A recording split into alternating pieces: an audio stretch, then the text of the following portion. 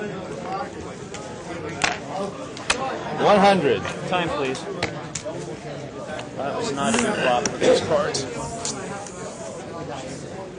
Good bet. Yeah. I had ace deuce. I was the only one that could have drawn on you. I had A7. I had ace four. Who's doing the... There you will. That's probably the last hand before the camera.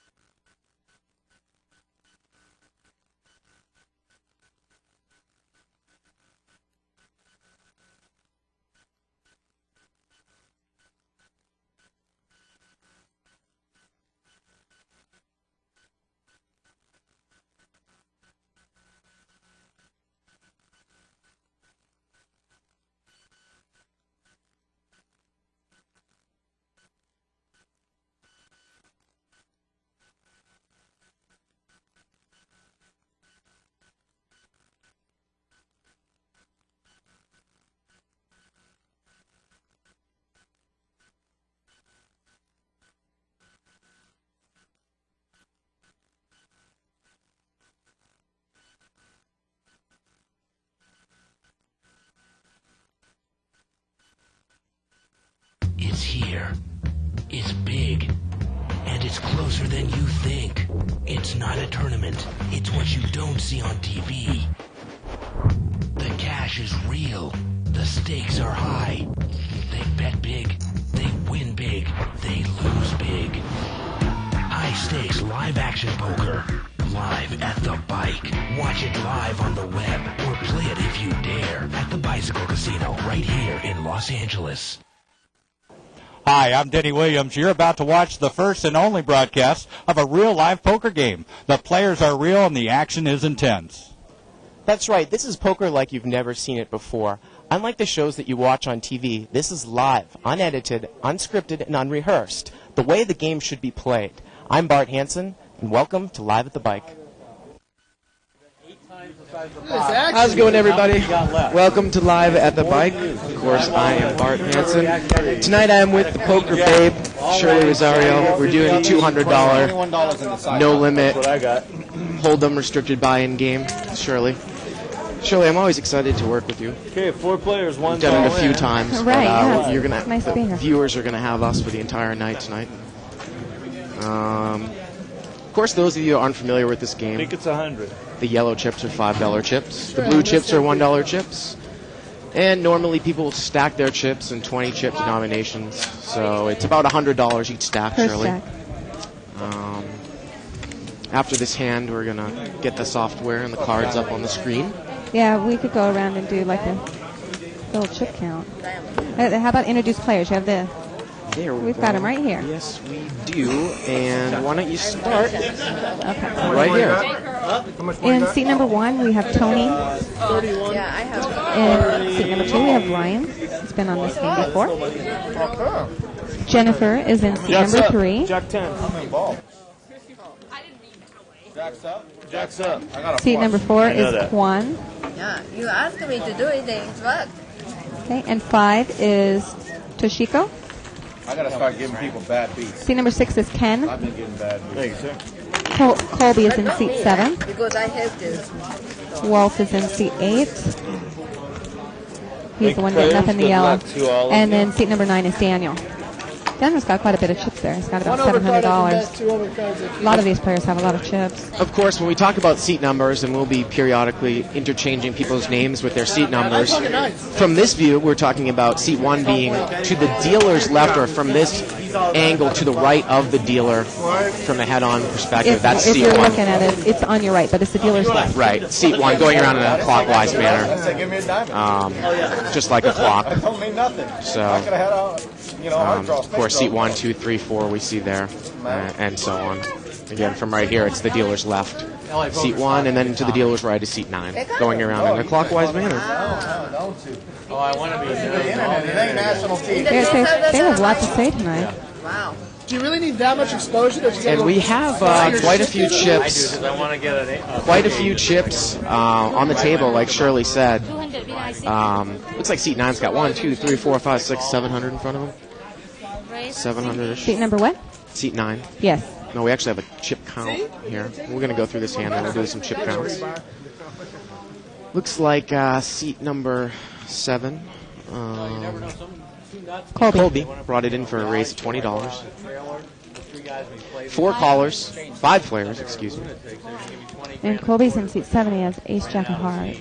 So we have 5-way action here. $100 pot. Yeah, and I have a half. I have to give to charity, but they didn't. The whole thing kind of fell apart. Not a bad flop for ace jack of hearts. No. You're not liking it when all those people call you. He's got And then overcards. when you have overcards and the heart draw. It looks like he bet $50, Shirley, and seat 1, who's got ace 10. We don't see the cards up yet. Has got He raised it to $100. Yeah. So he put 1 stack out there. right. So they'll pull the original bets in, Mhm.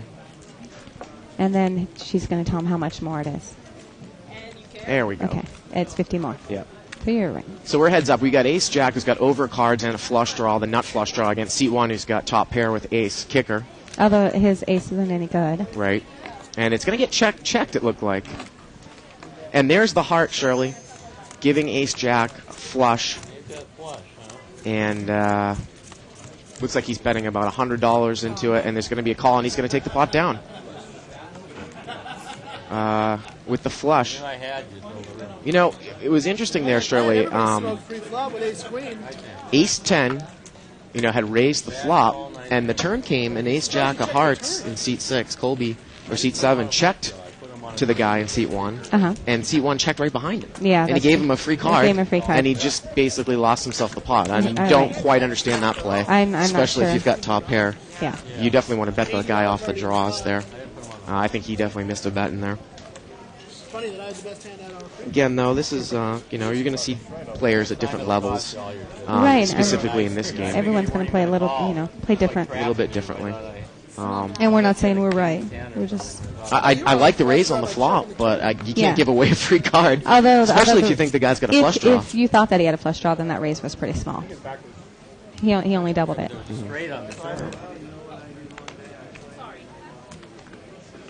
On the turn, there's a possible straight. But he's bet with nothing. So the guy that gets the most chips right now is actually seat 9, who is Daniel with 800.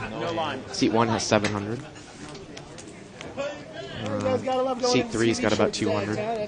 That's good. Yeah, these chip counts must happen a little while ago when we went out and got them. Yeah. Seat number 1 doesn't have 700 anymore. It looks like yeah, he has he- 400 and change. Look like Well, he just lost that pot. Yeah. So, okay. Now he's the one that has chips. He's at about $900. Seat So 7. seat 8 has raised the pot, and he's going to bet 50 with pocket kings. He's got an overpair, How I have to play you is I'm going to put you all in every time you. and he's going to take the pot down. You better make $100 bet. I'm just telling Raise it you. right on. When you do your pre-flop bet, I'm going to. I'm not exactly sure if we've seen any of these players on the show before. Yeah, we have. We have? Yeah, we have. Walt's been on there a few times. Ryan's been on there once. I think actually a lot of. Of course, we know Jennifer. in People seat 3. people were liking Ryan last time, seat number 2. I think one of the people from 2+2, I don't remember his name, they had called him the Matador because he's really kind of off the beaten path. It's kind of funny. And then Jennifer. Of course, we know Jennifer plays squeaky tight. Yes. She's coming around. Oh. We'll see. I gave her a big long lecture about laying down aces. Raise 30s. Daniel's going to come in with a raise from seat 9. Looks like he's got pocket 10s. And he's going to get called by seat number... Seat number 2. Strangely, he has Jack 5. Jack 5 of spades. And pocket 10s is going to lead. And he's flop top pair. The Jack Seat has 2's the got best hand. Jack 5 of spades. Is it? There's 3 players in the hand. No, I think it's just... It looks like seat 6 has cards. He doesn't? Nope, No, it's okay. heads It's up. not. Heads up. So looking Jack, at Jack 5 against 10s. All in. All in call. And seat 2 goes all in, and seat 9 calls. Yeah, unfortunately. I can't get him out of everything. Wow. And seat 2 is going to win the pot with the jack. How can you get him out of that? You know, kind of a questionable call. I'm really surprised he made that call. What is he thinking? Well, the raise was $30 or $40. I know. per He was flop. just short stacked and Yeah. frustrated or something. There and straight draw. He's not going anywhere. He normally doesn't play that wild. I mean, he'll call some bets like that when he has a lot of chips, but I don't normally see him play like that. You know, how much was it pre-flop? 30. 30 pre-flop? 30 pre-flop doesn't Now count. that's where he. They're trying to figure it out too. Stubborn here. Well, it's not like he was that deep in chip. I mean, That's what you I'm would have to saying, have an yeah. incredible amount of chips to call with a Jack 5 suited, and even still, it's not a suited connector. No, I wouldn't call it. And he was, Even if it was 2,000 Debo, wouldn't call yeah, it. yeah, that's a little bit questionable. I mean, he did have position on the guy, but still, it's a call I wouldn't have made.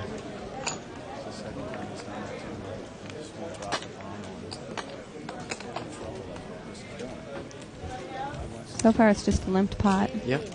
Everyone's coming in for Right, $5. limp pot.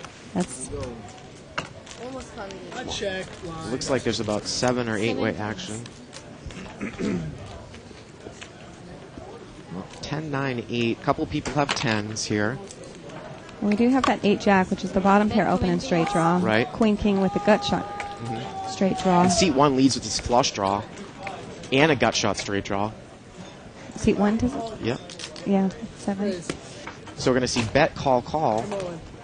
And And- looks like seat 6 with ace 10 is going to go all in with the top pair and best kicker. Stack it up like that. Well, that's definitely going to bet people on, off the draws there. It is a scary board, even for top pair. Like you said, Jack or 7's going to be open and straight draws. Two-hearted board here. Yeah, well, you were saying that 6, has a gut shot straight, which he does, but that 7 comes, that Right, hand's it's not gonna probably be good. dead, yeah. And it looks like he's going to call. He goes all in for 200, and seat 1's going to call, look like. It looks like actually- $122. Yep, and he calls. So we're looking at about a $270 pot right now. I'm not thrilled with that call. That's not getting the right price on it's that. just a flush draw. Because, you have to think that if, There he it gets is. there. See what I'm saying? What the heck do we know? Oh, I know. Yep. There it is. I'd have had all you beat. You're the one on the draw, huh? You call that much. That was a lot. I tend to agree with seat 6. You're I not do getting too. the type of odds for that play. Although he shouldn't be telling them that, Let him call those kind of pots. Chips. He had led please, $20 and four. into the pot, so the pot and then 2 people had called, so the pot was about $75 at the time that the guy moved over the top all Right. in. So now the pot's 200. He had to call 125 more. Right. It's not. It's definitely not getting 125 right. into No. 200. You're almost laying, 1 to, a 300. little under 2 to 1. And Right. he's not getting that. He's those- not getting those it. pots. Right. Unless, of course, he thinks his 7 is good too. Which is a possibility, which it would have been good, and then even then it would have been a close It call. would have been, but you Right. can't actually. I mean, so many people can have better hands, better draws. How about hearts with overcards Right. to your 4-6? Right. How about hearts with a better straight draw than your 4-6? Yep. To call with $120. If I called everybody. But I don't think it was right for seat 6 to keep berating him like that. I mean, you want the guy to get in there with the worst of it and put all his chips in there. Oh, Jennifer's got pocket aces, so here we go. Let's see what she does.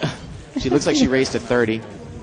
She sits there and eats her I ice. thought over 100 would be more than enough. And She got nothing. she's not She going gets to the get any blinds. callers. Well, it's kind of one of the problems in this game. If you play so squeaky tight, you never change your game up. Shots of the shit end Normally, of you're the coming in, especially if you're raising an early position, you're usually raising at big pairs. shit end of both. Yeah. You know what I mean? And, Right. And people, some squeaky type players don't even raise with ace king from early position. So it's, First to call. you can think that she's going to either have aces, kings, or queens. That's what I can Yeah. say. You need to quit while you're ahead. That's the All your poker. analyzation's She going didn't get wrong any here. action. I think it's She was in middle position there, but Yeah, Oh, you call. But you never call. You put me all in. I am. I did call you. You did. I did call you. I did call you. You put it all in. Yeah. we're going to see a limp with a suited connector, 5-6 of hearts from Ryan in seat 2. fun if I could play with chips at this table, right? Quan in seat 4's got Queen Jack offsuit. He limps. 700. It's Queen King. Oh, excuse me, King Queen. And he's flop top pair. So Quan has got the best hand here in seat 4. Remember, the pot's $20, and he's going to bet the pot. So it's a $40 pot right now. Nobody really hit anything. Nope. That's it. That's it. So he takes the pot down. Thank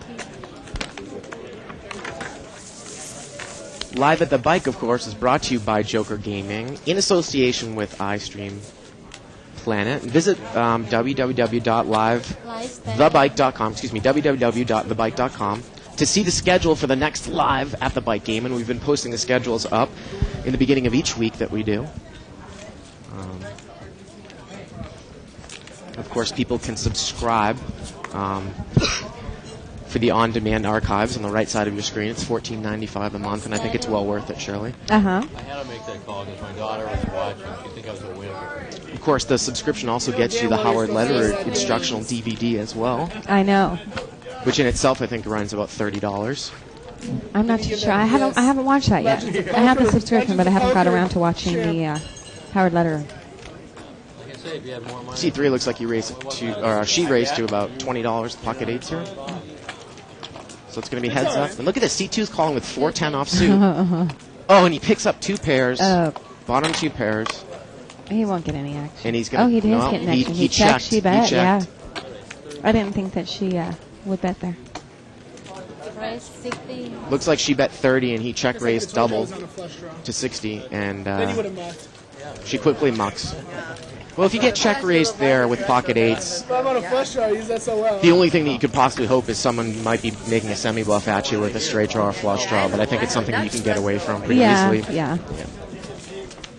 So this guy looks like Ryan in C2, kind of looks like the live one. He's coming in with almost any 2 cards in any position. He's really, tonight, normally he's not so live like that. I mean, he always gives a little bit of action, with suited connectors and stuff like that, but well, not like this, 410 and jack 6. If I'm to Jennifer's right and I see her raise in early position, I'm almost, I really have to have a great hand to call. Because for her to do that, I know that she's...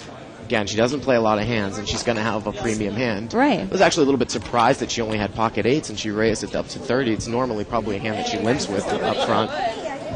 But maybe she's changing her style up a bit. Well, I told you that she was mixing up her game a little bit more. What? How'd you get all those chips? So it looks like it's going to be limped around again here, 4-way action. Oh, they're playing. 15. Looks like Ken has flopped top pair, and he's going to lead for 15 into a $20 pot with ace-6. Not sure you'd only have it. And Toshuko is going to call with a jack and a gut shot straight draw here. So jack 10 against ace-6, and ace checks behind him. And it's going to go check on the river. That's it, yeah. Check on the river, and the ace is going to take it down. My kicker got better on the turn.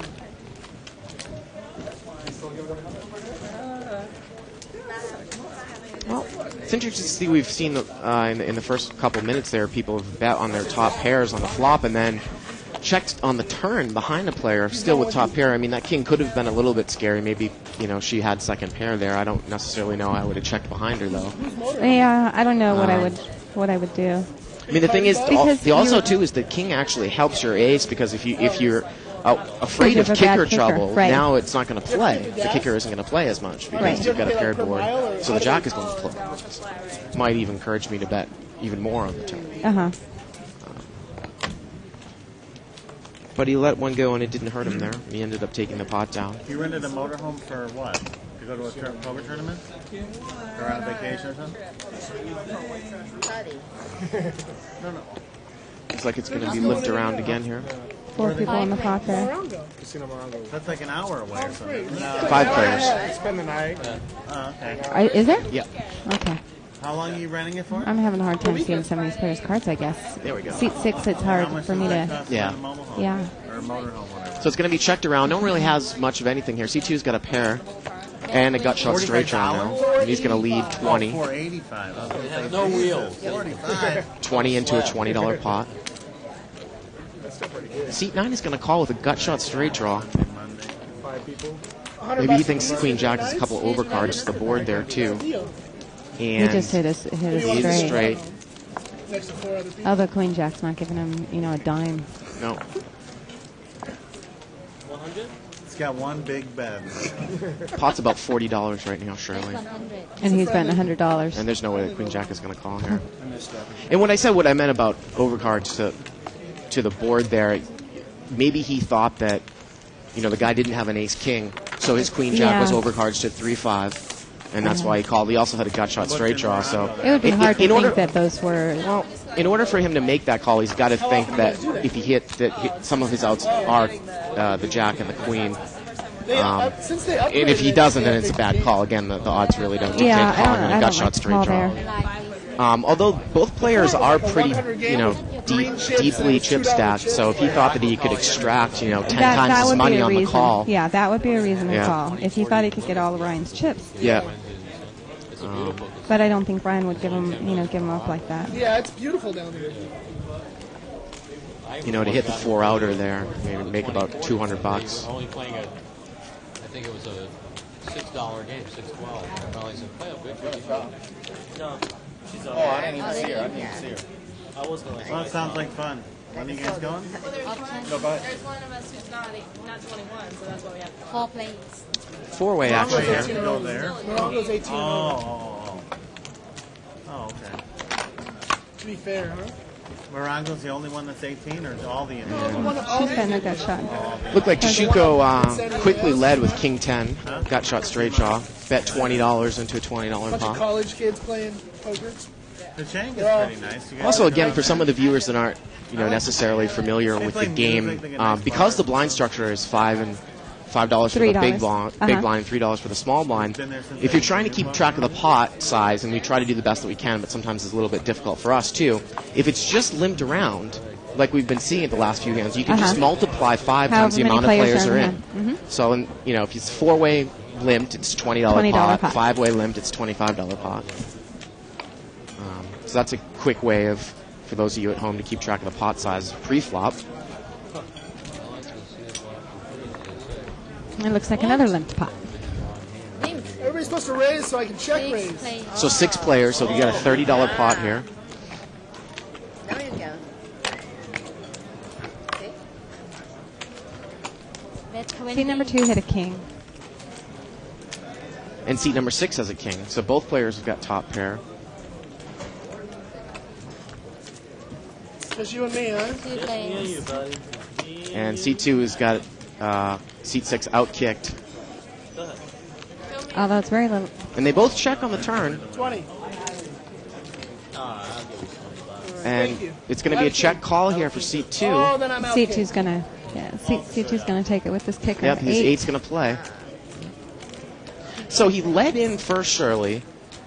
Seat 6 flat called him. He checked. Both players checked, and then he checked again on the river with King 8. He was obviously a little bit scared of the ace and probably his kicker. And he check called on the river.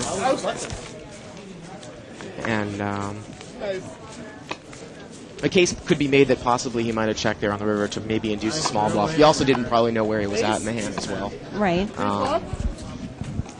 Kind of wonder maybe Ken could have bet him off the pot there at the end, but $20 was not enough to do that. $5, bro. So it seems like it's a kind of a pretty loose passive table, which is one of my favorite tables to be at, especially in a no limit cash game. It looks like a really good game. If there isn't much pre-flop raising and you can limp in with a lot of hands, it's, Raise 25. especially if you're confident about your flop play. Daniel has got pocket jacks in seat 9. He's raised to $25. And I only have king. The king Seat 6, Ken's making a pretty loose call here with ace 7 That's a really loose call. I can't believe we did 6-8. I remember it like it was yesterday. Wow, and Jack's checks behind That's horrible. Ken. Checks behind Ken. Again, I don't. 35. I mean, you can't play scared poker, right, Shirley? Especially when No, you're in but you position. have to put a bet with 3 hearts out there. Yeah, that's. I mean, if Ken had an ace deuce with the obviously How about not ace that. 7 with the 7 of with hearts? the 7 of hearts, Yeah, right? yeah. Again, we're talking about seems to be a pretty passive table. All right. I don't know about Looks like you got a date today, too, Walter. Well, we know a couple of the players are pretty tight, and that would be Walter in seat number 8, and then Jennifer in seat number 3. But the rest of them seem to be wanting to get their chips in there. And we always see different styles with these 200 games. Sometimes we see people that make, really bad calls. This is probably the most passive table I've seen since we've started doing the show. I don't know if it's going to stay that way necessarily. But I've just seen a lot of people miss some bets. Too late. Now we all lose money. Again, it limped I limped in again, Shirley, and that's maybe 4 of the last 5 hands. Check. And let's see, we're King 7. I mean, seat Colby. number 7. Colby's Yeah, bet he had $15. He's King going to bet the You guys are pot. laughing at me, Charles. They don't think I'd fold ace-10 before the Someone flop. has limping in on the button. That does no leg. And, I'm going to be raising that King Jack in the big blind. And the button's going to call here with her 7, and now she's picked up a. She has a gut shot. Then I call. Then I re-raise. And he bets 30, and she mucks. Now, obviously, Colby in seat 7 is pretty deep in chips. I don't know if we can see seat 5's how many chips she has. It looked like she had. Well, she looks like, according to our stats, she had about 400 or 500. So. Yeah, but things can change really quick. We've seen her make a couple calls. Yeah. So. Well, again, I was trying to say. I mean, she made about a $15 call there with second pair. Sometimes you have odds to do that to try to She hit. has 400. Yeah. Sometimes you have odds to do that, maybe to hit 2 pair or trips. But there were a lot of draws out there, so Yeah. hitting 2 pair wasn't necessarily Well, and it going to be was a good. limped pot, so why do you even want to mess with it? It was $15 in the pot. Especially, but if you're on the button too, sometimes a flat call can be considered a raise, and you might just want to be setting up a bluff on the turn, where if the guy checks you on the turn, you can take a fire at it. Yeah, if you think he was just trying to steal it from up front. So I don't think it was a terrible call there. I disagree. I mean, I think that a lot of times if you do make a flat call attempting to take it away, on the turn, that's great, but not on a $15 pot. Pot that you originally limped in. Go ahead. Well, 4-way action, 5-way action, limped around. Now I have to go, right? Looks like 5-8 is the best hand here. 30. Seat 1. And he's going to lead with 30. He's going to bet the pot. And seat 4, who's on a Oh, we've flush draw, got calls. a lot of clubs out here, though. So it's 2-way action. Queen was good. And Queen's full of 5s is probably going to feel pretty good about that Queen coming on the river there. But it just gets checked down there, Shirley. I would check, too. Because you're only going to get a call by someone who has a 7 or by a better a hand. queen, right. Yeah, you had a bigger one. You had an Full house anti- is the only one. So this seemed pretty standard bet patterns. Like I said, about 7 or 8 of the last hands Make the full house. have been limped around, and then someone puts in a bet that's about the size of the pot. And pretty easy to follow the action so far. Yeah. Bet your flush draw with a pair on the board? Nobody bet the queens. They would have bet something. You can pre-register for any of our major events at the bike at our online registration page. Just look up your favorite tournament and schedule and click on the event of your choice to pay in advance so you don't have to wait at the door, because I know a lot of times in the tournaments the lines can get very long. Some of them, the no limits especially. Not the ones we play, Bart. Well, not a lot of. I heard only crazy people play Omaha. Yeah. That's why both of us. Of course, we play No Limit Hold'em too. Yeah. Guess what? It was limped around again, Shirley. What a surprise. 6-way. And it looks like seat 1 has checked his ace. Jennifer's going to bet with a suited ace and a weak kicker. Flop is ace 4-6 right now. 3 queens.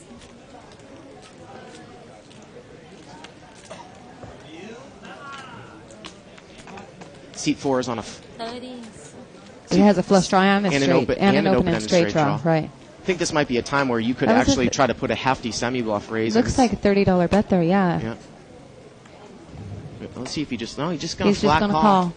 Now seat 1 again. He checked it on the flop. His ace on the flop, You know he really doesn't like his kicker much, especially with the bet and the call. and especially with Jennifer betting as well. Uh-huh. Well, he's going to call. Remember, seat 1, seat 3, and seat 4 are in the hand. Seat 8 is out of the hand. How about a 3?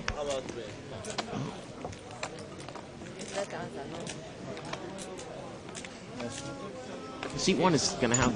That's pretty sick when a 5 kicker plays. Yep, it's going to get checked around, and Seat 1's going to take it down. Yeah, it was that $30 bet. I figured that's why it might be good. One of the 5 plays. No, seat number 4 could have taken that pop and moving in on the turn. Well, what I was going to say... When he catches that flush draw and an open and straight draw, and they're both playing pretty, What I was going to say was that if I see a player like Jennifer limp in and then lead at an ace, it's probably she's going to have an ace, maybe an ace baby suited, and I love to make large semi-bluffs with an ace on the board there because, you know, if you raise her $100 on the turn, she's not going to call with ace deuce, even though her top pair is good at the time. If I've got an open-ended straight draw and a flush draw, and I have 17 outs on the river, right, you better believe I'm picking up that baby well, and out, especially against her because she is a pretty good player. She is capable of making laydowns. Yeah. So those are exactly the type of people that you do want to bluff. Right.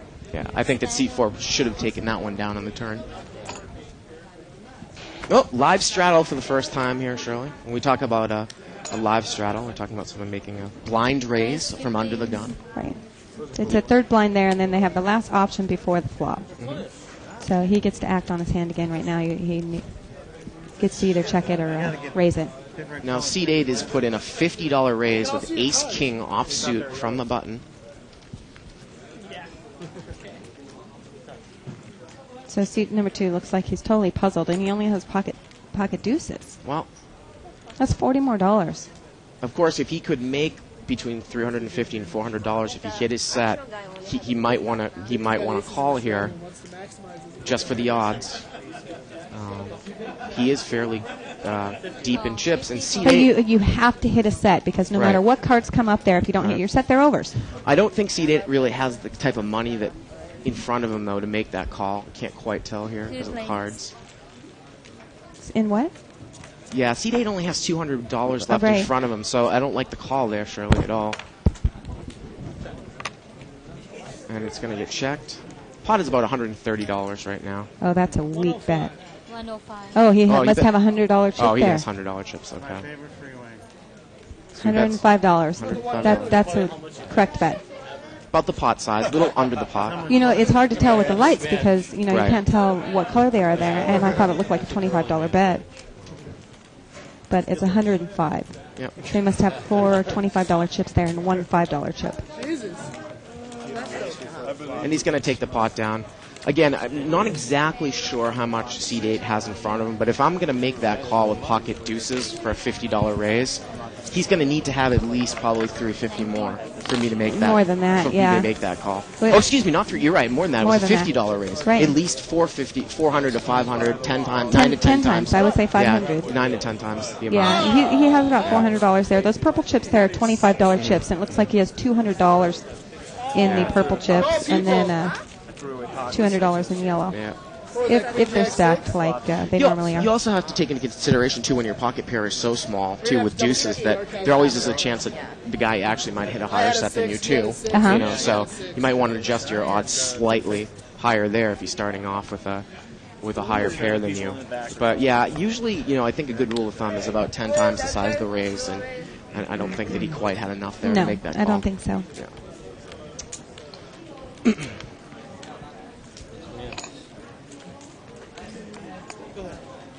Limp, limp, limp again.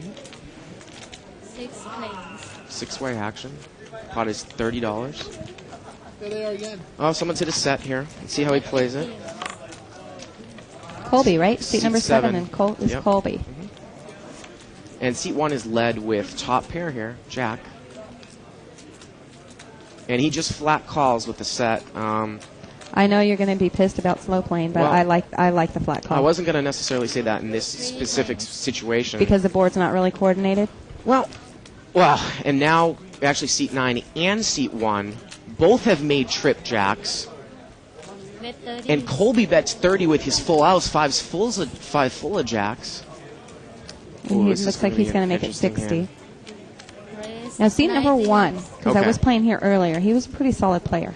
So we have a bet of 30, a raise to 90, And a call. and a call. And of course, 5 full of jacks is ahead. Well, fives have to know that his hand is good. Yeah. I would think that he would know that. I think he would because you even would think push that more. both players there Right. have jacks. Yep. Someone possibly could have pocket sixes. And that's what he does. He goes moved all all in. That's great. He moves I all put the in. 90 first, and I put together. And he's got a lot of chips in front of him, at least 900. Wow. Wow, they're put into a tough decision. I know seat 1 will make the laydown. He's been a solid player. I don't like the fact that seat number 9 is actually kind of holding his cards up like that because seat 1 looked over there. He might be able to see him. Well, Oh, wait, that's only 85, right? Well, he's all in, so it doesn't really. But she's taking 90. I want to put a 90. pot was $30 pre-flop. What he does. So she's pulling all the $90 bets into the middle Yeah. and then showing the raise. You got the full house with a 6 or a 5. And both players mucked. Both players mucked their jacks. I knew seat 1 would He come went up. all in for an additional, looked like an additional. Well, he had both of them covered. Yeah. He went in for another like $700. The pot was about $370 at the time, and he would have, put them both all in. And they both mucked the jacks. I mean, sometimes at these tables you might not be able to see that type of play, Shirley. See people capable of laying that down, you mean? Yeah. And we had 2 of them do it, yeah. Now, what I was going to say was about the 5s. I don't necessarily mind the flat call there, but what I think I might pop it a little bit up on the flop because of the fact that the guy in seat 9 Greg, can you please verify might this story? take We need to know if he a had call there because I got someone behind me because I have so many chips in front of me, he might call if he had some sort of gut shot or open-ended straight draw. There was a guy behind me, Shirley. Now, if it was just heads up, I like the flat call a lot. No, see, I like- Because there's a guy behind me, though, Surprised he it's a didn't little bit let riskier. you When somebody's behind me, I like the flat call trying to induce them to come into the 5. I made a fatal error. I was thinking I should have just called it and seen the river. And Yeah, we only had one shot. Well, it was a rainbow flop. The sixes well, were we had live more too, than though. one shot. We could have paired them. So let me see the information on seat number 1. Seat number 1, I know, made it to the World Series last year. Was on 6-way action here, linked around. Unless we have it. made it into the money and got eliminated by Chris Ferguson. No, he's not going to go all in against one of the $90. It doesn't have anything on his player sheet, but he is. I put him on Hey, did you show the river card on that one, honey? His nickname's Hollywood. It's all right. Jen has bet $20 here with Jack 9. She's got top pair, and she's going to get a call from seat 6, who's got an open-ended straight draw. And seat 2 is also going to call with second pair. That's not going to help anyone. See how much Jen continues to lead here with her Jack. I had a jack 5. Not a 5. The 5 would have been a killer. It's a great re-raise. And she's going to bet 40. I was open-ended. That was kind of a small bet there on the turn because the pot was about $100, and she took the pot down. There was 2 hearts up there. Well, I'm sure she wasn't thrilled about her kicker, and the small bet there is going to get the job done. Actually, you cost him money because the fact that you called, I knew you had a bigger kicker, and I might have called, but I figured he's not betting jacks there. You calling with 90 and You jack. smooth calling and putting you on a full house. I'm going with it. Smooth call. I knew you had a jack. Yeah. Smooth call. I'm going. What does he have? Jack 6? Yeah, well, I would have smooth called the full house there, but Of course you would have. But I had jack 7, and I knew the kicker was going to go with that. I figured he had the other jack. He had a pair. I figured 6s were. I hope someone raises on this pot. I'm tired of seeing these limp spots. It's hard to throw that Well, he's away. not going to pass that Looks like this is up gonna be blindly. Yeah, he's check. not Harder going to to. throw that away than to throw away. No, he limps on the button, Oh, Shirley. that's horrible. He's What got, does- and he's got 6. What does he got? 6, 6-7. 6-7 offsuit. So it's 3-way action here, $15 pot. Flop second pair here, but Jennifer has top pair, and she checks. Let's see if she's going to make a move on Yeah, him. I'm stuck. 'Cause if he's got his hand made, he's just going to push all in too, and I'm out chipped either way you look at That it. guy's still talking about that last hand. And she just flat calls, and I don't know if she's trying to set something up further on, or I hope looks she like doesn't she just just go checked into blind. check. Hope Looks she, like she just checked blind. no, I know, but she called. I hope she doesn't just go into check call mode all the way. And No, look but at I it. mean, she checked before that turn came out. Oh, okay. And gets checked down, and she's going to take it with a pair of 10s.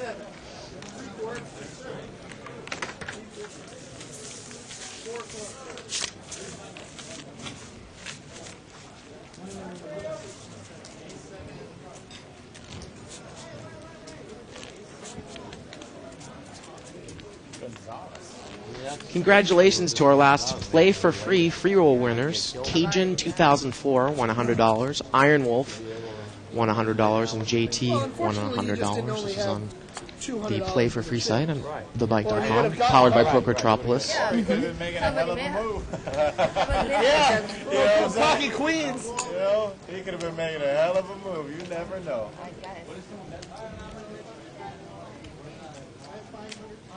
If that was a move, I commend you. Very well.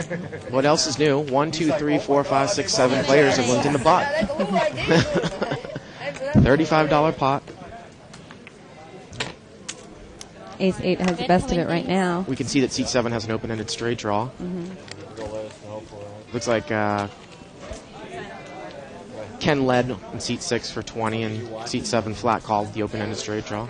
Seat 1's calling with his middle pair, gut shot. And seat 2 is also called with ace. Look what looks to be like 4-5 here. We don't have that up on the screen, but he's got bottom pair. He does have 5 of hearts for sure in his hand. 45. He had a gut shot straight draw too. And ace 8's going to continue to lead. Although they probably don't like that. And look at this, 9-10 just flat calls here, Shirley. He's got top pair and an open-ended straight draw now. A call and a call. And seat 1 calls, too, for 45. So the pot is around $220 right now. That's me. I had a straight draw. And Wow. And it just gets checked down. This is really, really passive play. Check down on the river. That's a nice pot, though, for a passive play. Yeah, $220. Well, Okay, so seat number 1, the one I was talking about that made it to the World Series, Yep. his nickname's Hollywood, Thank you. has actually quite a bit of tournament accomplishments. In 2004, he was second in the $1,000 no-limit event at the LA Poker Classic. In 2005 so far, he's got a 10th place in the 200 no-limit, winning of green, 11th in the 300 pot limit, winning of the green, and other various wins. But I know last year at the World Series of Poker, he was eliminated by Chris Ferguson, and it was aired. He might not have made it in the money, but it did air on the on ESPN. He tried to slow play aces, if I remember correctly.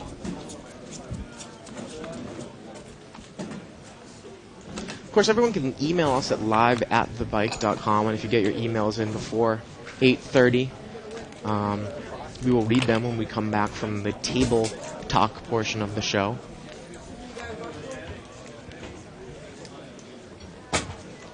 Limp, limp, limp again. 4-way action. 4 plays.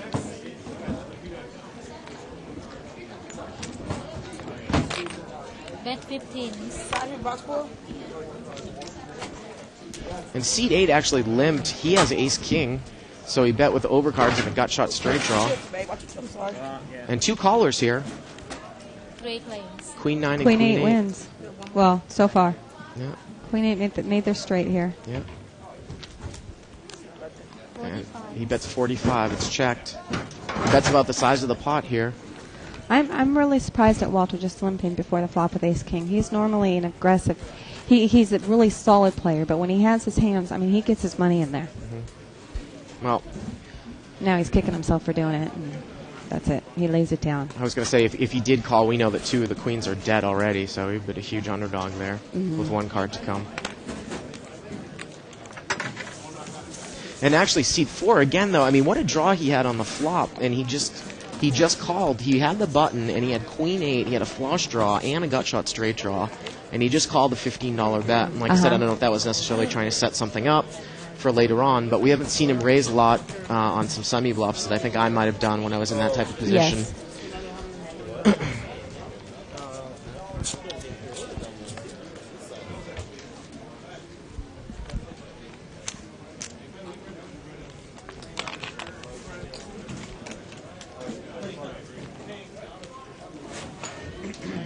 Tony's got pocket 8s.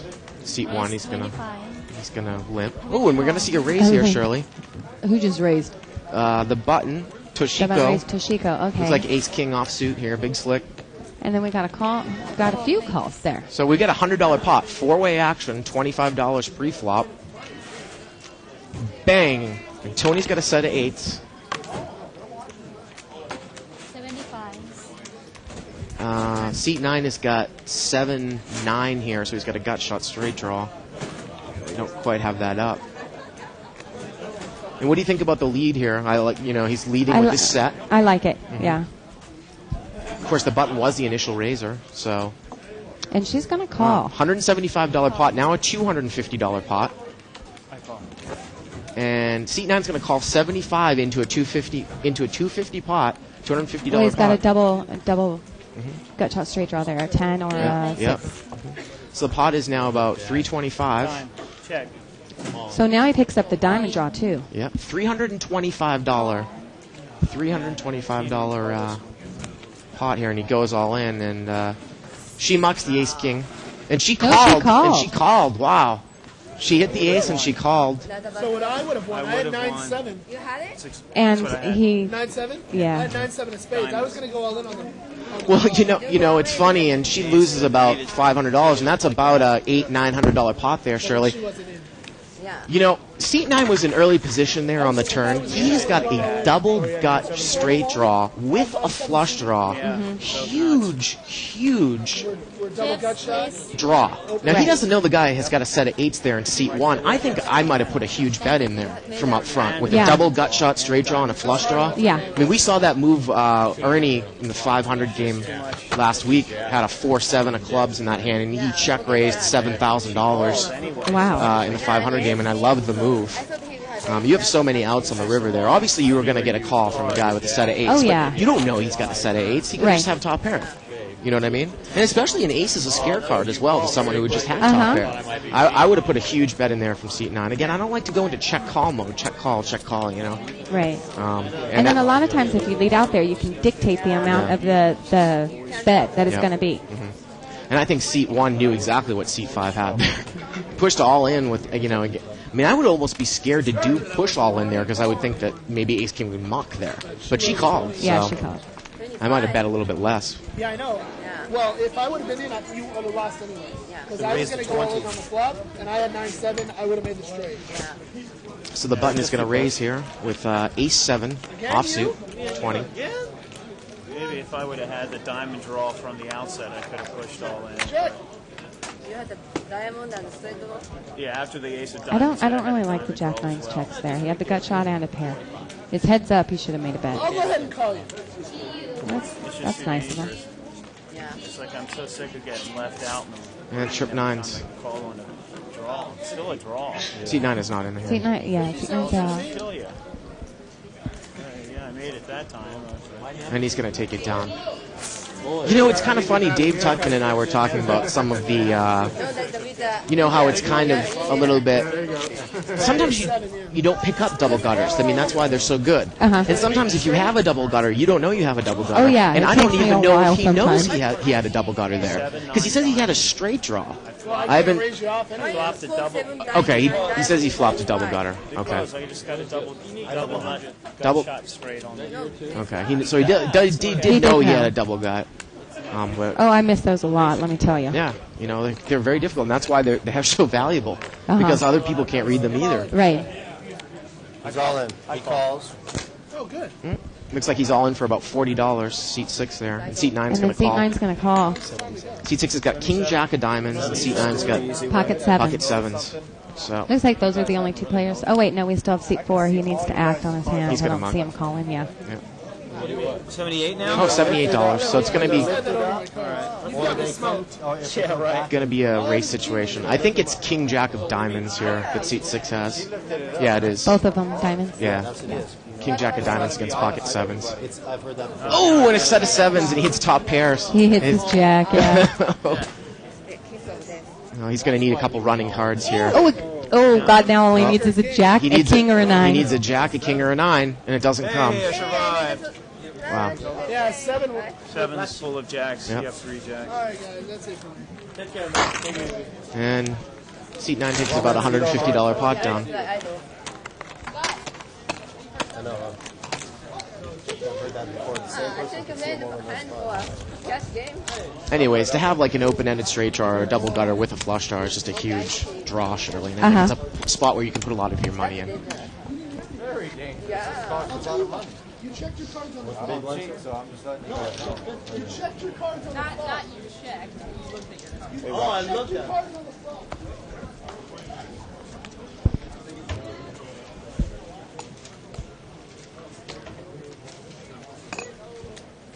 Option. Go ahead.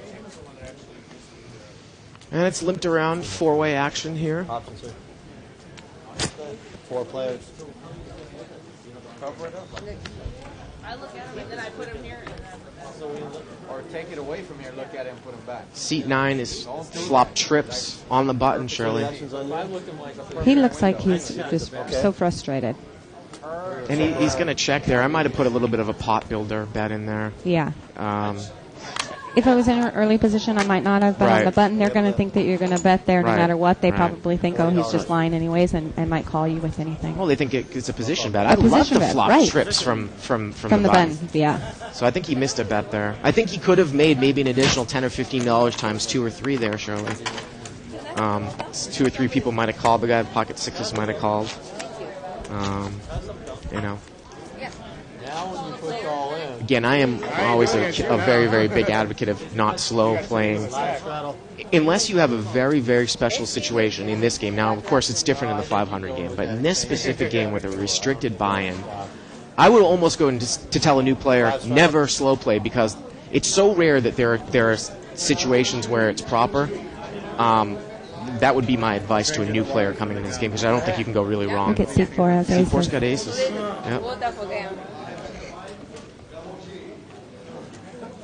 And he's the live straddler, so he's the blind here. He's going to have the option. So it's like him being in the big blind with pocket aces. And let's see what he does. No, he just no. He says he wants to raise.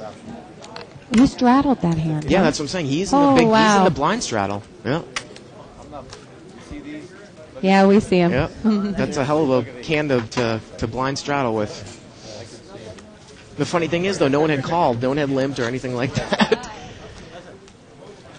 And especially, Shirley, when there's one guy in there who had just limped, I like the raise. Because why would you want him to try to get in cheap with 4 deuce offsuit? Yeah. I mean, you're really only asking for trouble. I know you're not going to win that much money, but still, I do like that raise. 20. Everybody says $20. Re-raise, make it 50 total.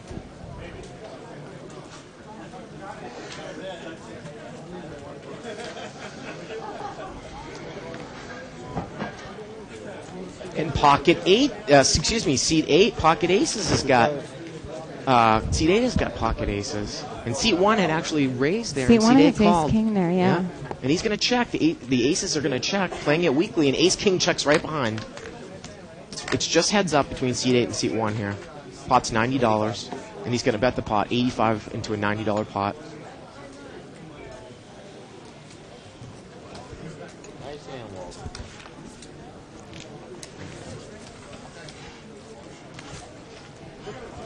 And that type of bet actually represents a lot of different things. You know, if the guy checked the flop and then a turn comes, some people will bet in with absolutely anything from early position on the turn. No. He had aces. And I think he had raised it to 20, and then the ace-king re-raised pre-flop, and then he just flat called, and he checked. Checked the flop there, check call, and then it was check, and then he bet the turn. But I need a jack to make the flop was queen 10. You didn't bet the flop? I was a little bit surprised there that ace-king didn't bet the flop with queen 10.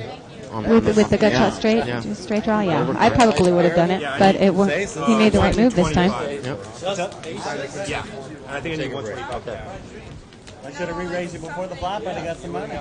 Options. 4 players. And that's what they're talking about, because aces had just, flat called the re-raise.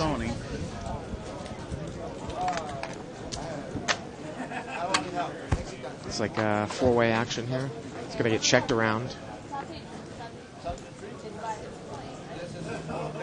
I'm not thrilled with seat 2. He was in position. He had a pair. Well, actually, he's last to act here. So yeah, it's but his turn now. on the flop. He checked on the flop. Your last act, you have a pair. Bet it. Take a stab at it. Now he's got a pair and a flush draw. And it looks like it was just a flat call. Gut shot straight draw. Yeah. Needs a 6. And seat 9 was pretty much making a bet with a gut shot straight draw here. And he's hit it. He's hit it on the river, Shirley.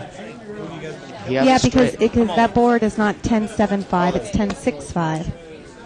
So up there it reads 10-5-7, but it's 10-6-7. 10-6-7. So he's hit his straight. The board again is 10-6-7-4. 9. So he's got the straight. And seat 2 also has the straight here, Shirley, so it is a chop pot. So this is one of these types of situations where, Shirley, seat 1, I mean, basically we are looking at a chop pot, but seat 1 in early position has put seat 2 all in. So it's one of the advantages of being in early position. Now, seat 2 knows he has the straight, and he could only really be beaten here by 8 jack. By 8 jack. So, but again, it's a lot of chips to commit to a chop pot. There we go. We have the board right. There's the board, yep.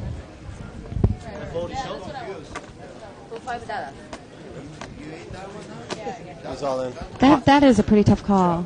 Pot is I believe the pot is about $85, and he's betting about $450 more. Yeah, that's a tough call to make. Just for just to win $40. To win half. Pot. Well, you don't know if you're getting the check. Well, you would Right. think you were getting half the pot. Right. I might actually have to lay that hand down. Well, I think it's a very strong move when you're in early position. That's what he gets for not betting this pair on the flop in position. And he lays it down. Yeah. I think that you really are going to save money in the long term making those types of laydowns in that particular situation. Mm-hmm. I don't think I would want to commit $325 to most likely win to half, most yeah. likely win 40, unless you think the guy is just on a stone cold bluff, right. representing an 8 when he doesn't have it. But right. I mean, if you can read him that way, then fine. But that's not yellow. That's not yellow. I think you have to replay the hand back in your head and think of the possibilities of how that guy might have Jack 8 in his hand, and if it's worth it to call. That's more like a lemonade. It's pale yellow. Pale.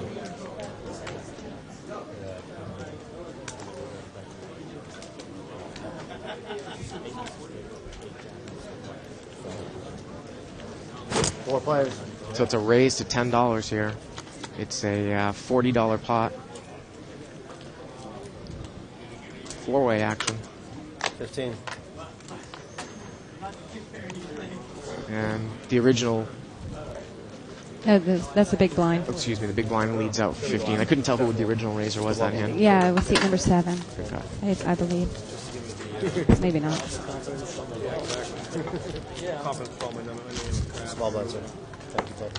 New player. Oh, right there, seat number 6. That's Scott.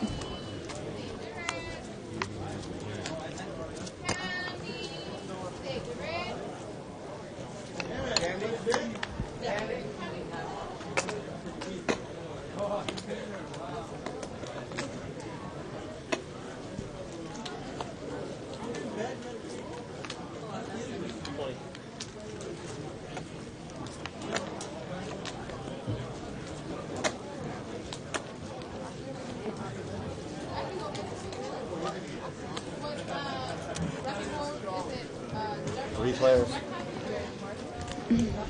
Three-way action here.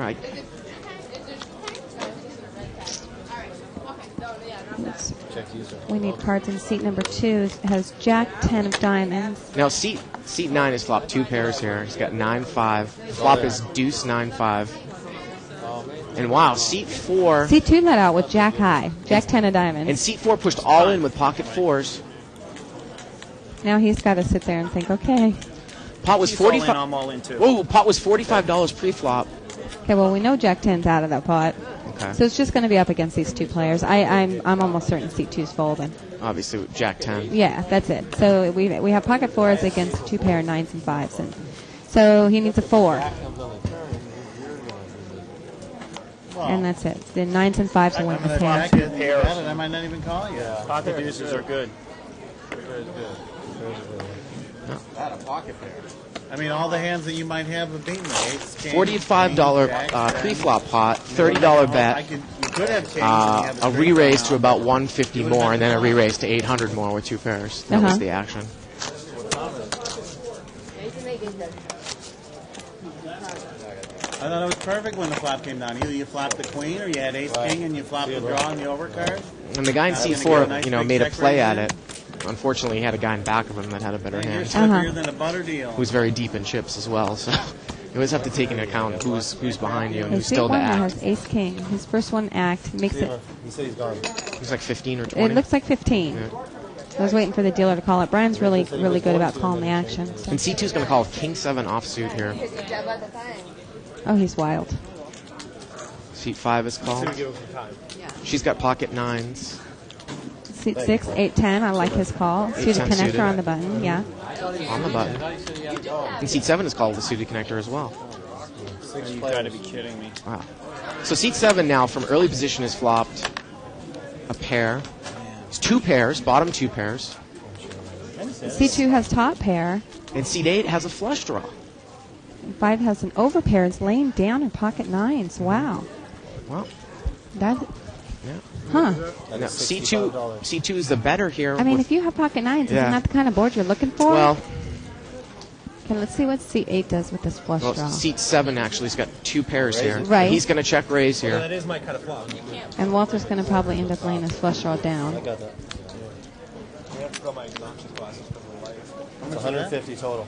So $75 bet and $150 check raise makes it 150. Makes it 150. It's Good lay 75 down by the more. flush draw from seat 8. Doesn't have the odds. And I can't possibly see seat 2. You want me to run out to the car for you? He only has top pair here with the king. I'm still shocked at seat 5 laying that hand. Well, They're my Eric Estrada glasses. She has an overpair. She called Well- ace king high earlier on the Well- flop, and now she lays down an overpair. Well, we'll talk about that I used to buy one really nice stuff, and then I decided in a to second here. Jen upset. So I happen to disagree with you there, but I just want to Okay. see what happens Well, here. we're all Yeah. we all play 85 different. more Yeah. play. So it's $85 more to call.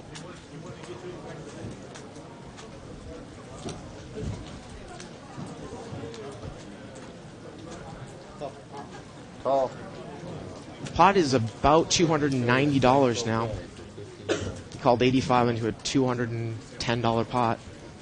So about $290 right now. Well, you would think that that's probably a safe card for 2 pairs. All in. And he moves all in quickly. Yeah, he has about $1,300 in front of him, but it's only costing him what seat 2 has in front of him, which is about $120. Yeah. Well, Let's kill a rabbit on this. $150 maybe. He's going to lay his hand down. we're probably going to see a rabbit cam. We'll see. I'll get it into the arcade. You can sell If he it. folds. $15 a month. Yeah, he's going to put it Yeah. up there. I mean, my question about C2, I mean, if he's just, why would he just flat call the flop there, waiting for a safe card? There I we mean, go. The rabbit cam. Rabbit card's It's a jack of diamonds. So it's no help. I don't understand why he would flat call the flop there, as opposed to maybe re-raising with top pair if he thinks it's good. You know what I mean? See, and then and you he's got don't a think- scare card on the turn. So you're thinking it was right for him to re-raise top pair, but for her to lay down an overpair. No, I don't. I would have mucked the hand in general with King Right. 7, but what I'm saying is I think it's definitely wrong to flat call. I think it's either a re-raise or a muck hand. I wouldn't have re-raised. But I don't know what the purpose, with him only having a few $100s in chips, he calls almost $100, and then a queen comes on the turn, and now he mucks. Or Right. What's the, If he I don't thought his hand, yeah. I don't get that at all, you know. Can you trust But her? that type of board, even though it was raised in early position, pocket 9s, yeah, I might get away from that. That's a pretty coordinated board with 2 clubs, 4, 5, it was 7. coordinated, but there was only 2 clubs, and they would have to have a gap. Any suited connectors or connectors would have to have a gap in order for somebody to flop a straight. And the reason why I'm saying that I think it's strange that she got away with it is because she made a pretty big call with ace king Yeah. when she had no pair, and then this time she has an overpair and got away from it. Come on, dealer. That was unnecessary. It was first, excuse me.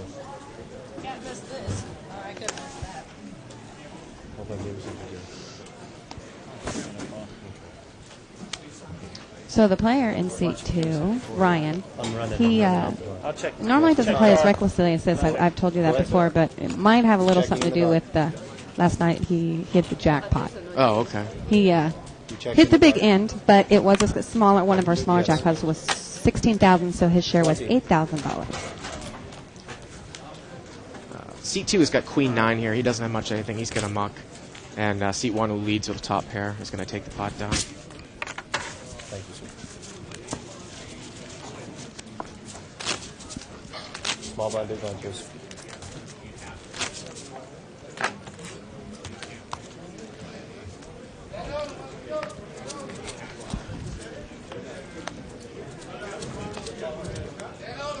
You know, it's like if I'm going to make an $85 call with King 7 with my top pair and a kicker. How's your candy bar?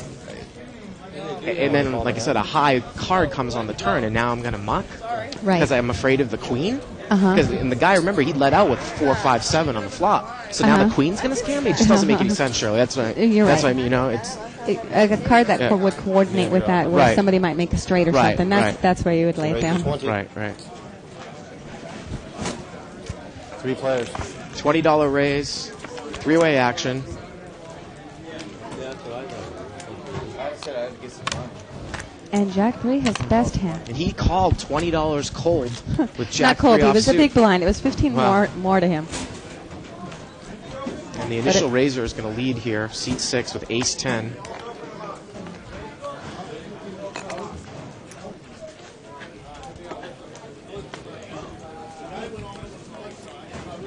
Two players. He's got a $30 bet and a $30 call here. Pot's laying $90 now. Ooh. And he's going to fire out yeah, again. he's not going to stop. I like it. Yeah. I like it.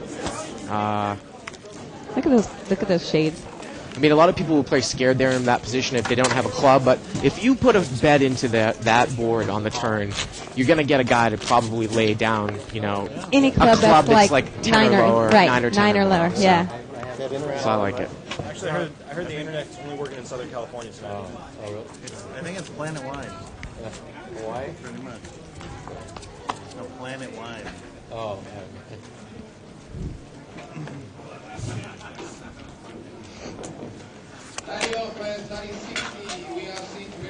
The first half.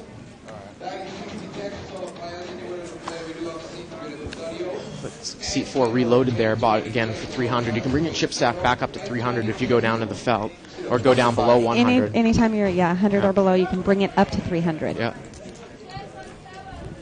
So this does definitely looks like a game you want to rebuy and buy in for as much as you can. This game's pretty juicy. Seat 8's got pocket kings here. Seat 7 had limped with pocket 4s. He's going to call. It was a race to 25. I like his call. And seat 2's got 10-4 offsuit. Unbelievable.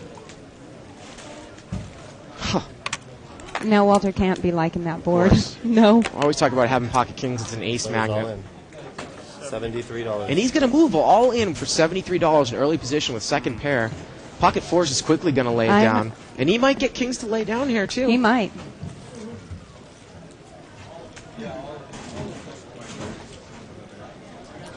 If you're going to play 10-4 and you're going to hit it like that, you got it. That's about the only move he has. It was a $75 pot pre-flop, so he's betting about 75 into it. So I hear gay guys work on a lot. pot's 150. That's not the He's getting about 2-1 there. 75 to call right, 150 I think you pot. have it this time. And he's going to lay it down. Yeah, and he shows it. Wow. And he shows it. Oh, and he shows the bluff. Oh, wow. Ugh. Gamble. Hey, we have a new chip count here.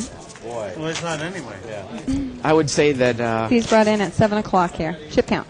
I would say that he is playing quite recklessly. Oh, yeah. Yeah. But I like that move there. Okay, it looks like we have seat number 1, we have 1,100. And seat 2, 175. Seat 3, 300. Seat 4, 300. Seat 5, 200. Seat 6, 275. $1,500 for seat 7. 550 in seat 8 and 900 in seat 9. And this was at the 7 o'clock hour, so this happened 3 minutes ago. So Okay. they changed a couple. Big blind here has raised to $20 more with big slick suited ace king of diamonds. And seat 9 is called with jack 9 And we know seat 2's calling with 10-7 of clubs. So 3-way action here. Pot is $60.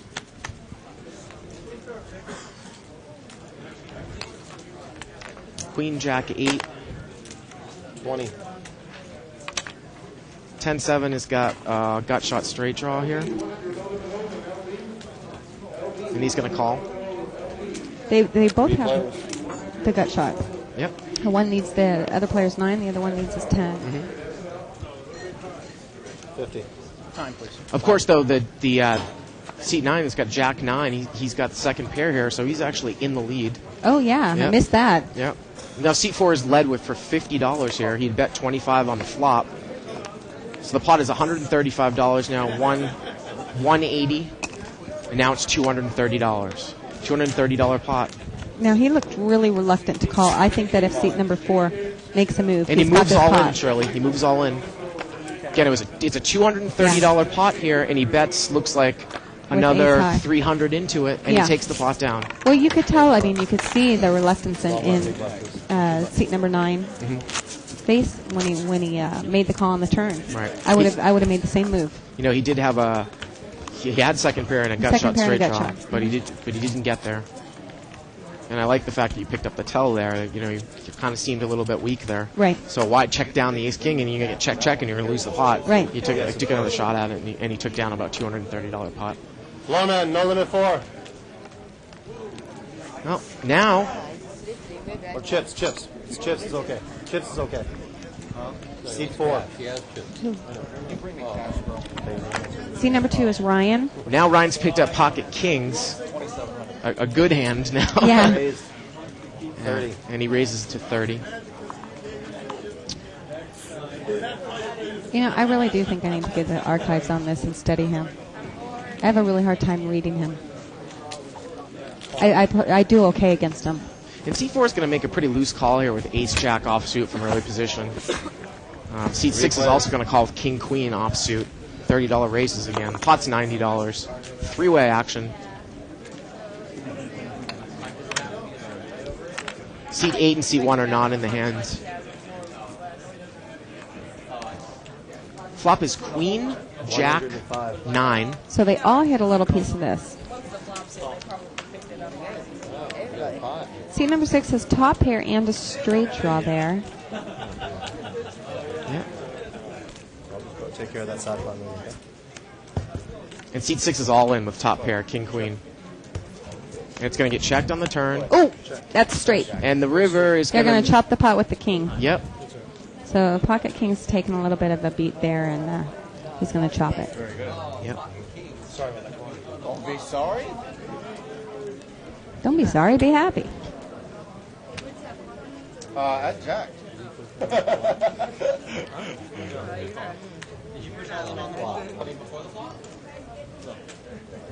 wish the king would have came out. I did. And of course, C4 was drawing to the straight with the king, but 3 of them were already gone in the hand. It doesn't matter. Set gets cracked by the nut straight. I had an No, ace. he couldn't have made the straight with the king because that 10 came on the river. Am I wrong? No, because there was no 10. You're right. The 10 Yeah. was on the river. He was drawn to a jack because was the only way he was going to win that hand. Yeah.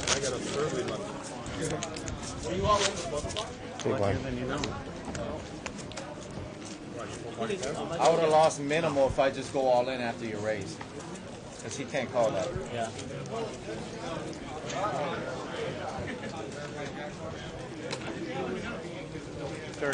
$30.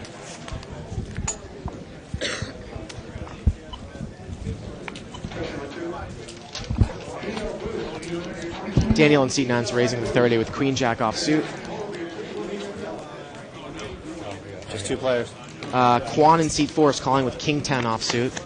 2 players. There we go. Oh, excuse me. Seat 9's got pocket jacks. I'm sorry. Do we have more than 2 players? I think we only have 2 players. 2 players, yeah. Pocket jacks.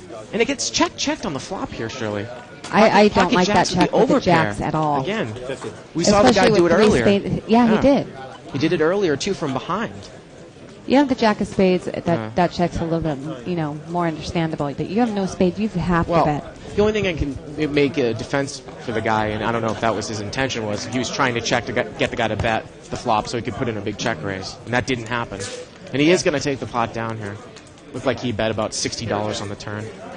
But it gets checked down on the river. And he's going to take down about $120 pot. I probably would check on the river, too, with the jack.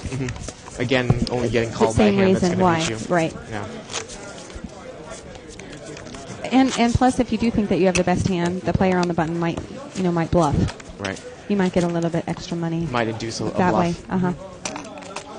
Again, like I said, we saw in the first maybe the fifth hand that we did, this guy, Daniel, had done the same thing with an overpair with a 3-suited board. He had checked it from behind. And, Right. you know, like I said, I don't know if he did that with the intention of check raising the flop or what, but, you know, now he's going to raise. He's got ace-king offsuit, Daniel. And seat 7 is going to call here. Seat 6 is going to call pocket 7s. And seat 7 is going to call with ace-queen. $90 pot. Oh. It's flop top pair, the original raiser, Daniel. You would think he likes it. And he's going to bet about half the pot, 50 into a $90 pot. Ace-king. Seat 6 quickly mucks pocket 7s. And seat 7 gets away from ace-queen. Yeah. And he shows ace-king. Can't think I'm any good after that. So we've started to see a little bit more pre-flop raising. Less multi-way hands. Yeah, it's much better. Cool new graphic. Isaac. Again, if you have any questions or comments about tonight's show or any portion of the shows that we've had over the last few months, you can email us at live@thebike.com. If you do it before 8:30 tonight, we're going to read it off. Well, we'll read off some of them. Depends on how many we get. We'll read some of them off at 9 o'clock, the ones that 7 players. that are interesting questions. And are comments that I like. I will choose to read them off. Four-way action here. It's limped around. It looks like it gets checked around. See if anyone takes any initiative and bets here. Well, the best hand's betting there. Seat 8 had flopped at top pair there, and he checked it from up front with a weak kicker. Seat 9 has got 5-6 offsuit. We don't have that up. He's got an open-ended straight draw. Oh, there it is. I'm sorry.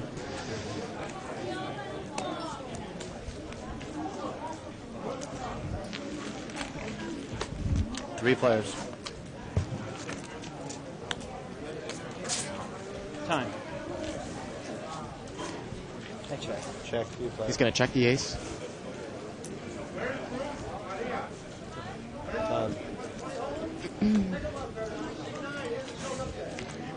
C2 has got king 10 offsuit, and the action's on him. He doesn't really, you know, he has nothing here, and let's see if he's going to try to steal it. But he might be able to steal this pot, and he's perfectly capable of making that move. He has king 10 of hearts, yeah. King it's 10 king offsuit. of diamonds, 10 of hearts. And he gives up, he checks. And the ace is going to take it down. Thank you, Walt. I flopped 4 to an outside straight. And 4 on You know what I thought your 9 was good? You know what I thought your 9 was good? No. Big blind, sir. I flopped 4 to an outside straight. Not. If the 9 came, I would have been in good shape. If a 4 came, I would have been in better shape. Wait, what happened here? I only have one card. Oh, you got to be kidding me.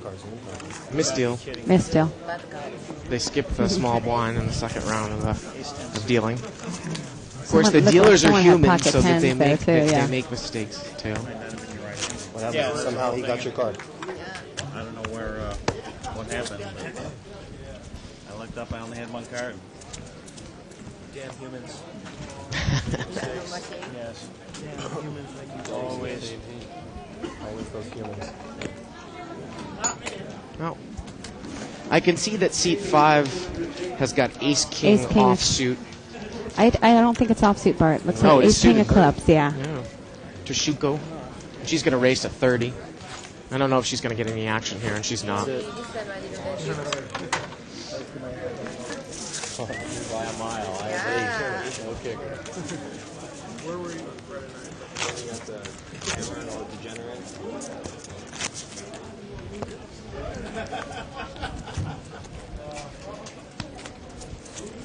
So I was correct here on 2+2. Russ McGinley let me know that the player in seat number 1 finished in the WSOP last year.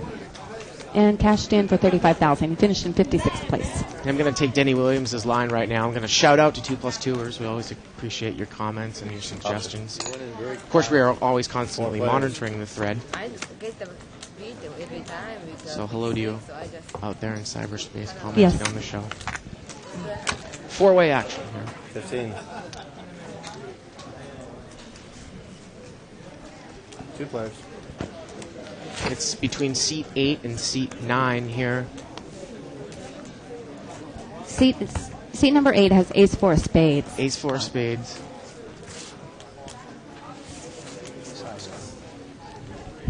King high. Ace high. So it's king high versus ace high there. King 10 of diamonds versus ace-4 of spades. And He ended up taking it down with ace high, yeah. Yep.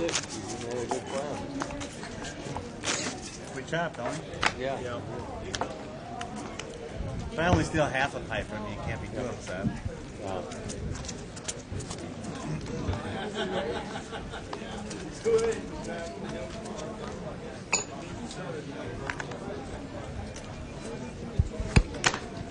Okay, seat number 4 there is limping with ace-10. Offsuit. Yeah. Looks like limp all the way around again. Yep. 5-way action. 5-way. $30 pot. Seat 9 has got deuce 4. And seat 2 has got deuce 3. 20. C4 has bet the size of the pot, or bet about 20 into a $25 pot with top pair, ace 10 there, and he's going to take the flop. Going to take the pot down.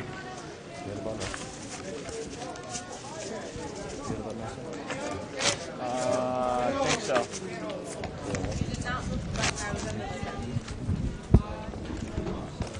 Double G 200, double G for 200, no limit, double G.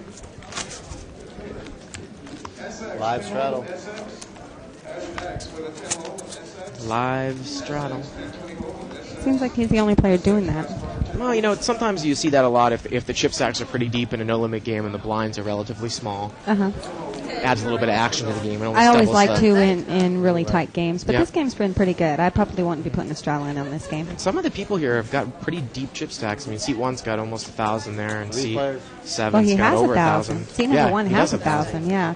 And then the player in seat number 7, he has $1,300 there. So we saw a limp from ace 10 and a limp from pocket 5s. King Queen has raised 20 more out of the big blind here, or actually out of the straddle blind. That's right. Yeah. And wow, pocket 5s and he's calling. pushes all in, and the big blind quickly calls. He called without even hesitating. Quickly calls. Going to call that right there. Quickly calls. Do this real quick. No, I need I know that. I know you can. And he did say just call, and he does have a player behind him, too. Right. So now she's asking for a count. Mm-hmm. And the player in C4 only has If she $100 thinks left. her two cards are live, it's not about a call, but Yes, I pulled all the 20. she pulled $20. She put $20 in the pot. It's another 98 to her. Yeah. She mucks it. All right. So we're going to see kind of a race situation here, Shirley, for about a $230 pot. And the ace-10 would have hit the hand. Yep, now she's kicking herself. Yep. Well, neither player has shown what they have. And now Kings and Queens takes it down. Well, you know, Shirley, I have absolutely no problem with that laydown from C5. No, with I ace think 10 so, offsuit, too. I mean, I limped from early position. The guy who's called the all-in to my right only has $100 left anyways. Right. Actually, after the No, I agree with you you. know. I agree with you. C2. And yeah, the pot's like 230, 100 into 230, but I only have $100 left too. Right. I mean, I just have ace 10 offsuit, which is not a good hand. Right. You know, so How much are you behind? you know, ace king is a 200 different behind, story. But ace 10 offsuit.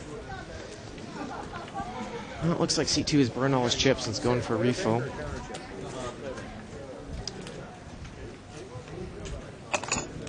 I'm curious to know if he stayed here since he hit that jackpot last night. 20? Really, because I really haven't seen him play like this before. Well, he's going to raise to 20 with king queen suited. Ace what? Raised to 20. From where? They're on the button? C2, yes, sir. Timeout, please. And he either has $200 or $300 behind. Can't tell. 200 behind. He calls. I tried to make it 20. I didn't try to make it all. And Daniel with ace-9 suited calls. I check in the dark. Just 2 players. And So it's ace-8 heads up. folded. Ace-9 against king-queen. Same flop. Well, both players have caught a piece, Charlotte. Go ahead. And it gets checked around here, so the ace has probably got to think he's ahead.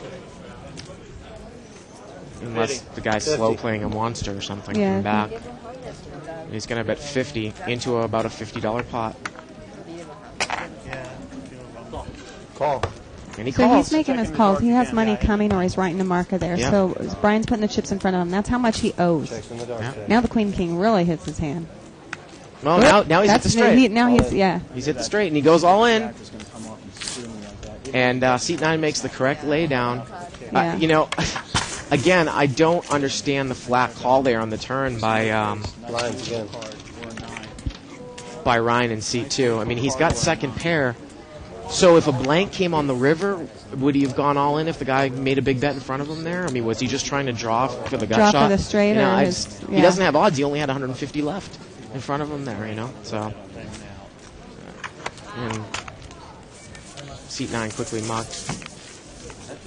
So Ryan got a little bit lucky there. What kind of last name is that? Oh, short. I tried like a long and you can't pronounce it.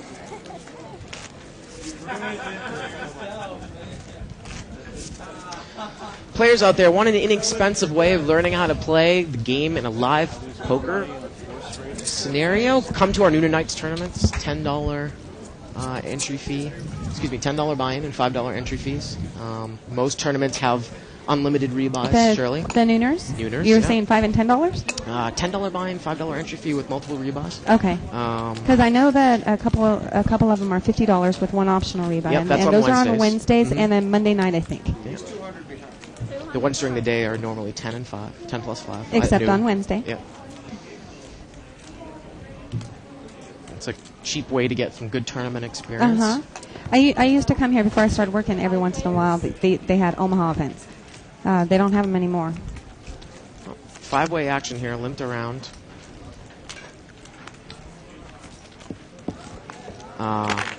Daniel in seat 2, or excuse me, Ryan's got ace deuce offsuit. And he's no, he has ace 4. Ace 4, excuse me. And he's going to lead here, $20. 3 players. And seat 9 and seat 5 are going to call.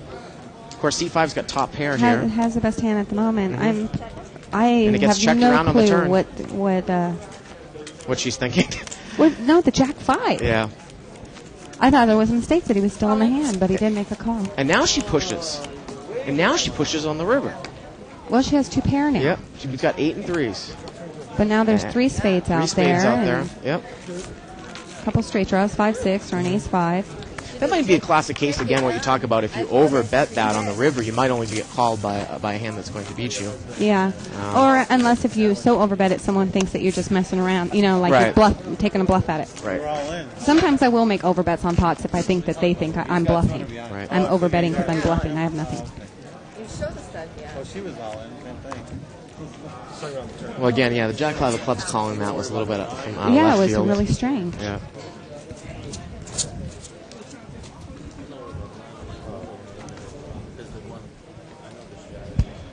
We also have the Stars and Stripes tournament coming up soon.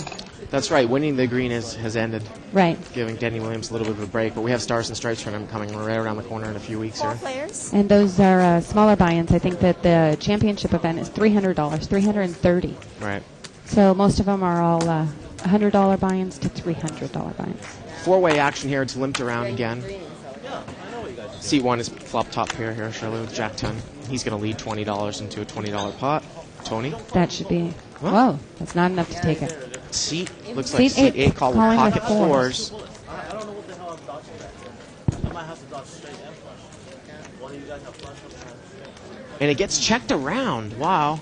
The ace scared Jack 10 a little bit. And it gets checked around again. And he's shaking his head. He doesn't think he has the best hand when it gets checked to him on the end, which probably would indicate if you bet at him, he would Well, yeah, fold. I mean, you've got 2 aces out there, 2 5s out there, Yeah. and the guy calls you, so...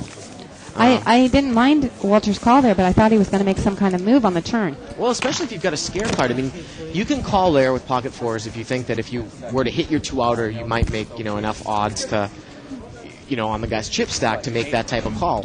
Or you can try to take a stab at it when a scare card comes. If you put the guy on a 10 and you bet in when an ace comes, obviously he would have folded if he was shaking his head on the river when he called. He thought he was beat. So I think I agree with you. I probably would have put a move if I missed there on the turn. But you really have to be getting like a ton of odds to call that with the intention of hitting your set. Because it's only a 2-outer. Oh, yeah. So you get about 24 times the raise size. He could have thought his hand was good. Yeah. Although I don't think somebody would be leading out unless they had the 10 or the 3. Now Tony in seat 1's raised to 25 with ace-king suited. 3 players. And seat 5 is called on the button with queen-jack off. And seat 9 is called with jack-6 suited. Daniel's picked up a flush draw here. And it gets checked around here, Shirley. Now Daniel should be leading out. Let's see if Daniel leads here. He didn't. He checked. Unbelievable. Wow. Now it's too late. He can't do anything about it. He's done. Check. And Tony's probably going to put a little bit of a value bet in here, I would think. And that's not a very, very good value bet, actually. A little too much. Although nobody did have anything, but somebody with an 8 might have called like a $30 bet, but $50 bet probably not. And when it got checked around there and that turn card came, I think we both looked at each other in the booth. We both said the same thing. This was really a time for him to bet on his flush draw. Yes. I mean, I haven't seen Tony fire out when he's got ace-king with the ragged flop comes. It seems like he hasn't been making a lot of moves. So if he checks that flop, like I said, unless he's slow playing a monster, which he isn't going to do, 3-way action. If he had an overpair, he wouldn't slow play there. Of course I'm going to put out a bet when the deuce pairs on the turn. Yeah. I mean, that's a really safe card.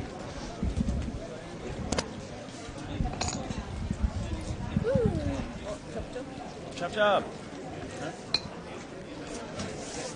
Got a pair of 3s. Dominated. And this pot's going to get chopped one of the few times that we've seen it tonight.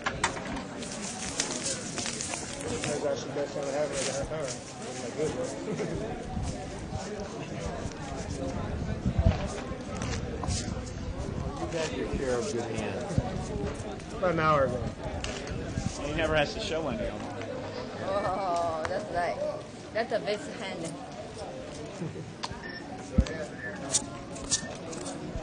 City hand. I don't know where she saw her walk by her. Raise it to 20. And that's Scott in seat 6. Looks like he's got 10-8 offsuit there. No, he has pocket 8s. Pocket 8s. And the player in seat 9 has pocket 5s.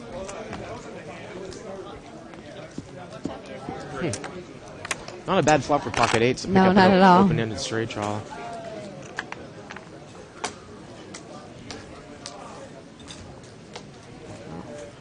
I'm totally shocked. Well, see, I mean, he must think that he's got the best hand. He must put the guy on a couple of overcards there. I mean, he thinks that 5s are good. Yeah. And now he's picked up a gut shot straight draw. But Scott already has the straight. On the wrong end of that. And Scott picked up the straight on the turn. Nice hand. I'm so stuck on the wrong end of that. Again, that play confuses me a little bit there too, Shirley. Unless he put the guy on, ace king, ace queen. Well, in order for him to have that 6 be a scare card for him, if he called with 9, 7, 10 with pocket 5s, and he thinks his hand is good because he puts the guy on some high cards, why would the 6 scare you on the turn? That's true. And he quickly mucked it. So I'm trying to think of what his he changes his mind midstream, I guess. Yeah. That was one thing that I was taught by Steve. It was follow through with your original read. But it's okay to change your mind in the middle. So look, we're looking at a live straddle here from Ryan in C2. And he Seat 9's playing a lot of hands. He's not really showing his hand. He has a queen of spades. I know that. That's one of his cards. There it goes. Queen 3 off. Queen 3. Seat 6 is out of the hand.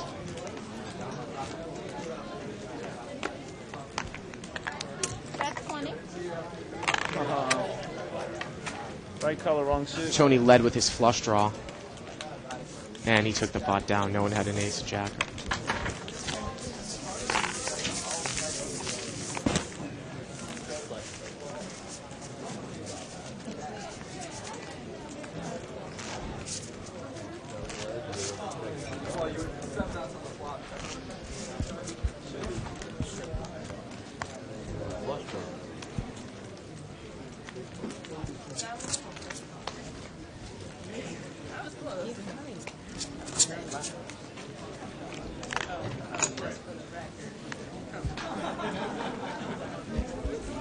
Seat number 1 is Ace 4 of Hearts. And seat 7's limped in with Queen 8 3 suited. players. And the big blind, Ryan, seat 2 has got 8-6 offsuit. It looks like 8-7. Oh, looks excuse like me, 8 of 8-7. clubs, 7 of spades. Okay, so no player has a diamond. Is that 15? You didn't get the memo. Check.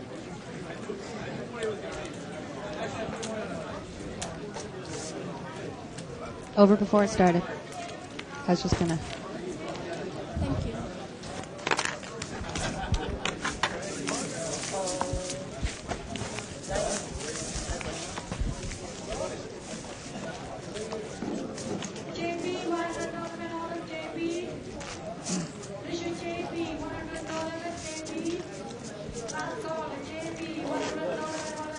Live straddle. Live straddle again here. Seat 4, Quan.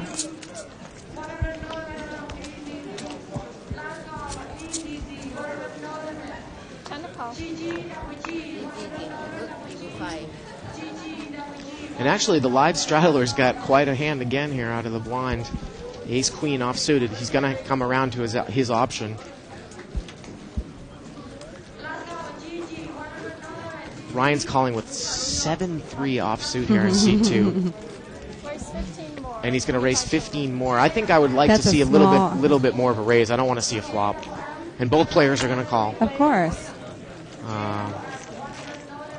That's a good kind of a hand to be in good position, kind of multi-way with Jack 10 suited there. Let's see if he takes a fire out here. And yeah, both players. And he checks. Seat 4 checks, and now seat 6 takes the initiative to bet second pair. And Ryan's got bottom pair. Yeah, both players that had the worst hand going in each hit a piece of this. And even the ace queen has something. I mean, they have a gut shot. Well, he's going to muck it. You don't want to catch any of your cards. He bet 40 into a $45 pot. Why is that? What's that? Huh? 10's good. He ends up Yeah, getting a can nut. make a 6. 10's a nut straight.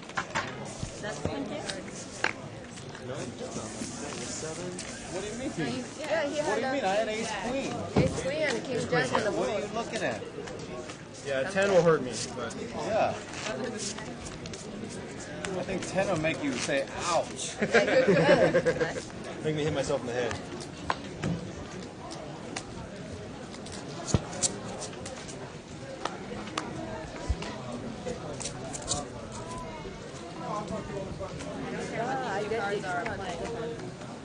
Okay, if you're going to play this, I'm going to play, even though I have the worst cards in the world. The worst cards meaning 7 deuce, I haven't been in a hand which is what he has. 7 deuce of spades.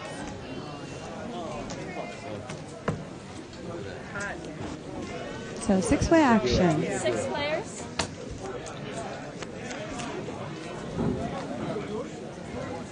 Six-way action equals $30 limped Check to around. the monster in seat 1. And the 7 deuce does have a pair. 15. And he's going to bet on bottom Seat number 2 there pair. has the He's got top top pair. pair with a 3 kicker. $15 bet. It looks like he's going to 45. raise 30 more. it up 30 more to $45 total. What's wrong with you? You need to get your head And I would assume that Tony's going to quickly monk this hand, and he Yeah, does. I think so. Yeah. You didn't lie. You didn't have a lie. I want to see Jennifer get involved in a hand or two. Well, we haven't seen her play in, No. it seems like ages. Forgot that she was even still at the table. Almost believe it up.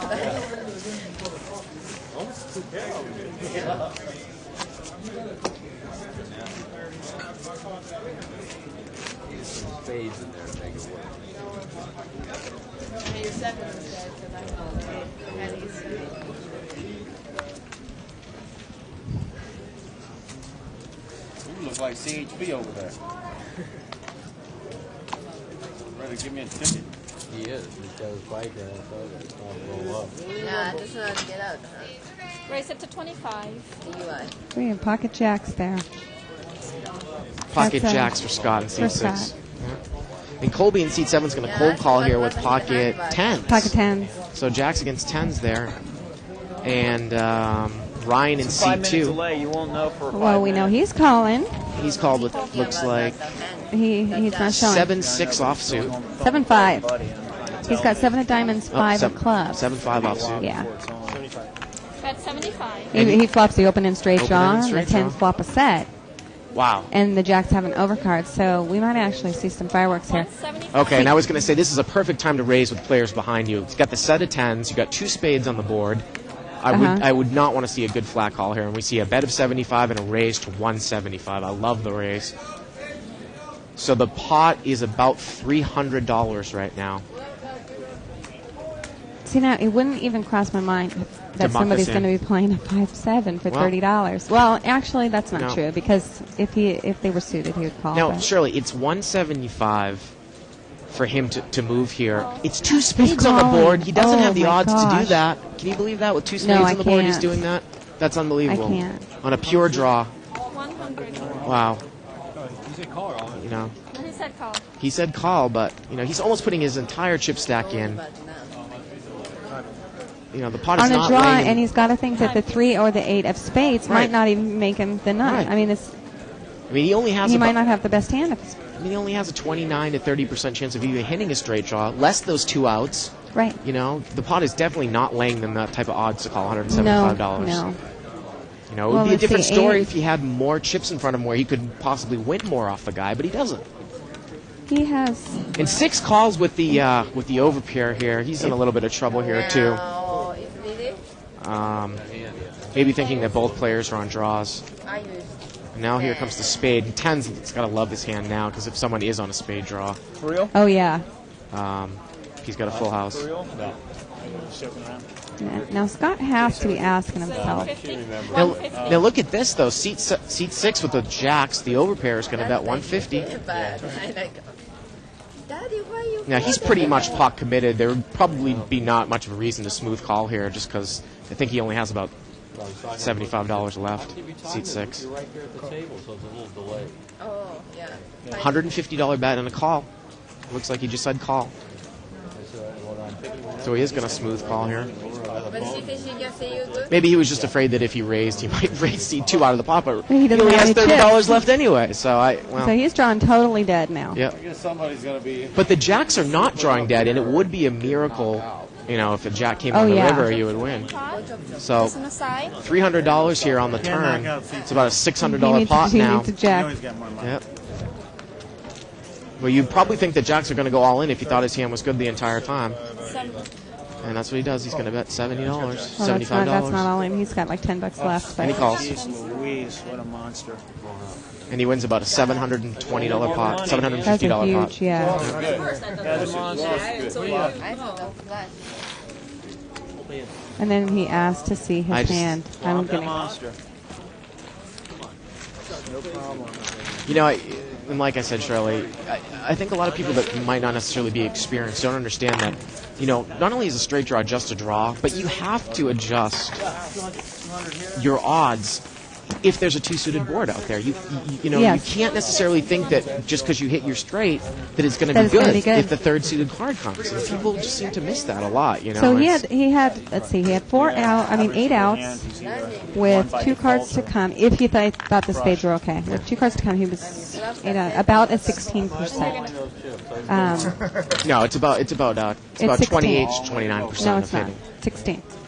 Well, for you, a couple of double ups. No, a flush draw, you've got 9 Uh-uh. outs. You got He a has- 35% chance on a flush draw with 9 outs.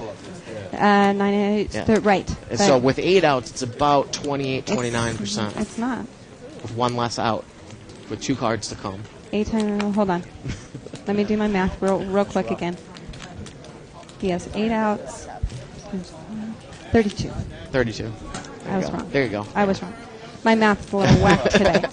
I'm sitting here arguing like I know it all. And I'm 32, but then if you go down to 6 cards thinking those spades are bad, then less. he's, Yeah, it's even less. 6 times, then he's 24. No overcards at the board, so unless somebody's got pocket fours, he's an easy winner. So Jack Nine hits his flush. There's the flush there, and he checks it.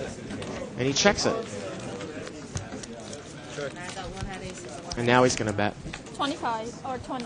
And the 2 players quickly muck, and he shows the flush. Flush is good as long as he doesn't in the hand. Somebody made it straight. We have 9. Yeah, I knew it was somewhere in that maybe high 20s, low 30s Yeah, well, range. it's on the flop. If you have 2 cards to come, it's like 4% per card. So with the 9 cards, it was 36, around 36% for the flush card. Right. I mean, for the flush card. So yeah, it's like. And the straight draw was 32. Yeah. I was wrong. The other hand, then he and I can both go ahead. It's all right. It's happened before. Yeah, I know. Especially with you. I'm always the wrong one in here. But anyways, the point we were trying to make is that you He reduce wasn't your getting the right price. you reduce your The odds by bottom 2 line. grand. Yeah.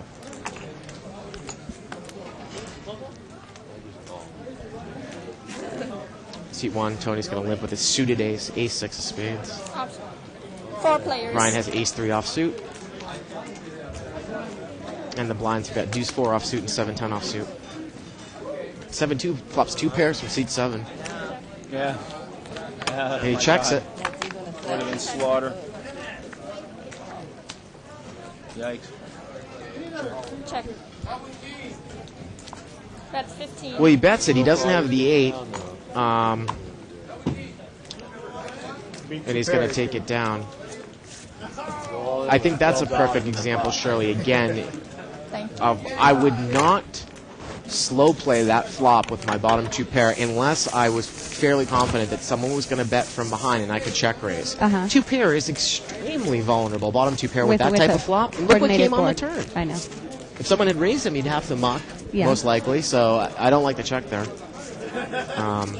You know, I think it was a 2-suited board, and it was Jack 10-7, or excuse me, Jack 10-7. He had 7-10 with a Jack 10-7 board with 2 clubs with a bunch of limpers.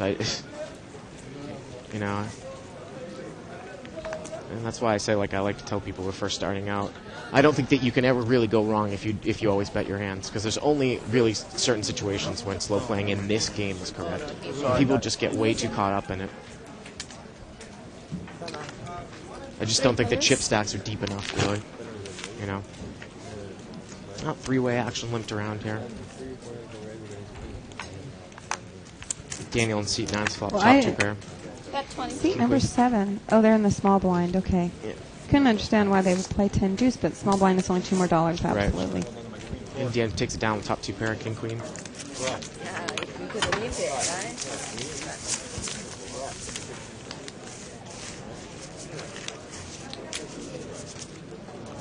I wish you weren't Jason. I could have laid it down if you weren't Jason. Me?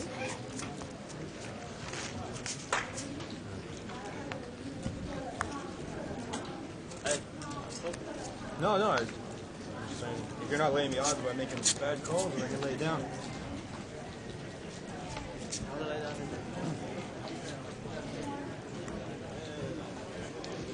No, Jennifer, again, we still haven't seen her really play much. No, we haven't. Absolutely. No, I was just going to look at some of her cards to see what she's laying down. But she's not even showing them if she's not playing. 3 players. But I'm still stuck in there. Well, it's limped around again, Shirley. Kwan's got a pretty good hand here in seat 4. He didn't raise, king, queen. And there was nobody in the pot. I don't understand why you would limp with that hand. You're the first person in the pot. Especially if you're in mid to late position there, too, Yeah. right? No. I mean, if someone limps in front of you and, you know, okay, but if you're the first person in the pot, you should be raising. And seat 8 bet right out, a small bet with his pair of 6s. And now seat 4 is actually called with overcards and hit one of the overcards. And he checks. Seat 8 checks, and seat 4 bets with the queen here. $20 into about a $20 pot. Again, pretty predictable bet here. Yeah. And seat 8 probably doesn't like his hand now with 2 overs. And he mucks. You're right, Shirley. You know, a lot of times I might limp in with that hand from early position to try to induce other players to play. And sometimes even that hand can stand up against a fairly good raise because king-queen suited is a pretty good hand. But it's kind of like playing an overpair from late position when no one else is in the pot. There really is absolutely no point in limping with it. No, I don't think so. I mean, you really would only want to do that from up front to try to maybe re-raise. To disguise your hand and maybe play a big pot. Right. You know, a big pot, or you can get away from it cheaply. Right. I don't like the limp from big position there. Kind of call. And we see a live straddle from Ryan in seat 2. And in his straddle, he has Queen Jack. They've actually been having pretty good hands in these straddles. 4 players. And Jennifer's called here with a suited ace, ace-7 suited, 4-way action. No one's picked up much of anything. Seat 1 has got an open-ended straight draw, Tony, and he's going to bet into it. 2, 3, 4, 5. Ryan quickly folds. I imagine that Jennifer will fold. She does. And Quan in seat 4 folds. And Tony picks up the pot.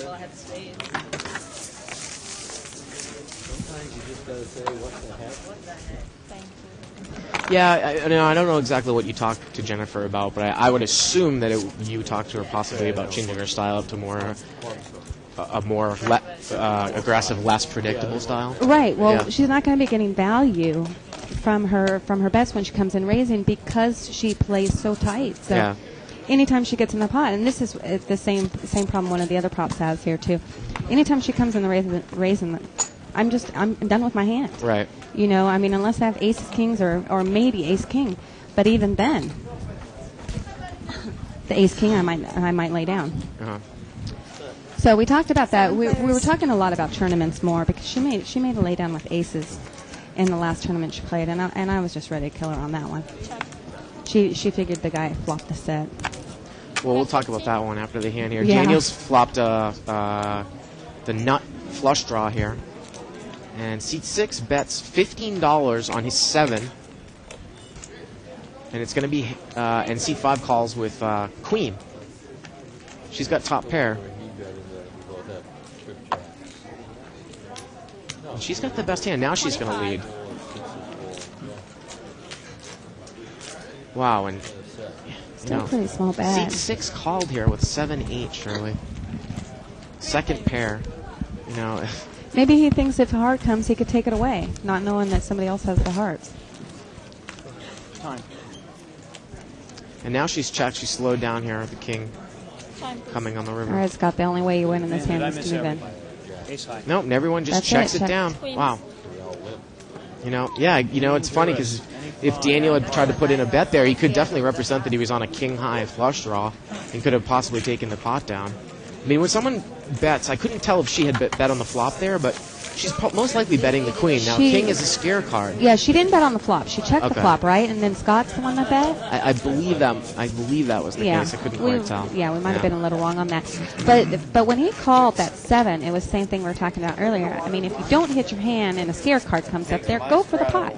That king was a scare card. It was an overcard. Well, that was, that type of thing, calling with one pair to try to hit trips or 2 pairs. Again, you have to adjust your odds if you're going to do that to the fact that the board is too suited, meaning that if you were to hit, your second pair and it's a heart, or if you were to hit trips and it's a heart, your hand still might not be good. Right. And people just don't adjust to it. It seems, like I said, that people who aren't that experienced don't adjust to it. And that's why I really question the call, especially on the turn there. Yeah. When you're probably facing at least one heart draw. And you only have, one of the bottom pairs. 6-way action. No one raised here. The ace-queen suited or the other ace-queen. You have 2 ace-queens, one player with an ace in their hand and one player with a queen in their hand. So there's 3 aces out and 3 queens out. I don't think we'll be seeing any of those. The queen 5 has the best hand at the moment. Am I right? It looks like it. Well, here's a classic odds mistake by Daniel in seat 9. Seat 6 is bet $30, and Daniel has called with a gut shot straight draw. He doesn't know other people are going to come in behind him, and the guy in seat 6 only has about $60 left. So to hit his gut shot, he doesn't have odds to call that, right? Right. Bet 50. But he might be taking into consideration that he has runner, flush draw too. Oh, that he had a backdoor flush draw. But still, it's still not the right price. But no. And now you wouldn't think that Queen 5 would like his hand, even though he does have the best hand now. And he mucks. see now, what you're saying about a lot of chips in front of you, because if somebody did have a lot of chips in front of them, I might make the call because they don't think that you're going to make a gut shot straight call, straight draw call, and if you do hit the runner flush, they'll never put you on that hand. Well, I think, like I said, it's all about has to do with odds adjustment and quick math. To hit your gut shot straight draw, if all your other cards are live and you don't know that the other 4 cards are dead, you have a 4-outer. So you basically have 1 chance on 12 of hitting it. So the pot needs to you need to make about 11 times the amount of the bet to have odds to call there. And you can adjust it down a little bit because you might make more money on future streets. But if the guy put in a $40 bet and he only has $60 left, you're nowhere near those odds to call on a gut shot straight draw. Right. So I think a lot of people, don't pay attention to chip stacks, and it's very, very important in this game. Plus, you have another guy to act behind you who could re-raise. You have to take that into account, too.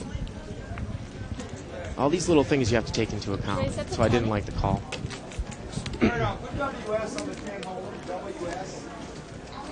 Heads up. Looks like it was a raise to 30.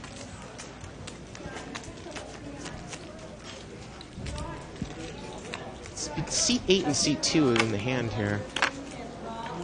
C2 once in a while will not show his cards. That's what we had a problem with him. Yeah, it looked like C2 raised to 30. We can't tell what he had, and he's taking the pot down. Seat 8 made a kind of a loose call there for a $30 raise, 4-7 suited.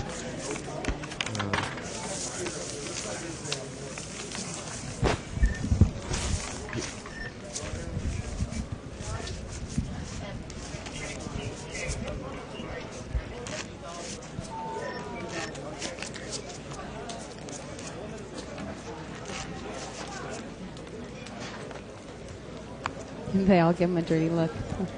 Right.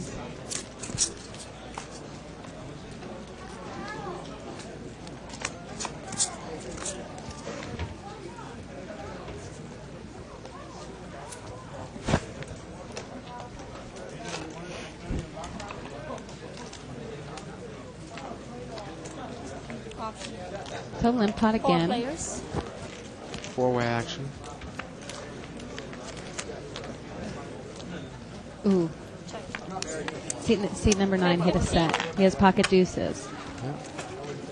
And seat number 6 hit top pair, but he only has a 6 kicker. And seat 9 is going to flat call here with 2 spaded board with people behind him to act, Shirley. I don't like it. No, he's going to continue to bet. I like it. And he's going to still flat call.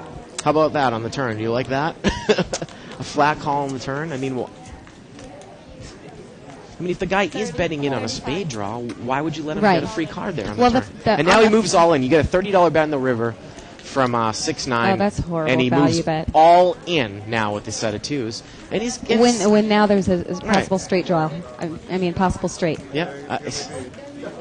And he mucks it. I don't like that all-in move.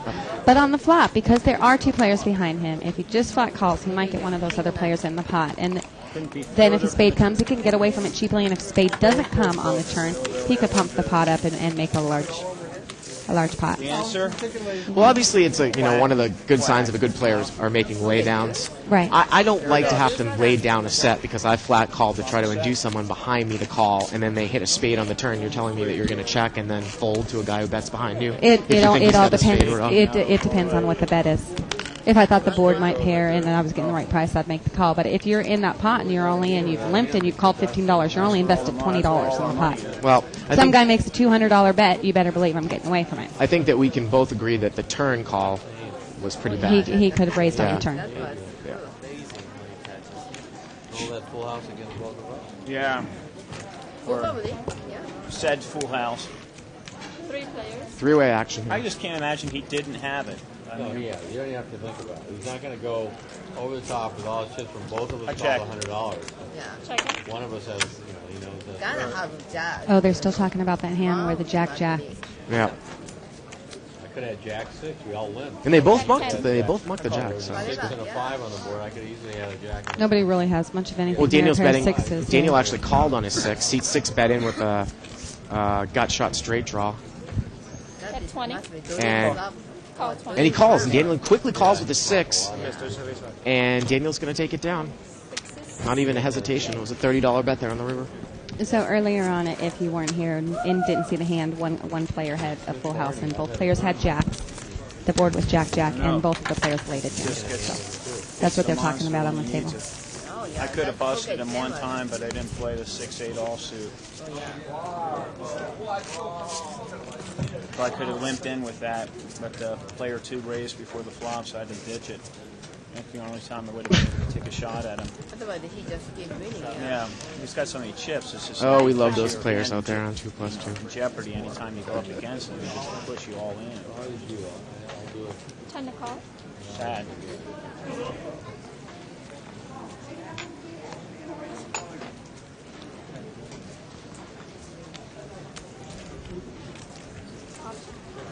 Three players. 3-way action, limped around again.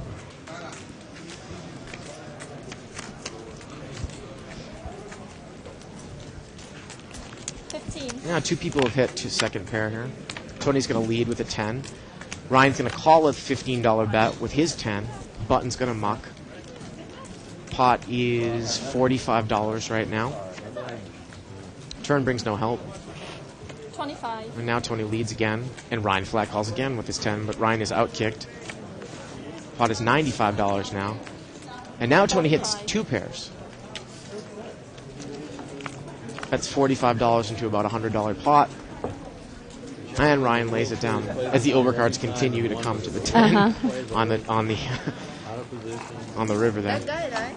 Robert Barconi. Yeah, I hate Barconi? that guy. Yeah. You love that hand. 310 and to the house No couple wonder that he times. flopped full houses, trades, Yeah. out of position, whatever he did, it held up. And that was amazing.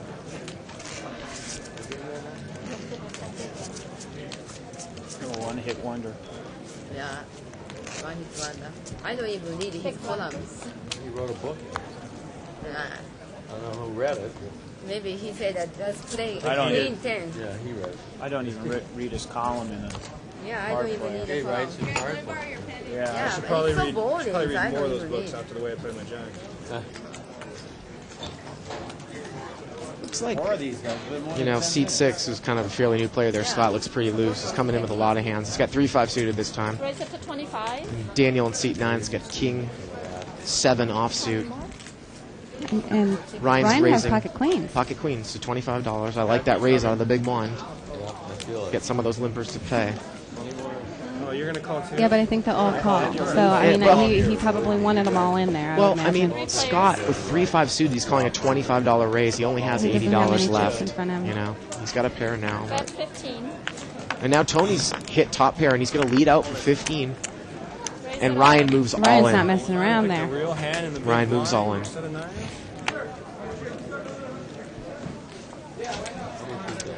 Scott quickly mucks. Wow, and now the player in seat 1's asking how much. Tony. Yeah, I'm curious if he's really actually considering a call here.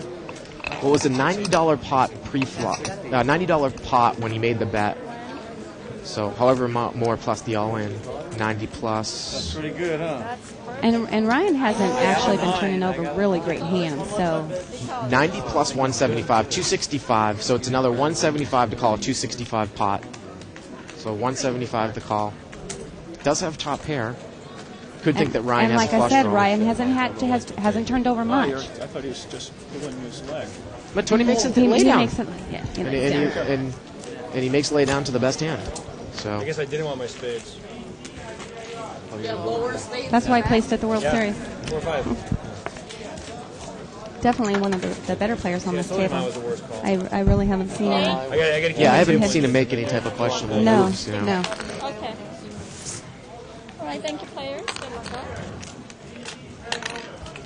I was tempted. I didn't think you had a 9. You had an overpair is the best I could put you. So I think right now we are going to go to our table Play that a talk couple hours. portion of the show for the next half an hour as Shirley comes into the box. And we will be back here, surely, in a half an hour. Right. And, So you send over your comments and questions at liveatthebike.com, and we'll start answering those when we come back at 8:30, right? Yep. We'll see you in about a half an hour. Okay. We have a live straddle this hand.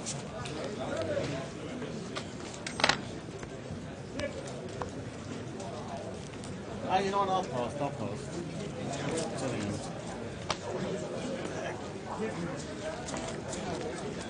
Well, we have a live straddle in play.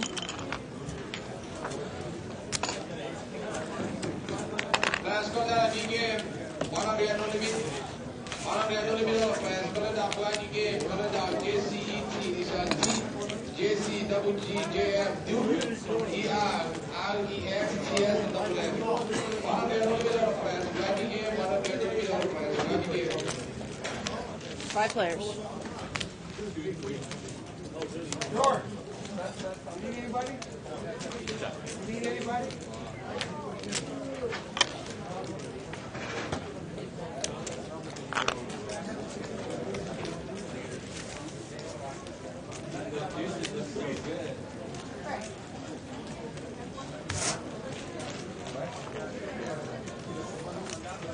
Take it.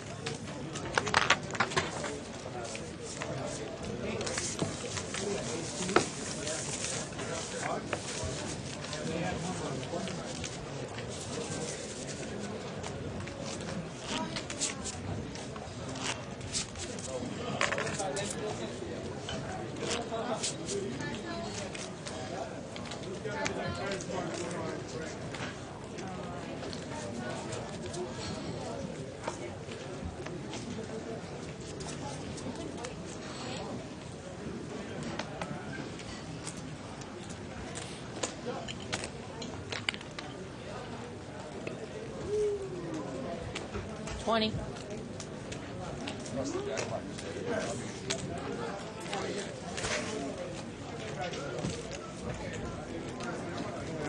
Unless we really need. That's what Robert did. He did?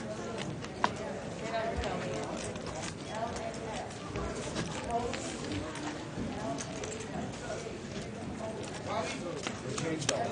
Too much of that.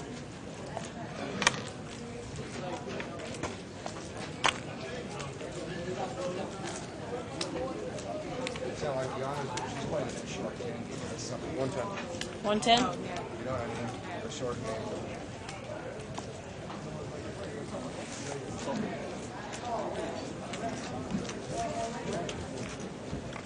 One more, that's it. Real close. You're all in, right? Yep. There's your set right there. You're good. You're good. You're good. I made a nut slash. You're good. You're good. I made a nut slash. King, queen.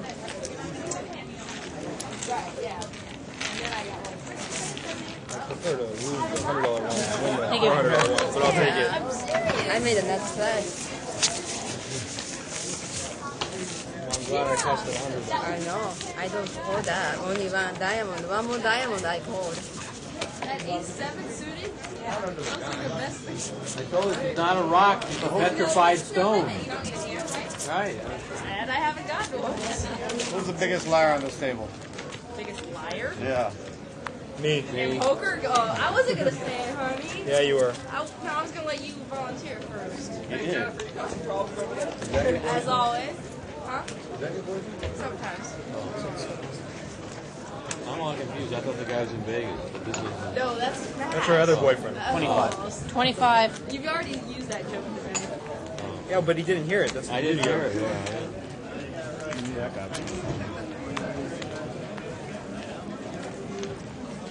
Two players. All I knew was you guys were going to Morongo, and somebody wasn't old enough, and he looks old Check. enough. So you must have a lot of boyfriends. I don't know. No, I got two of my employees hooked on playing poker, and they're under 21, so I gotta take the pilgrimage out to Morongo once a month or so. 40.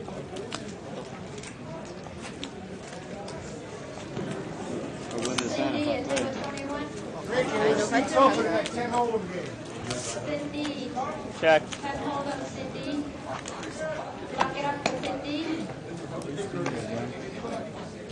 I call. No dice. I knew you were going to scream me again. Amazing. How much do I owe that guy? Every single hand, every time I get in, I put that shit out. This is 65. Ridiculous. Just bring it over here and just stack it up in front of me. 65. Just bring it over here and stack it up in front of me. Make it Yes, easy sir. so I don't have to count it out. There. Take it easy now. Just make it easy. Just bring it over and stack it up. There. No bitterness, please. That's okay. Really sweet. Every time I get a hand, he ends up calling me, screwing me up. Well, if I was about 25 years younger, I'd just take her to Paris and we'd be out of luck. You better take care of it. Somebody will. Wow, that sounds like a threat. No, I'm just saying, you better take care of it. Some other guy will come along and make that same offer. God, I mean, take her to Morongo. At least take her to Vegas. I'm going to be like, what's she going to do? Hey, At Tony. least take her to Vegas. Morongo, I mean, come on. Bruh. If it was 25 years ago, what would you do with a 6-year-old girl in Paris? Yeah, that's true. Hey! That's what I want to know. Okay, 3, I don't know. Come on, honey. That was just, don't ruin the joke. Had to. Wow, you gave me some Maybe years that's there. just his style. No, I'm happily married, but I was just saying. If Wasn't supposed to be a math problem. What am I gonna walk into here? I'll show.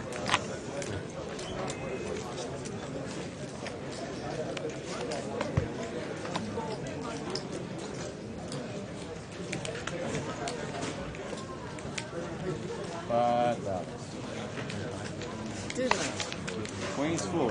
Wow.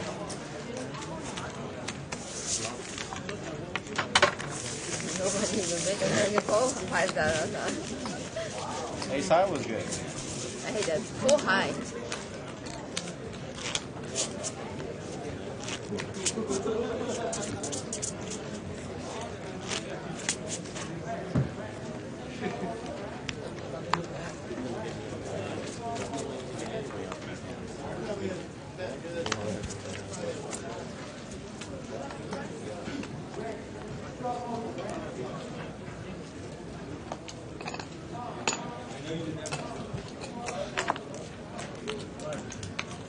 $20. Oh. Say what a bluff that could be. No idea what that And you have no idea what that was. no idea what Everybody's got pot odds. 6 players. Wow. Some diamonds. Thank you. Oh, yeah. Oh. Check. Sure. Go ahead, man. 3 out. 3 out. New York's driven 2. 50.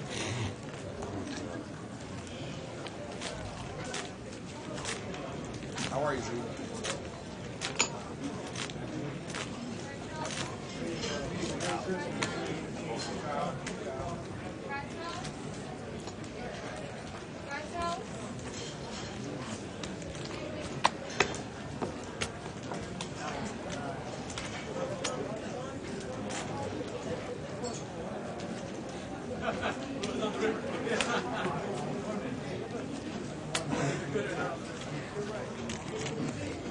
Oh, check.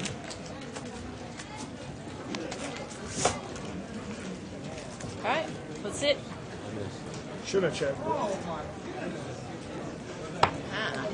My You God. can't hold that hard on the river. Holy I put you in a hard draw. That's why I wouldn't do it. every single time. Catching it. Thank you. I guess I'm just a little more. Not much. Hard draw. No, I wouldn't have called him. But I mean, if a heart hits the river, the decision, I thought maybe it hard. He's just running on fire right now. I mean, it's been on fire for a long time. No matter what he got. Hitting his hand. Either legal or blah, blah, yeah. Well, I mean, I didn't know my pair was good. Or maybe everything was wrong.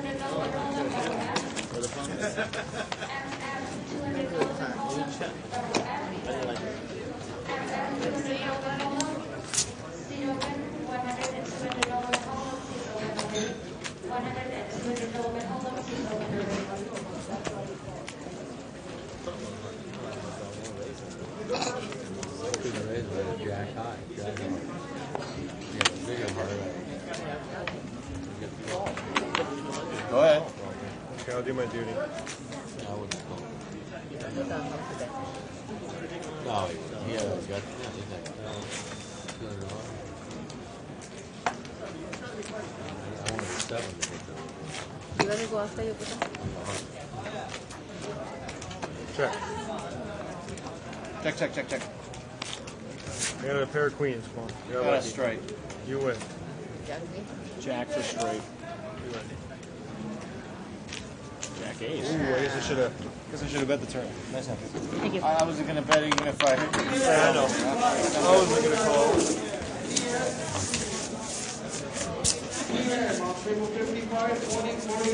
I know. Check. Not like you, man. I'm not going to do that. I want your money. That guy's got a lot of bank over there. Share some of that. And I want to get him back from my bad beat. Get him back. Do bad. Me? Oh, I'll put on me. I'm a good guy. Don't let the goatee fool you. Huh? Don't let the goatee fool you. Yeah. I never won jacks. I keep trying to trap him and I can never get a hand. I just wish I would have donated $400. If he's not in the hand, I only lose 75.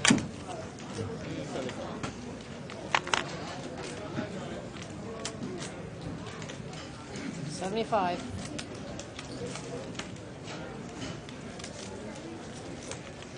I'll donate you a little something. What a horrific flop.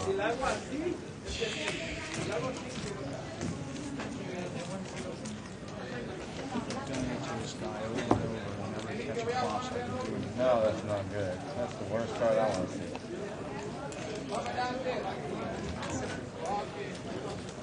I can't mess with that. That's trying to catch you. That's nice. I don't have a 9. You don't have a 9. Yeah.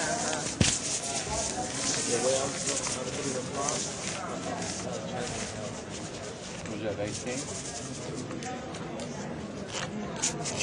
Always say There you yeah. Yeah, that's good. That's good. That's a good story to go with. I'll go with that one. Yeah. Yeah, that's a good one. You had ace king? Ace kings. He even put that in there. Not to lie, but he's like, dude. If you had ace king, you had me beat. You know, people are watching this and they know what you have, right? Yeah.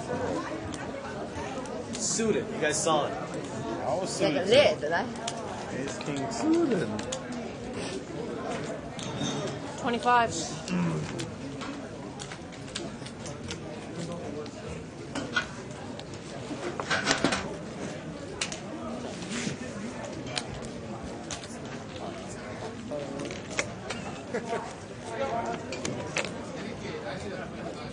That's flop I got you last time, right?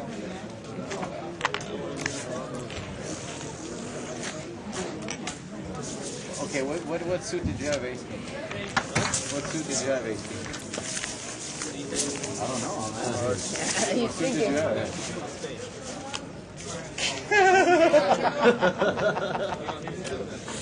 Now he's making it worse.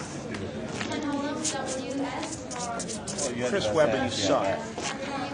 We're both on the draw while you're out. God, I hate him. Done nothing for the Sixers. I didn't like the 90. He's a big target. Yeah, I would. Top 2. Nobody called. All right. Guess I give up. 15.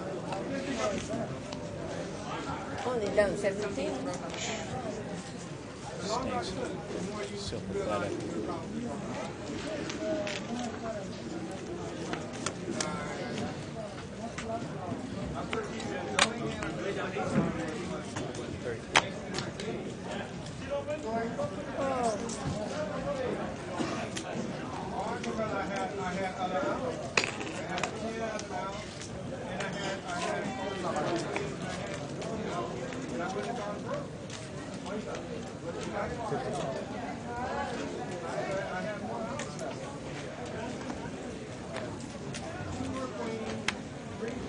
Can't shake them off your tail, huh?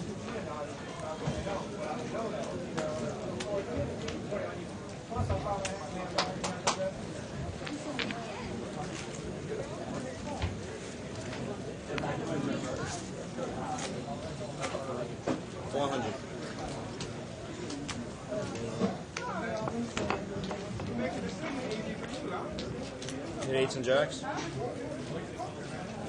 Okay, I was gonna tell you my I call. I flush. I flush. Oh, you play Bigger. Yeah, send it. Sweet. You had it all the way, right? I knew that. What's that? You think you can beat Penn High? What? You think you can beat Penn High? I think it's that Penn eight. High?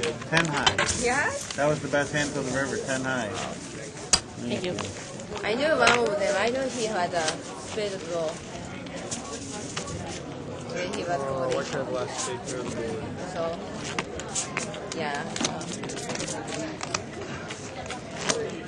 I thought it was going to You're be in? a kick. Is it my blind? You're blind I'll or? wait till after. All right, very good. On. What's that? Thank you. Because both you guys dropped bad spades and still got there.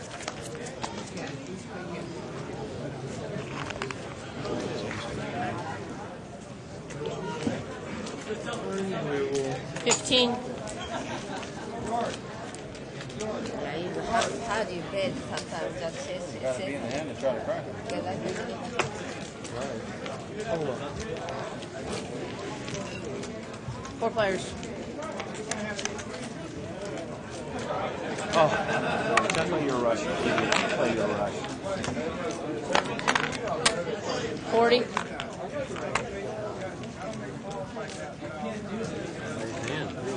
Surrender. Ace jack of hearts. King Thank you. the button. King eight? All right, last hand.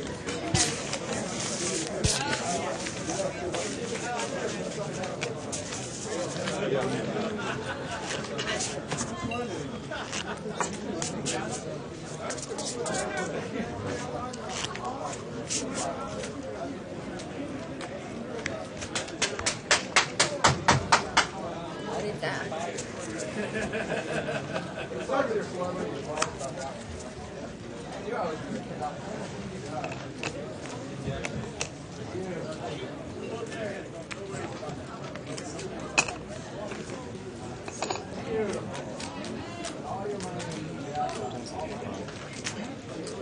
$24.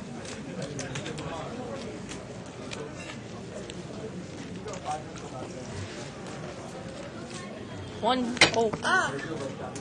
Just the 5. Just Hey, they gotta stay in there. Oh, like only, It's like chess. Touch 105. move. only with the no card, right? Doesn't matter. That's the biggest play I Maybe you ever get made. lucky and there'll be a chop on the river. The board will have a straight or something. You get your money back. That's right. Yep. Okay. Let's just go like this. That way they're not confused. How much is it? Okay. He's got You got them covered on your bet. 99? Yep. 99. 99, yeah. What a hard throw. Hey, I got the deuce if I play. That is 7. 5. I made it. Five's good. You made it? Five's good. Club it? That's good. Good play. Yeah. Ouch. Well, see, look, I didn't call. Huh? Higher than that ball. Pick it up. Okay. I had a couple in my seat. You're the one pushing all the time. Wall pushes all the time? Like one hand every 4 Just rounds? because I had you crushed into the dust with your ace-5 offsuit. 3 odds. Boy, strange play raising when I got you beat 10-1 underdog or 9-1, whatever it is. Speak like you're surprised. No, he just made a silly comment. I'm always pushing him around. Yeah, with the best hand, I'll push you around all the time. Here, see, this one I'll fold.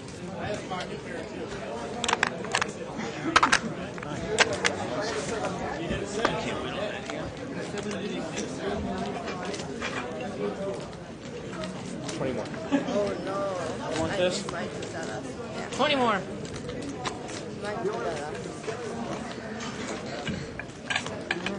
You get the help I needed to win anything today.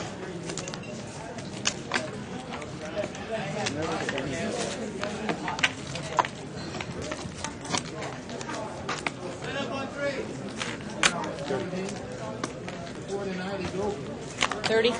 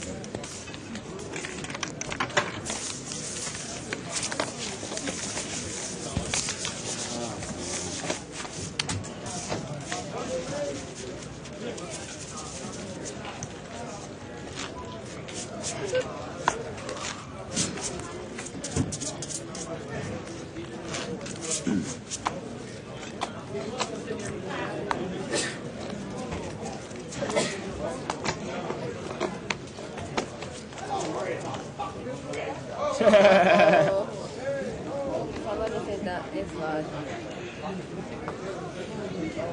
That's my favorite. Irate players. Yeah, no people play with their rent money. What was that? Something about effing S. 20.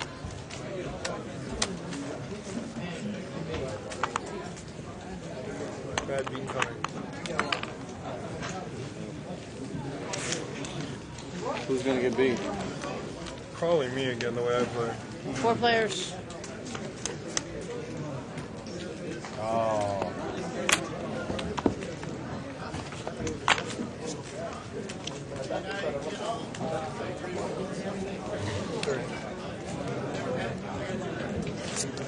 Time. Time. I call.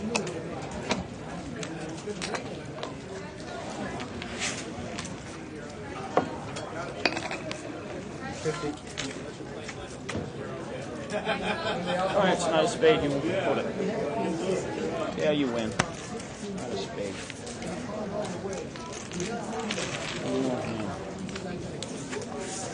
Thank you. Was there a 3 on the board? Sure was. Woo, good hand.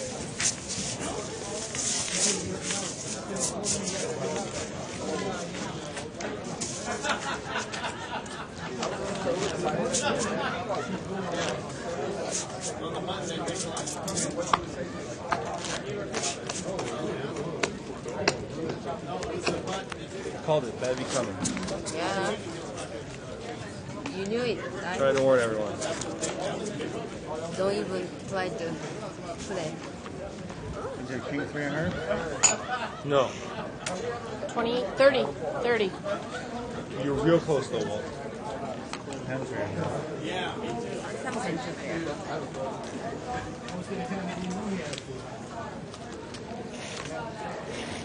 Tough trip to get down. It's my mistake. I check in the dark. I'm glad you weren't around. Like at you, I probably would have folded like a cheap on Sunday then.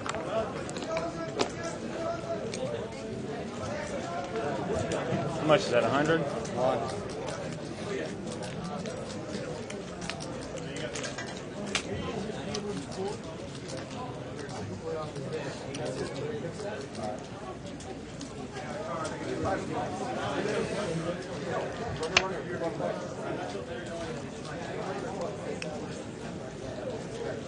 Let's get that.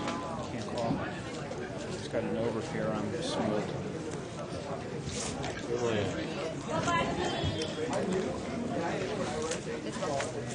Oh, my hand.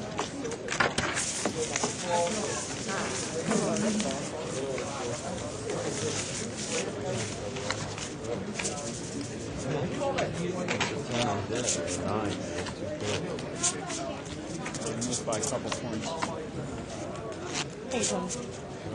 Missed by a couple points.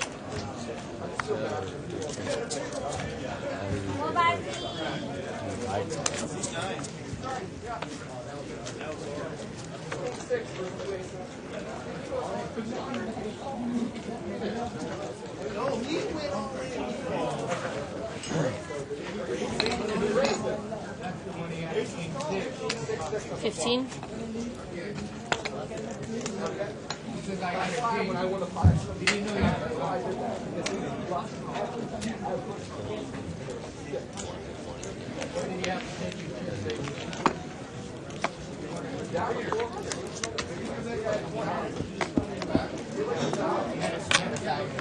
Check.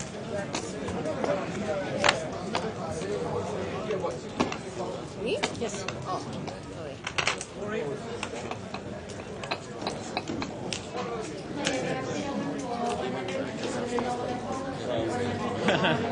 Man, I'm glad that didn't come.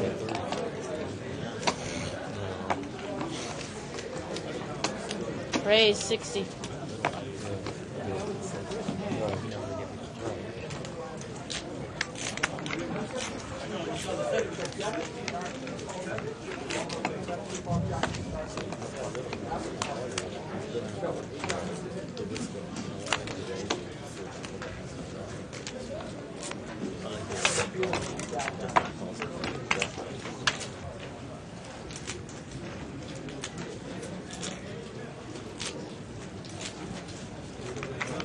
Someone took him down on a hand. All right. Wow. No, where to the flash? I thought you were invincible.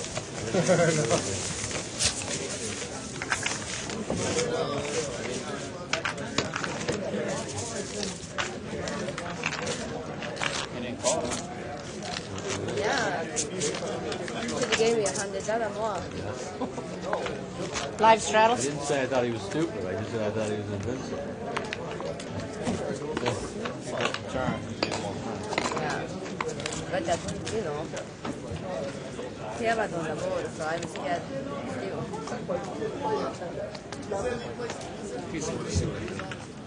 Live straddle.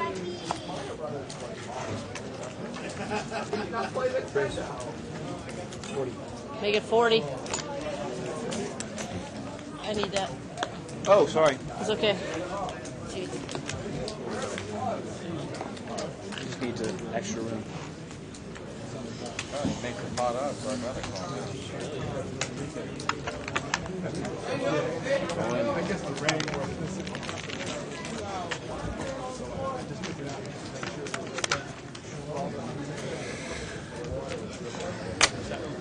I think rain got 50. Well, we gave it our best shot. 2 here, Greg. Couldn't get the jack. Still good. Nowhere. Thank you. Take it.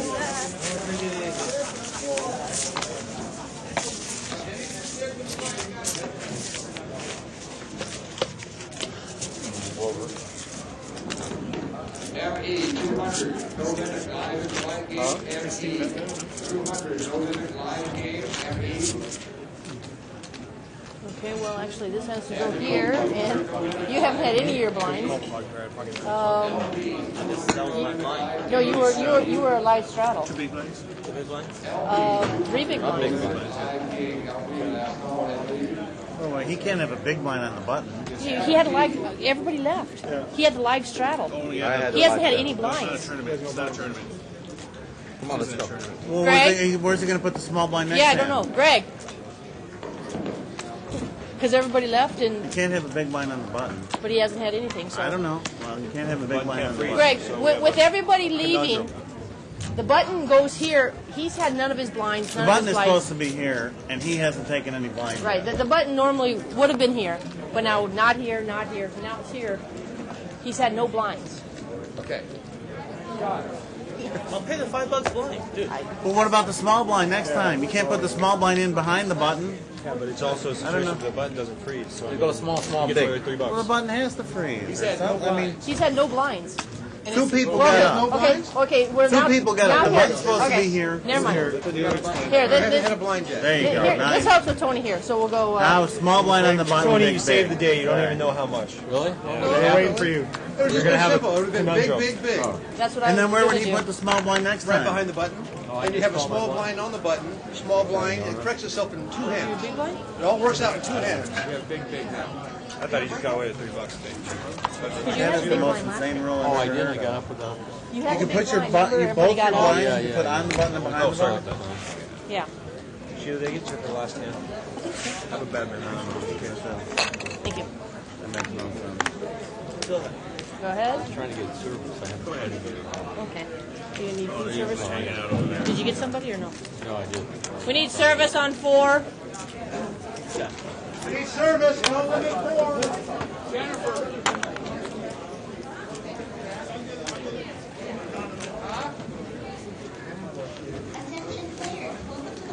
And we'll go small, big. Thank you.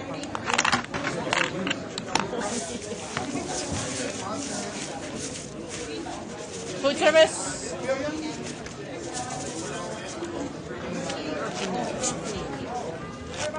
Hey, small blind on the button, please.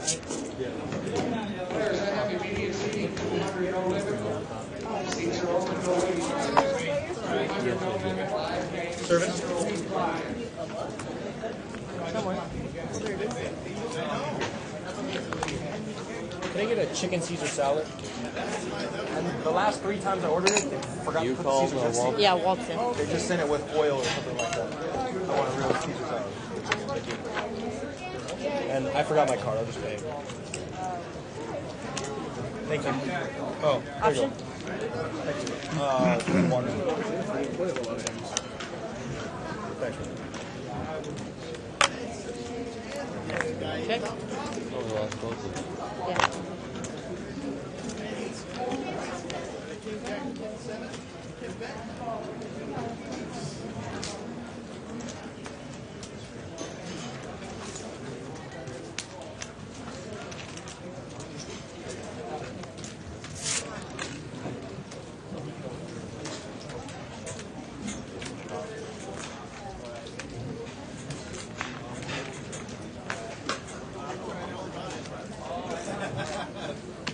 Players come. Yeah. 2. Not for you though, Mo. Okay. I'll send someone. 60. Got your ace, huh?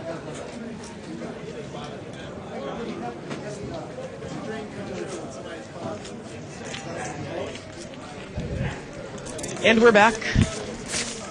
Hope you guys enjoyed the tabletop portion of the show. We're having a special contest for tonight. Be one of the first 6 viewers to write in, and we'll schedule you for heads-up matches tomorrow night. The prize is 2 Dodger tickets right behind the dugout with a value of over $120. Write to liveatthebike.com right now, and we are going to record those heads-up matches tomorrow night for showing on a later date. We're not necessarily going to play them tomorrow. Right. But for those of you that are in the area, they can write in. We'll get kind of a free roll down here, and the winners will get those tickets. Right. Dugout tickets. Right. For the Dodgers. Okay. So that's a good deal. For any of you that are in the area. Again, liveatthebike.com.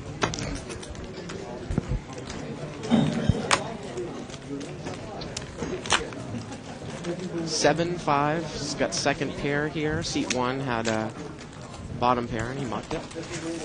Looks like we have a new player since we've come back in seat 3. Seat 3. Michael. We are informed this is him. And it looks like we got one open seat in seat 9. We got some word from someone that he got a little bit grumpy and left. That he was waiting for a while. Is that what you mean? Oh, seat 9 got a little Seat grumpy and 9, left. yeah. Looks like seat 7 continues to have just a mound of chips, almost 2,000 there. Sure, And like. that's what we mean when we're saying playing deep. Yeah, playing deep. Not deep thinking. Deep stacks. Now, if Tony in seat 1 went against, seat 7 there, they could make a lot of calls with some hands that, questionable hands with questionable odds because they could make so much money if they hit their card on the next round, Right. But those are two are really the only ones that are really, really deep. Looks like there's four-way action here, and the flop is checked.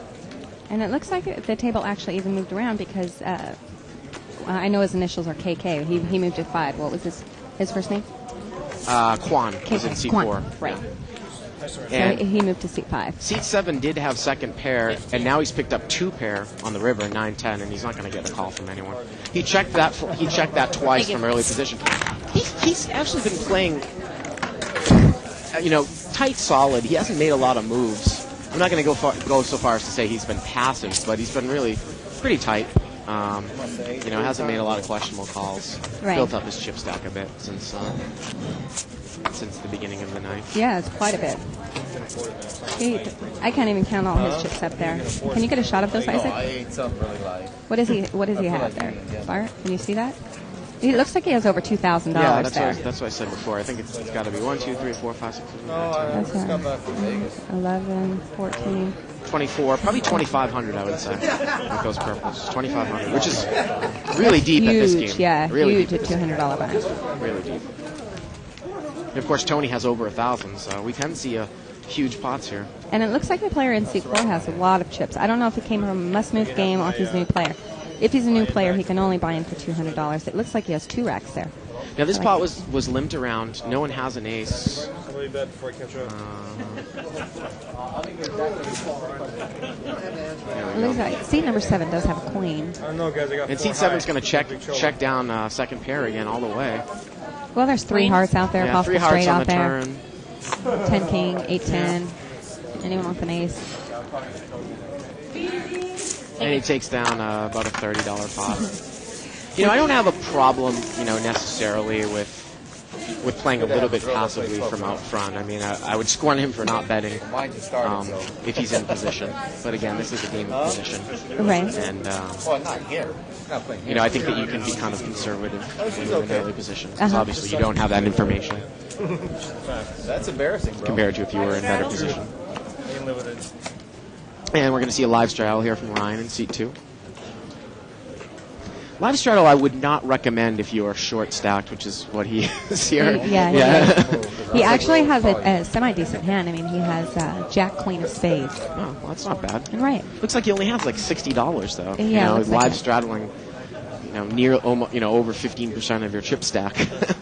That's usually going to put you at a disadvantage. I'm short stack, bro. Short stack, I know.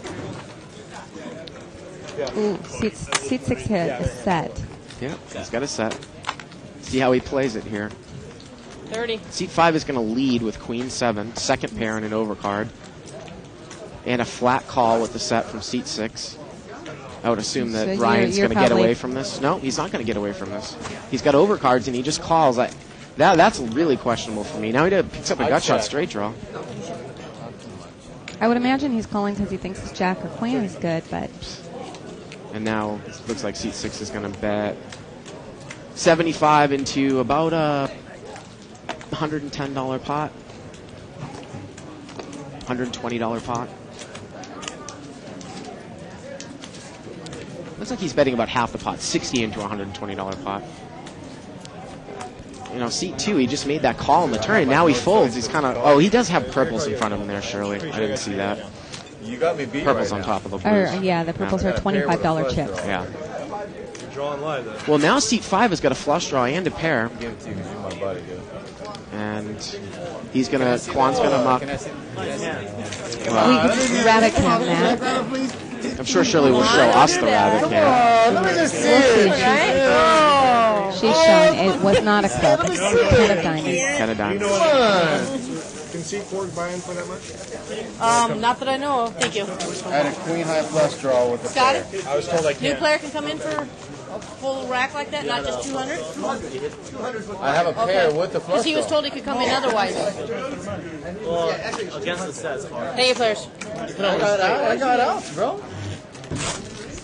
And I'm short stack. I was quite committed to it. So there's question now whether seat number 4 can come in with more than $200. The only way he can come in with more is if he came from a must-move game you out or nothing. Right. or a broken table. Or a broken table. You know, the way that, you know, we'll normally start tables or start new tables is make them a must-move table. To protect the main game. And as people move out of the main game, you move people from the must-move table into the main games. Right. So obviously your chips can carry over. Clay probably is. You can also request a table change, I believe, and take your chips as well. If someone wanted to change from a 200 game to the Live at the Bike game, I think there's a possibility that they can move their chips over as well. That's what I thought, too. Yeah. Probably change some of those colors right then and there. But I'm not actually positive about that because that can definitely affect different chip sizes. Oh, yeah. Talking about doing table changes that might not be allowed in these no-limit games. You're the big blind. He's posting between. And I don't know if we make special exception for this table or what the rules are on that. We'll find that out for you for tomorrow. Wait, how did he get a hand? He's posting between. Okay. Now, C3's got Pot's pocket been kings. raised to 25. And he raises to $25. Jennifer sat there for 3 hours and didn't pick up one hand. Yeah. And she leaves for 5 minutes, and he gets kings. And he's going to take it down with no...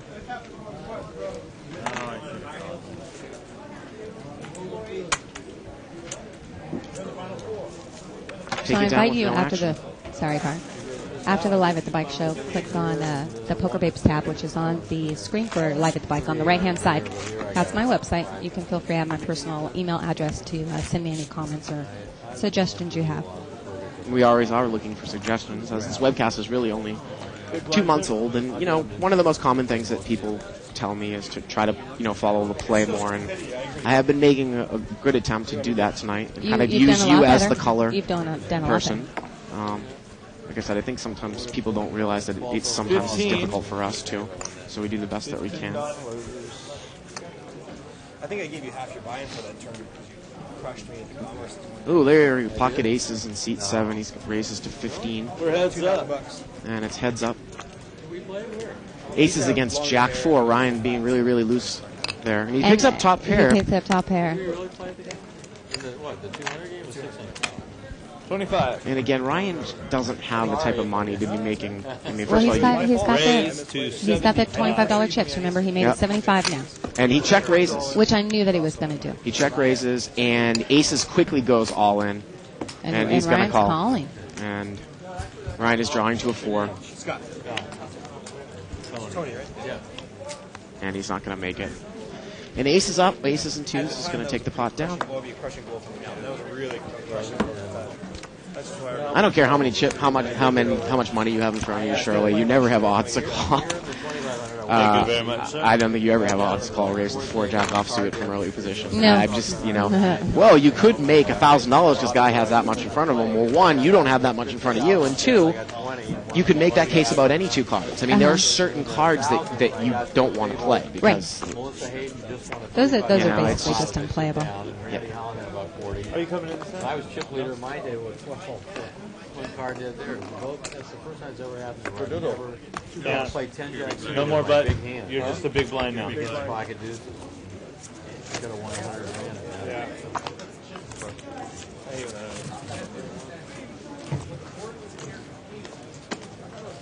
Pot's been raised to 20.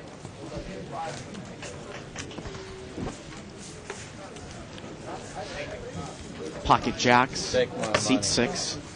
Okay, we're heads up. Is raised. And king queen offsuit from the big blind is going to call. I check it. And he's going to check second pair from up front here. And Scott is going to bet 40 the pot size. And he's going to lay down the best hand, Shirley, big blind with king queen. There's a great example of position for you right there. When you get down to 100, thank you, Scott. It's like Scott has actually built his way up a little bit there too. He's got about 500 in front of him. I mean, unless he rebought during the period that we were gone, he, he's more than doubled the amount that he started with. Small on the button, small on the big blind.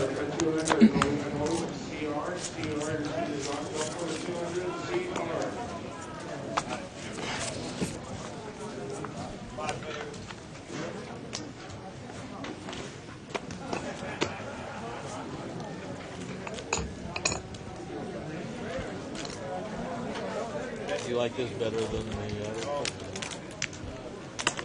I mean, the action's a little bit different, but the service here is so much better. The dealers are better. 5 players. It's much more friendly. Very wild. 5-way action. $30 pot. Walton seat 8 has flopped a couple of overcards and a flush draw.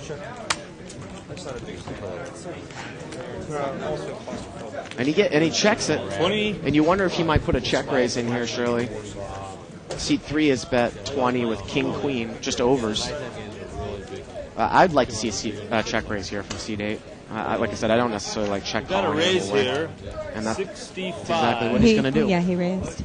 $20 bet, $65, $45 45 raise, more. and he takes it down. Great example of a check raise, Yes. semi-bluff. Right. Thank you, Walt. And I like that play. The only time you can get into a little bit of trouble with that, because it was a linked pot, you definitely can see some people in there with 7-6, and now if you face a big re-raise, you think you're probably up against a minimum of 2 pair or a set. And are you going to continue on with the hand? I think it has to do with your chip stacks and your odds. Well, there was even a possible straight there. Right. It was a gapper, like you said before. I think I would be more concerned about a set of 6s or 7-6, something like that, in an unraised pot. Probably more of a bad decision there. Call.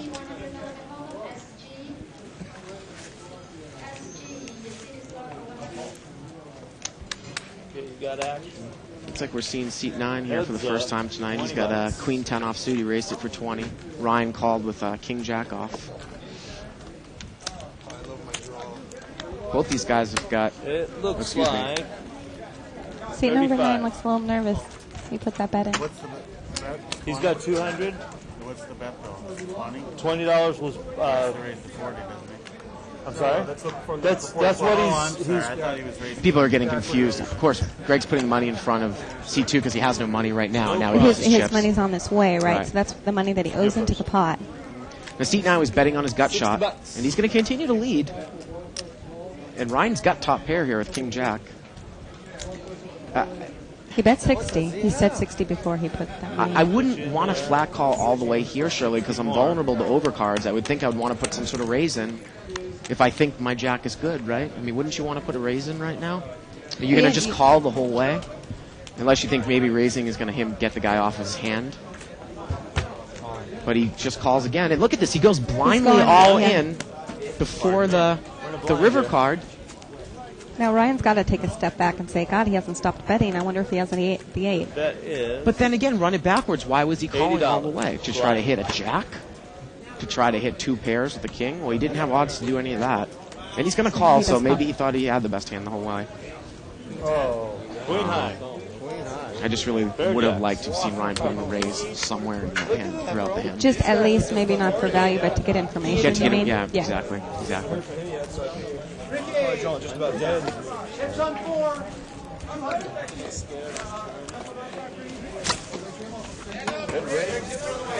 Well, he definitely followed through there. Well, See number 9?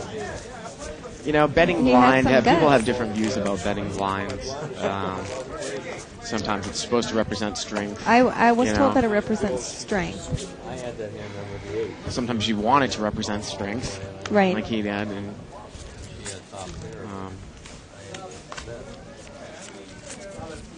I just don't like the idea of betting blind because you're losing information that the other guy has because he's seen the last card. Yeah. You haven't. Right. We saw actually Mo in the 500 game a couple weeks ago kind of self-destruct, and he lost several $1000s with pocket kings, and he was just betting blind. Uh-huh. I don't think he quite took into account the situation. 5 players. And I think actually an ace hit on the turn too when he bet blind on the flop, if I remember it correctly. And he had pocket kings, so I couldn't have liked that. 15. Raise to 45. So we're seeing a check raise with a top pair here from seat 7. And seat 4 has got pocket 7s, and he calls.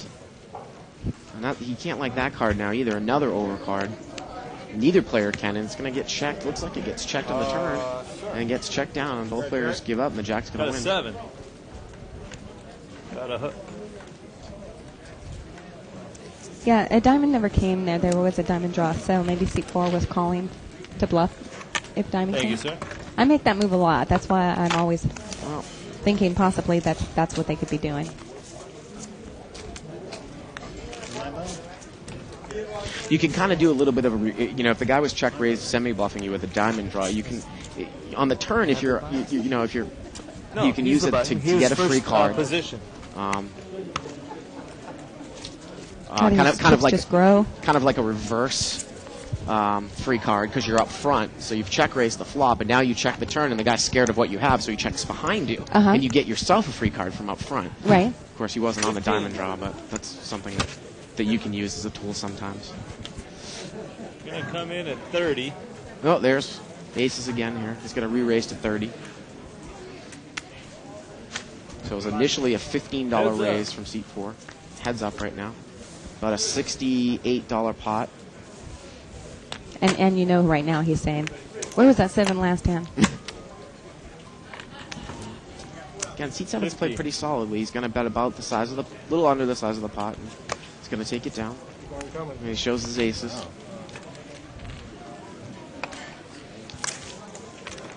Thank you, sir.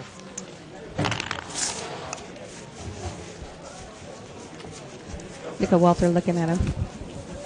He's probably getting pissed. He has been playing. He's been playing great. From what I've seen, yeah. Seat number 7. I think he deserves the chips that are in front of him. Yeah. He's been playing well. Tony and Scott have probably been the two people I've been most impressed by so far, seat 1 and seat 7. Scott isn't in 7. Scott's in 6. 7 is Colby. Excuse me, Scott. Tony and Colby. Right. I totally agree. Yeah. And Scott in seat 6 has played pretty loose here. Yeah, and that's not normally the image that I get from him. Brought this one in for a raise with Jack-10 offsuit. Did you check, Scott? Oh, sorry. I thought he... And the small blind flat called with ace-jack suited. No problem.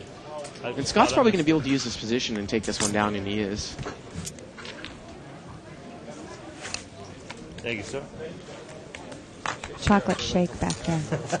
That's looking good. Yeah, right to the left of... Oh, that's right. You put it on his card. Yum. Left of Tony there.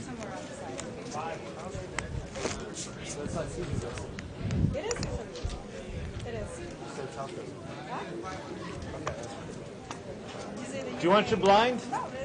That's fine. You want the blind? Okay. Yeah. I want the straddle. Not yet. Get a couple more hands. Anybody else hear me order? Can you give me $26? Sure. 200 behind, sir. Thank you. The pot's been raised to 15. Then take it. That's in seat number 4 raised. Is ace queen or ace jack? Ace jack. Ace jack offsuit. And we have pocket 7s in seat number 8. 3 months to talk you into getting that card. I know, huh? 3 players. And Ryan, again, isn't quite showing us her cards here in the second seat. Thanks, bud. And he could have anything, right, Shirley? That's correct. 30. T4 is going to lead here with ace jack.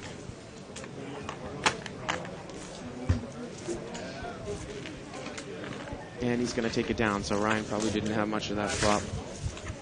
I just got word from my director here, Evelyn, that we have filled the spots for the heads-up matches for the Dodger tickets. But if people want to continue to write in at liveatthebike.com, we can take some more spots for alternates so that some of the people who were the first 6 people that wrote in, if they're unable to go on that date, we can take the alternates. Or unable to play the heads-up matches. Mm-hmm. So. Okay, we have pocket queens there at seat number 6. And pocket aces in seat number 3. Seat number 3 is the big blind, too, here, so. And it's going to be heads up. Queens raises the 25. Let's see what aces does. I remember I had this hand at a 200 game when I was first on the show, and I flat called here out of the big blind. But I didn't have a third person. Yeah, we know you don't like to re-raise out of the blind. But I didn't have a third person here. I didn't notice that 5 was still in the hand. So C5 is still in the hand. Looks here. like he's re-raising. 50.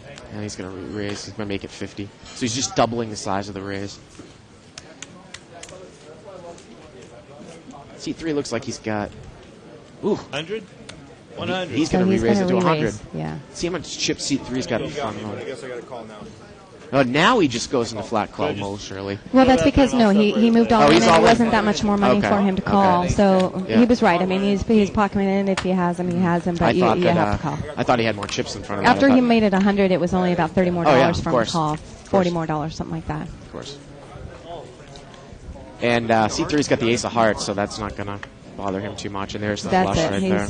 has the winning hand. Both of them have flushes, but C3's got the ace. You want me to do it? It's just too bad that we didn't see those two guys, that guy and this guy here in C3, Michael have more chips, just to see what kind of pre-flop action would have taken. Yeah. Obviously. Well, I think that after he moved all in, Scott realized that you already have me. I Right. think maybe if he had moved Right. in and had tons of chips, Scott might have laid the hand down. And Scott might not necessarily have re-raised again if the guy had more chips. He might have tried to flat call just as a trap, or maybe slow down a bit and see what the flop brought to. If the guy had, say, $500-600 in front of him, because you raised to 100, well, now he comes back over the top for 400. Yeah. He really is And then you representing don't even- aces or kings. Right, You know what I and mean? you don't even get to see a flop. Yeah. So. No problem. Nothing wrong with having the chips get spread around a little bit here, though. Okay, I have a live straddle here. Live at the bike with a live strap.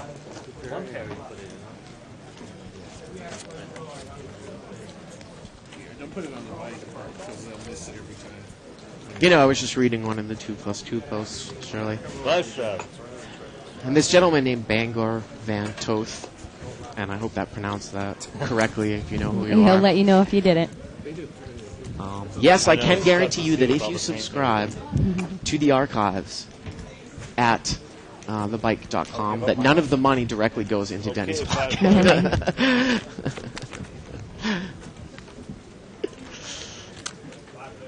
Hey, thank you very much. Yeah, it's 25. limped around here. And seat 4 is leading with an open-ended straight draw. 3 players. And Tony in seat 1 has got top pair. Interesting to see that he didn't raise here, Shirley. He does have position. Tony in seat 1 there, flop top pair. 25 again. And seat 4 has made a straight draw now. Still And 3 of a us. couple of flat And callers you here. just- yeah. Seat 5 has got a gut shot now, too.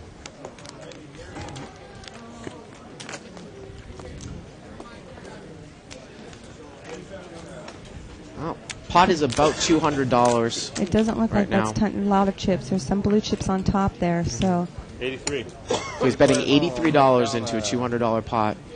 You know what I got? And C5's going to lay down a king with a weak kicker. And because he didn't have that much chips, Tony might be feel Right. he's forced to call here, and he Uh-huh. does. And he's going to turn over the straight. Right. You were 5 over. I like the aggressive play from up front. Again, we talk about how you kind of have to plan it a little bit differently when you're betting into a straight draw with 2 suited cards. But what a great turn card, a 7 and a non-heart. Yeah. So then you really drive forward with it. And he doubled his, almost tripled his chip stack up there. Or maybe about 2.5 times. See what my straddle does?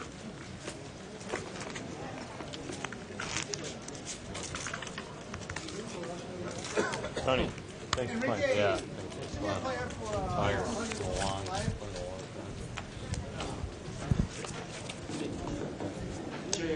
So Hollywood's getting up, he's leaving the game.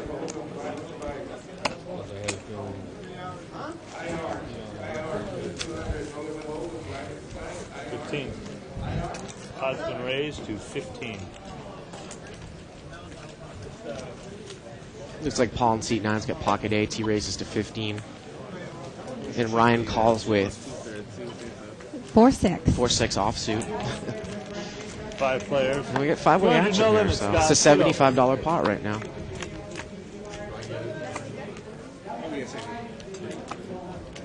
Looks like seat 6 has flopped top pair. Seat 9's got a gut shot with his 8s. And seat 7 also has top pair. And Ryan has the open and straight draw there. I'm sorry, thank you. Although 2 8s are Pot's been already raised taken to up. So 60.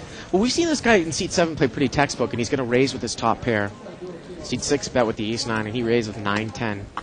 30, and then he doubles the bet size of the bet to 60. Pocket 8s quickly mucks. And like you said, Ryan has got an open-ended straight draw, and now this time he this mucks. time he laid down. I was just going to make the comment that we've Difficult seen to him put call him on a his pattern, draws. right? Yes. You know, really is difficult. You know, this might be the type of time where if I was in Ryan's position, a very, very strong move would possibly to re-raise all in that case right there. You got a bet and a raise. Really, what you would have done that, huh? Well, I think that unless someone necessarily flopped a set and they both have just one pair or 9s, they're not going to call a very, very big re-raise. And it gets checked around here, and 9-10 is going to take it down now. That's unbelievable, Shirley. He's picked up second pair on the river. And ace-9's got 2 pairs, but 9s with 5s. Well, we saw that seat Colby's number got 5 was 9-10. sitting there thinking about it for a while and finally folded the 5. So it got checked around on the turn. Very interesting. And I think this is a question of, is he just going to call? No, Or did he raise? grabbed his $25 chips. He raised. So he doubled the size of the bet, raised it up to 100. And seat 6 got rivered.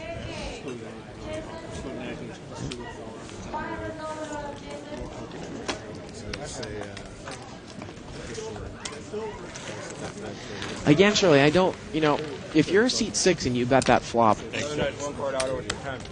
well, I was going to say, the guy did next to you, he did raise. The turn card comes 5, and I guess because Colby raised, he decided to check to him, even still with top pair there. And Colby took a free card there, which was kind of interesting there too, because you don't think the 5 would hurt you if you think your 9 was good the whole way. Right. It's a little bit interesting to see him check behind there, because obviously you're vulnerable to overcards if you only have top pair. But I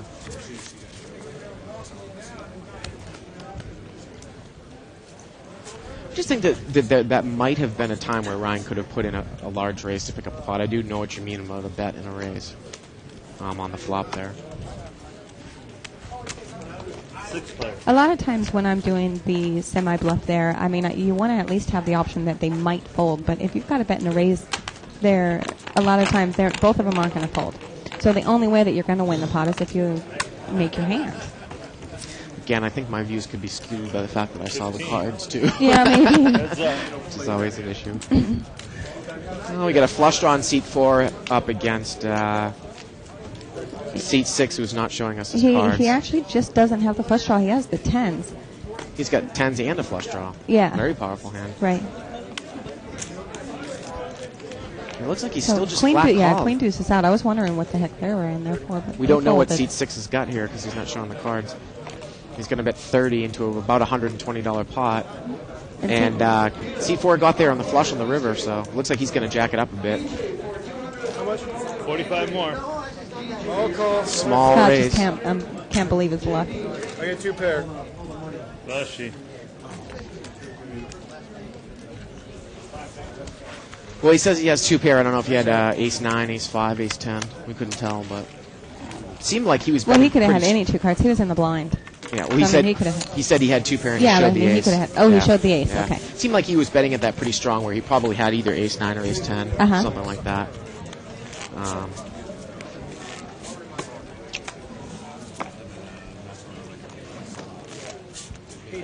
Again, on the flop, if I'm there with 7-10 and there's an ace on the board and someone from up front bets at me, and I've got a pair and a flush draw, I really think I'm going to put in a raise there, because even if the guy has an ace and he has a weak kicker, he can't be comfortable with it if I put in a large raise. And I have a lot of outs to beat him with my other pair and my diamonds.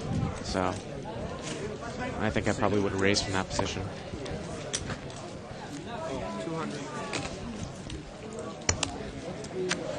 Ryan's going to limp here with pocket 9s from seat 2.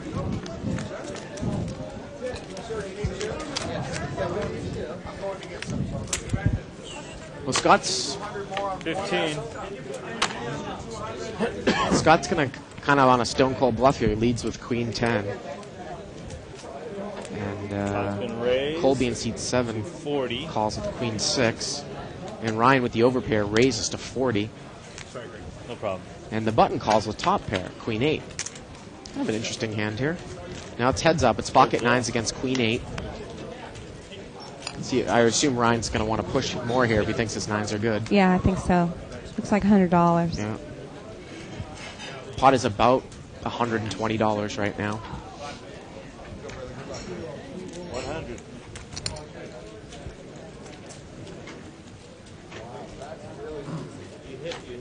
Now Ryan did just limp in, and it was a limp pot.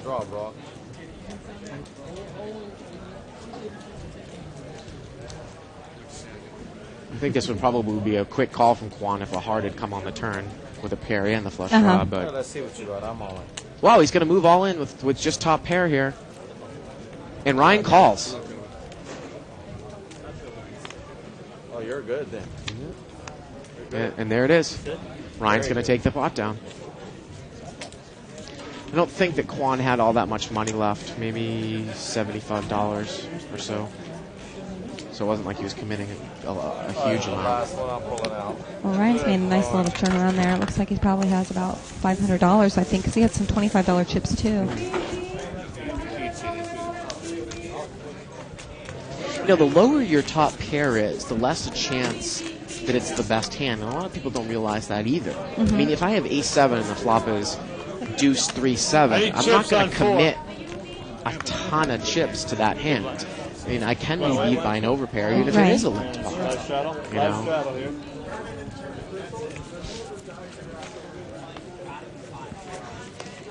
And obviously, I can be beat by 2 pairs or anything like that, and other type of limped pot. So I don't know if I necessarily would have committed my chips there with queen 8. But again, he did only have about $70 or $75 left. So it sounds like he made an exasperated call. 40. Out of frustration. Scott made it 40. And here's an exasperated raise with 6-9 offsuit from the Heads button. up for 40. And seat 1's going to call with 5-4 suited, and he only has $100 in front of him, Shirley. So that 6-9 hit about as good a flop as he's going to hit. Yeah. I mean, not like in 3 clubs out there, but did hit 2 pairs. 2 pairs. And you know, we talked about the column that you wrote about suited connectors. And, you know, you like to say that you probably want to come in, try to get in with suited connectors cheap, or at least have odds to make your hand. And when you have $100, you don't want to call a $40 raise, right, with 4 or 5 suited. Yeah. Small? Sometimes I'll call pretty big raises if I have enough chips in front of me. So it's not necessarily getting in cheap, but making sure you have the money back there to make the implied odds count, right? Right. Yeah.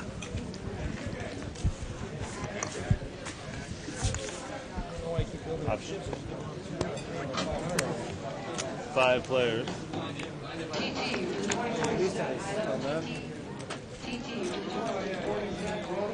Well, Ryan's got trips here.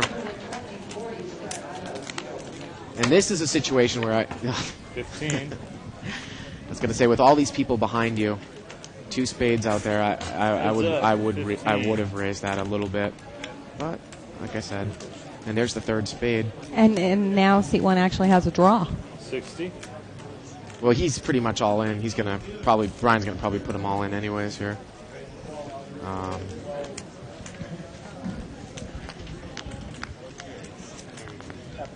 You know, Shirley, you know, you said something. It looks like it's just going to flat call. Just maybe try to induce a bluff here, but or he thinks he has the spades. The other guy has the spades. It looks like he's going to go all in here. 80. I would assume that Ryan is going to call if he's called the entire way, because what else could he possibly be waiting for? Unless he was trying to fill up.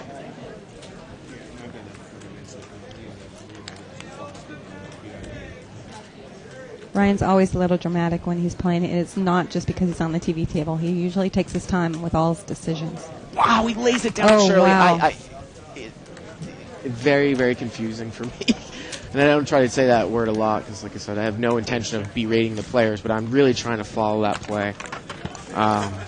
He, like I said, I think he thought that player had made his flush and was trying to fill up. He was just drawing to 3 outs there for his 8. Again, he didn't have the odds to call for 3 outs. The board pair too, so it wasn't. Oh, excuse me, you're right. He could have had his. There were more outs than that, 10 outs or so with the board pairing, but. I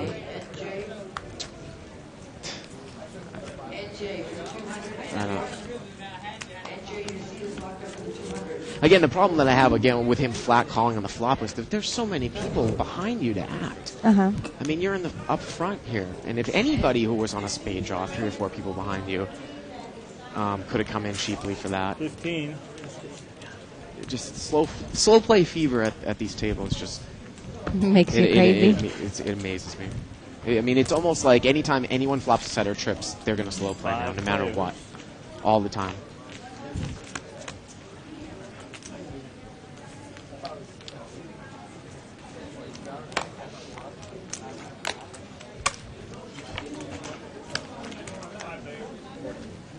Give the guy in seat 1 credit for not giving up, though, I guess, you know?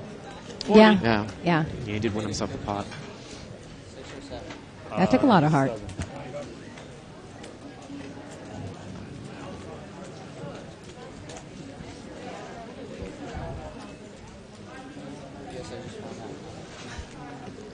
Scott in seat 6 looks like he's just had it with seat number 7. Well, look at seat number 7 raised with King Jack. He has top pair. Yeah. Well, it's that good. You did it again. Kind of textbook play, though, huh? Yeah. You get textbook play coming in when he raised with top pair and only play pretty good hands pre-flop. Uh-huh. You know. But he hasn't been playing ridiculously tight. Like, I mean, we saw there was that King Jack. I mean, he's not just waiting for aces and kings, ace king. No. I just like the play that when you flop top pair or when you flop 3 of a kind and there's people to act behind you that you raise. Sounds like slow playing is about as big of a pet peeve to you as asking to see hands is to me. See, that's what makes me nuts at a table. You know, just in this particular game, slow playing really bothers me in the 200 game. In the 500 game, okay, because you have more aggressive players, deeper stacks, and you can kind of get fancy and tricky. Because people are going to take a shot at it if you don't bet. But in this game, it amazes me every time I see it. Why not? Family. Okay, 7 players. 7-way action here. $35 pot. We're looking to see what they have. There's not much, huh? Pair queens, gut shot, straight draw. Ryan's got the best hand with queen jack. And everyone checks. Everyone checks. No spade draws. Couple we people, have couple people have straight draws. 8, 9, and 10 jack both have straight draws. 6, 9 does. Now Ryan's going to fire out 50 with his second pair here. And he's going to take it down. It was the best hand, though. Absolutely.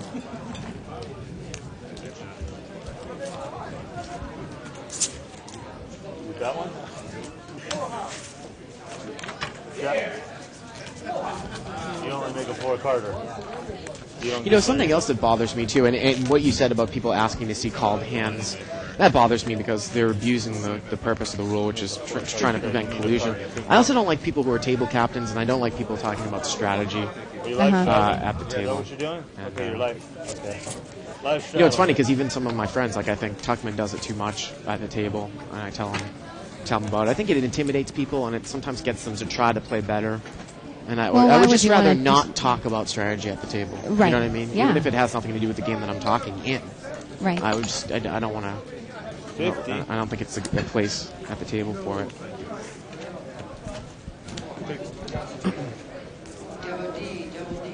But Dave tells me that we work 8-hour shifts, and sometimes it can be a little bit monotonous. And he's just trying to talk about something interesting. So, yeah.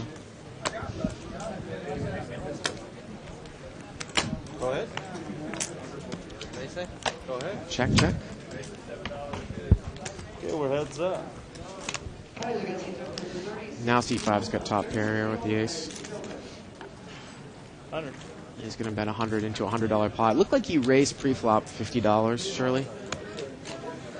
out of the big blind, and seat 1 called him with 2-9 suited for $50. With 2-9 suited, I think he had limped. Seat 5, seat 5 seat 5 raised out of the big blind so that, he wouldn't have customers. That now 2-9 calls, and you're like, oh, great, I got a caller. Now that flop comes, well, all right, I check. And then 2-9 suited checks right behind him. It's just, if you're going to call thinking that you can outplay someone using your position, I think I probably would have made a bet there on the flop, but I don't think that playing 2-9 suited for $50 is a profitable Gun was on the river. long term. Gun was on the river? Ace 10. Huh? Did you have ace 10? You're still beat. I know I Yeah, he knows he was beat. You're the blind. I know I was beat. Oh, no, I know. It's just Hmm? I told him not to laugh at home. No, he was. He's playing that one under the gun. And I'm going to say, yeah, because I haven't won anything else. Yeah.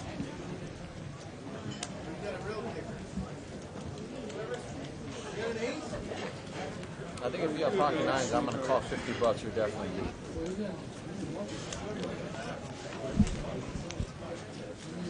5 players.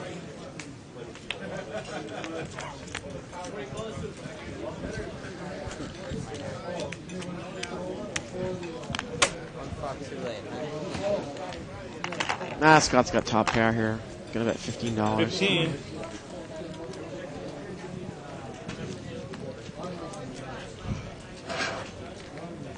And Ryan's gonna call with a gut shot, surely. Jack 8. They like it 10 minutes. Not And much seat longer 4 is than gonna 10 call minutes. bottom pair, King Deuce. Yeah. But he's been kind of walking around right here, see where we're at with the button. 40.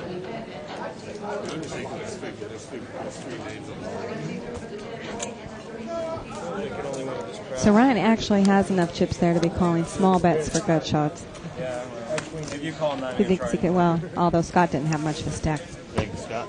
Again, I question pre-flop hand selection. When you play up and down cards that are unsuited, I don't think they have a lot of value. Uh-huh. I mean, Scott played Queen 5 offsuit from under the gun there. Yeah. He's probably a little frustrated. 6 hours. 2 or 3 o'clock. It's over the table, right? Huh? It's over the table? Yeah. At 2 o'clock. It's got almost 3 G's there. I'll let him fool you. He's been sitting here since Friday. You gave him receipts for all the donations they gave you, right? What's that? You gave them all receipts. Pot's been raised to 20. Donations they gave you? Yeah. Okay.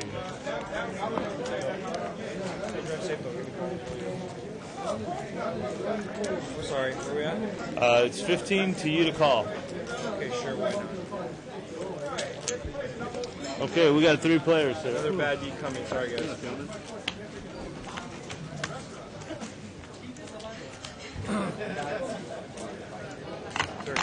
$30.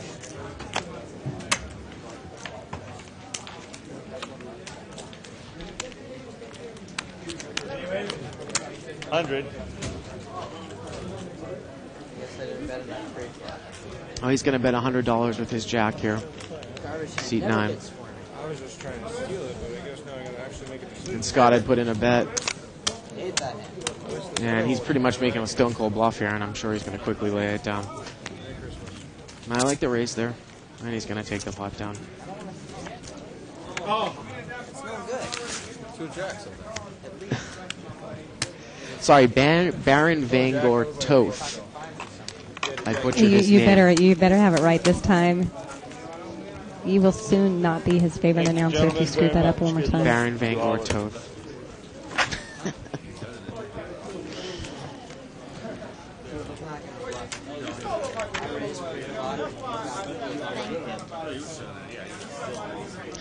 He's from the mean streets of Fairfield, Connecticut. Of course, we have viewers all over the country and all over the world. How do you know that? Oh, so, some people will pop in on me. Actually, I had a gentleman over the weekend make some comments about how he likes the show from Amsterdam on Party Poker. Of course, my handle name is Live Bike Bart. Live at BK Bart. Live at BK Bart. Live at Bike Bart. And, Which he just changed his handle on PokerStars too. So that's right. he'll be playing under that name there too. PokerStars, too. And this gentleman was from Amsterdam, and he said that he liked the show. Uh-huh. So that was very nice of him. I actually planted the same name on both of mine on Party and PokerStars, which is Siren. I have so many names, but both of those are the same. Well, C3's got pocket aces here. Raise. He's deciding the amount of his raise. So far, it's looks like it's $20 And to call, and he made it like 60 more. Seat 9 was the initial raiser with ace 10 offsuit. He brought it in for $20. And he's pocket aces is raising to 60 more, so it's $80. So see if Seat 9's able to make this lay down. Really should make a lay down again. Ace 10 offsuit is really not a valuable hand. And a lot of people overestimate the value of ace 10 offsuit, too. He made the lay down. That's good. Good job. Good. And he picks up a nice pot with those aces. There you go. I mean, there was like $20 for 3 people plus a couple blinds. There's like $70 out there. Yeah. You know, I think it'd even limit play, Shirley. You know, ace 10 offsuit. I think actually in one of Skolansky's books, you go for all those 2+2ers out there, hold them for advanced players. He actually specifically makes mention of ace 10 offsuit as being a hand that you should never really play for a raise in limit play.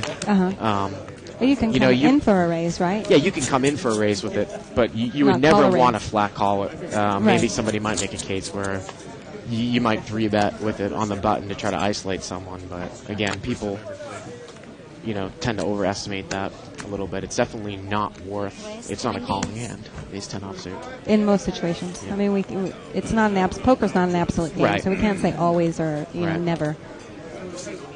But most of the time, Yeah, I agree with you. C1's got queens, and he's going to raise to look like 20.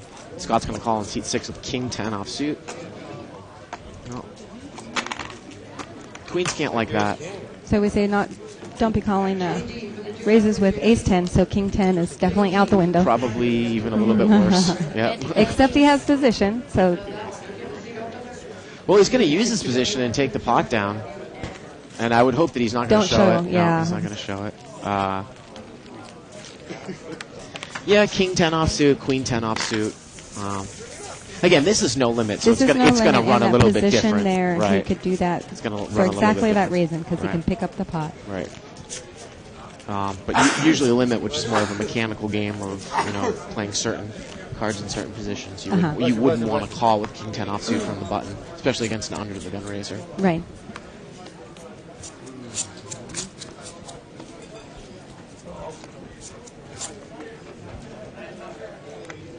Rice Shadow.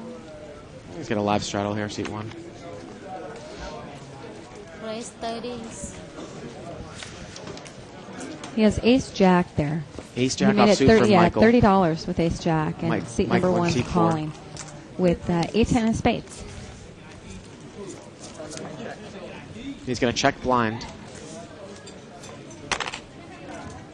C4 is not going to slow down. He's going to bet right into it. 30s.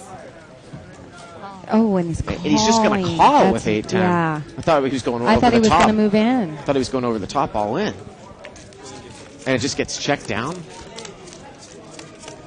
No, and he's going to check it down, and ace high is going to win. Oh, for sure, Shirley, I thought that he was moving forward with his chips to put in a raise, and he would have probably taken the pot down And if he had enough probably, chips. yeah.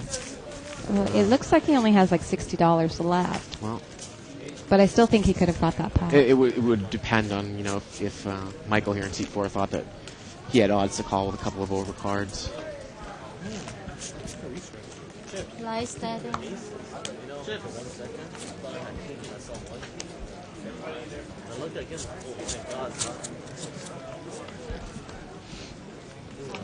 $160 behind on 1. 160 behind. And he's doing a short buy, Shirley, for $160. Of course, when you come into these games, you have to start with $200 exactly, but once you go down to nothing. Anything under $100 or Right. below, you can do a short buy, and then after you do a short buy, you have to do a full buy, which means you have to buy Right. it for $200 or $300, anywhere between $200 and $300.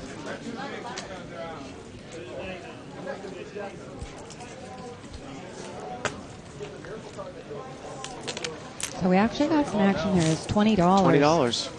And Five seat number ways. 1 is still playing. I mean, 3-9 of clubs, yeah. But if he hits the clubs, nobody else has any. The So initial raiser's got to love his hand when he flops ace queen, when he flops queen.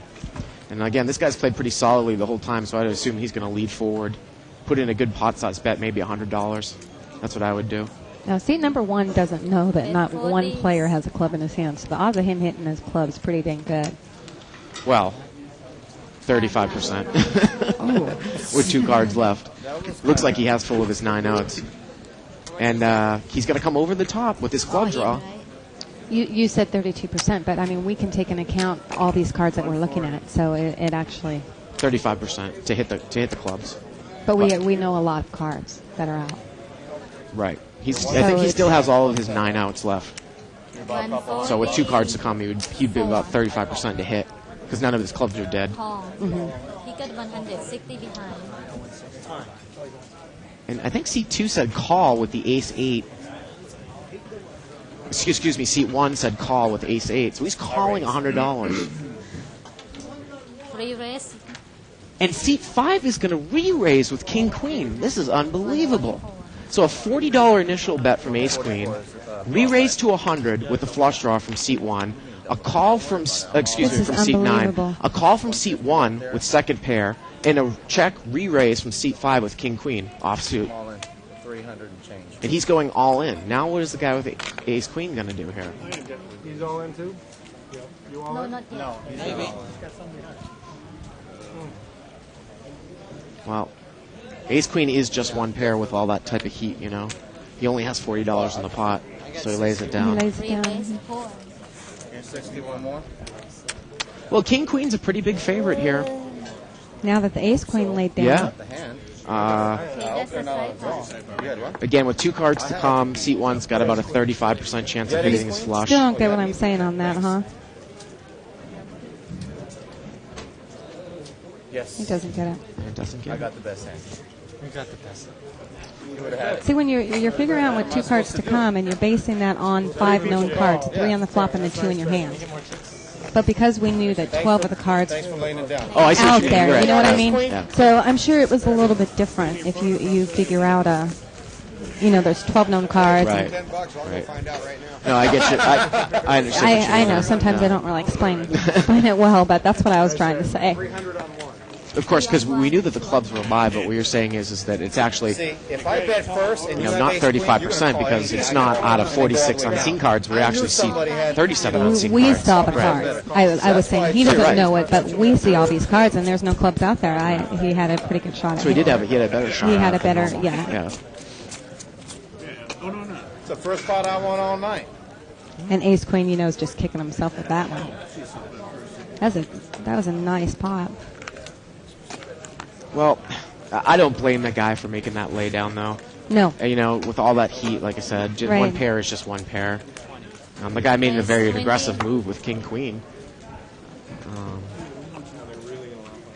Seat 7 hasn't been, making any types of moves. He isn't showing down any bad hands. I don't know if I would make that move with king-queen. No. But I agree with you. Seat 7 has been playing really good poker, Right. and he did make the right laydown. Although he had the best hand. Yep. With an all-in, and Yeah. and an all-in in front of you. $20 again here, 4 ways. $80 pot. Oh, flush draw. Now he's going to bet about the pot here with king-queen.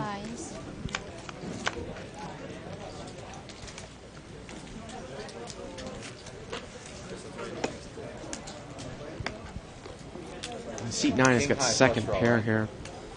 No, not even that. I made a pair on the turn. And he's thinking about calling here, Shirley, it looks like. Thinking about something. No, he's going to move all in. That's what I thought. Well, seat 1's going to call here, I'm Yeah, sure. he said I call. Yeah.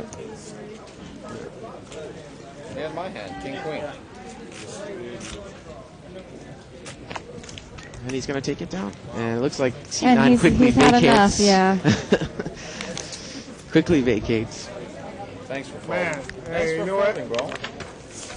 I was beat. I can't believe the way you ran. You folded, to tell you the truth. He had to figure somebody on 2 pairs and somebody in a flush draw. And I had somebody on. Well, that's, of course, they're talking about that hand. About the ace-queen, right. Like I said, I don't have a big problem with ace-queen laying down the hand when I only have $40 invested. You had to believe I had the best hand. I kind of have a little bit of a problem making the move with king-queen if I'm the guy in seat 5, just because, again, like unless I definitely think I can get seat 7 off of the hand, he definitely could have an overpair. I don't think he's going to bet that much with ace-king. He definitely probably has a minimum of ace-queen. Right. A minimum of that, so yeah. he could have had kings or aces. Right. Yeah. Again, I haven't seen that guy in seat 7 show down anything bad the entire night, so. Might as well order some food while I'm here, shit. Staying a while, right? But then again, he did get the best hand off of the hand, so. Yes. You look at it that way, too. Already? No, I just threw away my flesh. I'm going to take a while. 4-way action here. Yes. Now that's Scott in seat 6. He's making a stone cold bluff at it with queen high. It looks like it's going to work.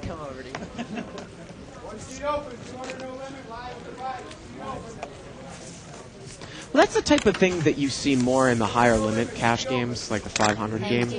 People will take shots at the pot with absolutely nothing. You don't normally see that in this game. Usually someone has to have some sort of draw. Again, though, aggressive play can sometimes be rewarded.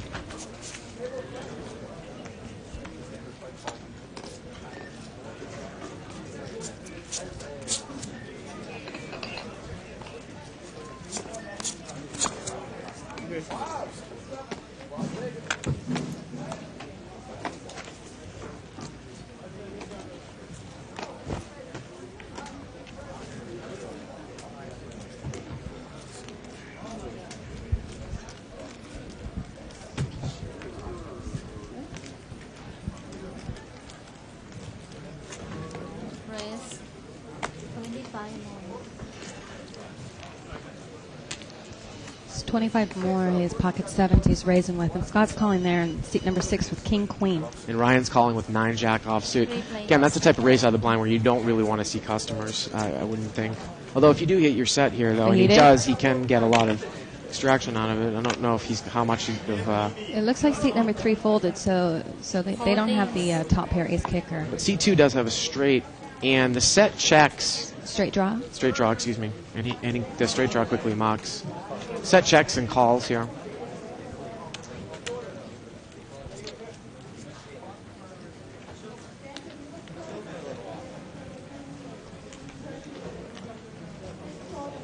Now maybe he figures that seat 6 might have a piece with an ace, but he's not going to.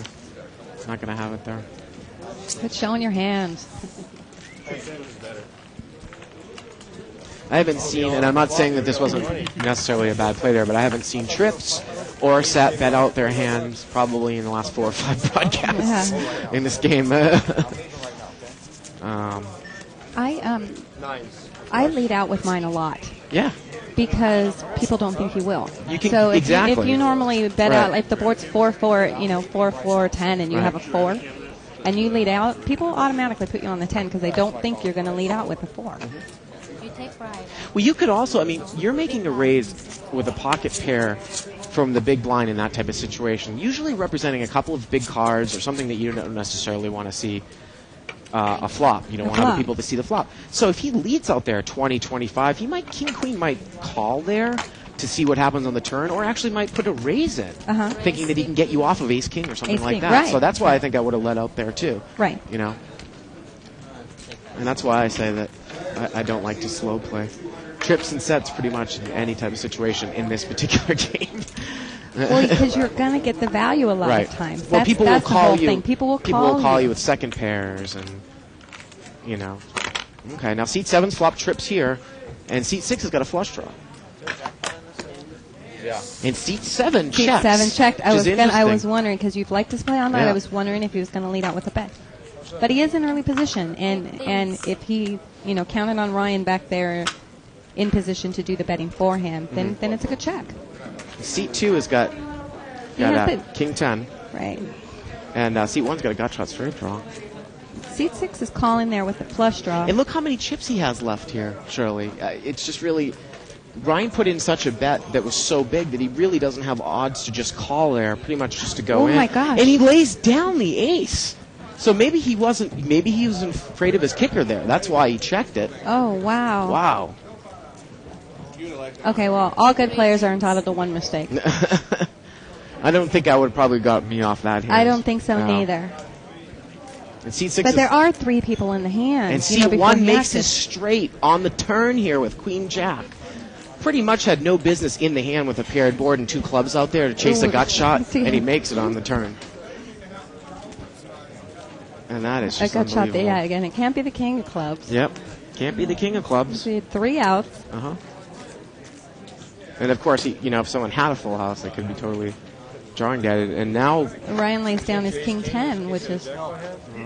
King 10 is only not necessarily top 2 pairs, right? It's just right, aces he has and aces kings. and kings Yeah. with the 10 kicker. Yeah. So. But he had the 10 and he called, and now he has the king called. If he didn't think anyone had the ace before, nobody has the ace now.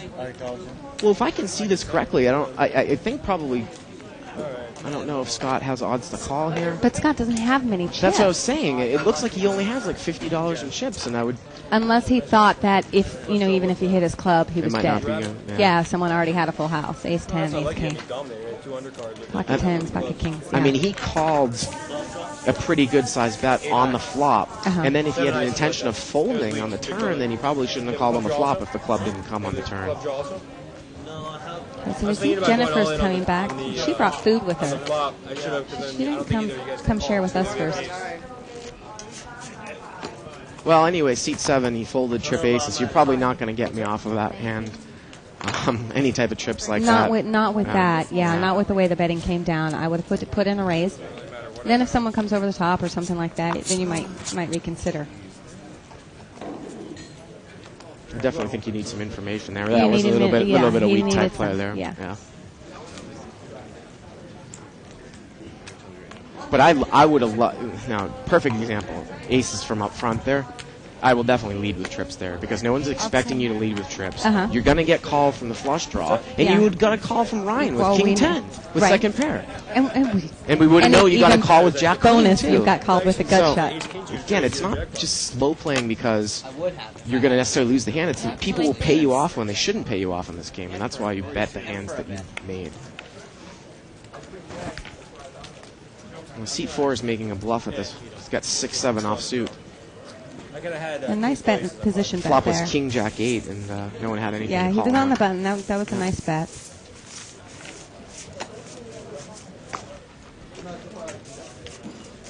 Did you in this hand or you want to wait?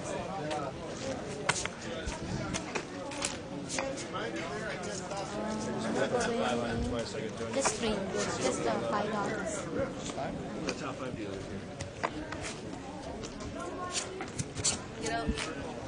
You get unlucky sometimes. What are you gonna do? Huh? Looks like Jennifer's having some sort of enchilada or some sort of Mexican food up there in seat 9. She's pretty skinny to be eating that type of food, don't you Yeah, think? yeah. I've seen her on the show twice, and she's ate garbage like that. I think she had 15s. last time she had taquitos and I don't even remember. They're little mini fried little thing like flautas or something like that. What's up? Something. For all of you that live on the East Coast, that's Mexican food. Because before, when I moved here to Boston, all we had of Mexican food was Taco Bell. So Really? nothing like real Mexican food out here. Well, seat 5 slot the flush draw. It's like $700. Now he's got a pair, flush draw and a pair on the turn. It was checked around, and now he's going to bet. 50s.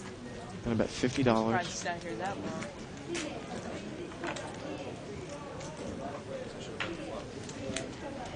C4's got ace-8 offsuit. I'm sure he's going to muck here, too. I think it's probably like 4 or 5 times. Why is that even? Pretty close. Seat 8 mucks 6-7, and seat 4 mucks. And seat 5 takes down the pot.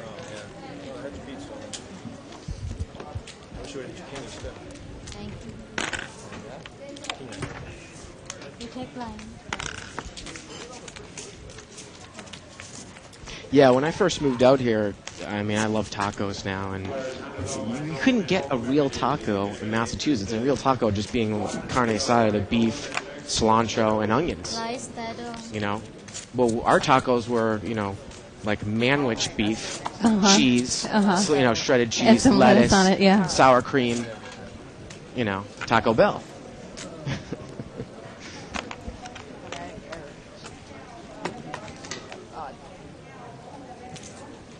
25. Just so I can go home. Yeah, looks like. Can't tell if seat 4 or seat 5 raised there. No, I think seat 4 raised with pocket 7s. We got a flat call. It's Ryan made it $10, and then the player in seat 4 made it $25. Yep. And 70s. and now Scott moved all in for 70 with ace 10. Ace 10 off suit. Now seat 4's got pocket 7s. So it looks like it's only 35, 30 something more. Excuse me, seat 5 has got 9 jack offsuit, and he had called the raise. Well, that was the same player in seat 1 with the 9 deuce. Yeah. I mean, he has been known to make calls with And he's going to call Andrew now, Hart. too. So it's going to be heads up with one player all in. Seat 5 investing a lot of money pre-flop and with right 9 away jack he hits his offsuit. ace. Well, Scott's going to love that in seat 6. Well, he still has to be worried about his kicker. He's got 2 other players in there. He only has a 10. Now he's just praying nobody has a better kicker than him. And ace 10's going to take it down. That's it. And of course, we were talking about ace 10 not being a calling in. I don't have a problem moving in with him it. moving in The only with it. the only issue though is that if I don't have enough money to move in where it's going to have a chance of making people lay down the hands, then it's not that good. And I don't know if Yeah, because it was both only players 30 something Yeah, more. so- They were bound to call. And especially if you've got a guy here in seat 4 who's raised. Uh-huh.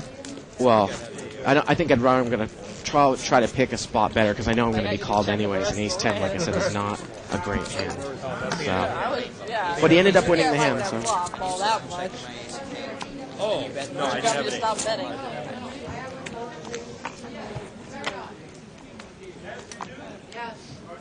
Sorry about that. Stack Raise 30s. So it looks like Jennifer finally has some kind of a hand. She has ace queen. We'll see how she plays this. And it's suited too. Maybe you could be the first chink in the armor. And seat 5's raising with pocket 3s. But she hasn't been at this table for a while, so She might not she's- know how C5 plays. That's been playing. exactly what I was going to say. Yeah. Well, 2 people have got king jack suited. Seat 4 and seat 7. Everybody. Ryan in seat 2 has got ace deuce offsuit. So it's 5-way action. $125 pot already here, Shirley. And the kings end up hitting their kings. So we've got 2 players both. but the Monster king- flop for seat right. 7. King Top jack's on pair a huge and the free flush roll draw. here Yep. And seat 4 is going to lead out with king with jack. his top pair. 75s. That's a little less than a pot size bet, but it's a nice bet.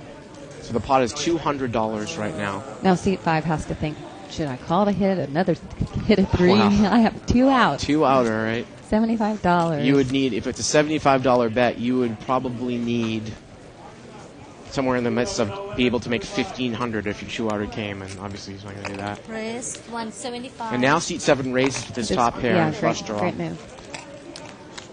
Let's see how seat 4 plays this. He's just going to call.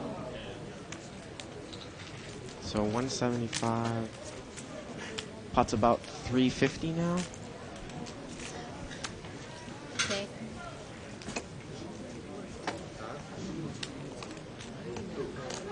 Okay. Low 300s. And he's going to check raise all in, and you've got to think that seat 7 is going to call. I mean, it's a great position to be in with a flush draw, right, Shirley? I mean, he is a little bit concerned about his kicker not being good, but he's put so much money into that pot already. Call. Yeah, and he calls. Pot's already about $400. That's Well, they chop. they're going to chop it up. But he was on a free roll, like you said. Right. Yep. And seat 4 is lucky. And the 3 comes on the river, too, and seat 5's kicking Oh, us up that's because he right. made Seat a set 5 on the would have river. won. Yep. He would have had to take a lot of heat for that one, though. I mean, that was another $100 bet on the turn. Plus, he didn't call the 75, and then the guy raises another 100 behind him. So that was $275 he would have had to call to hit that thing. And for those of you out here that heard Jen said, "Are you crazy? Your rate is $25 with pocket threes." You just said that.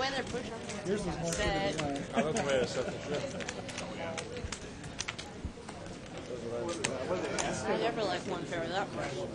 Now it's a little bit different when, you might get check raised $300 on the turn there, and you're looking down at King Jack and you don't have a draw. That's a little bit different than when you're on a flush draw as well as having top pair.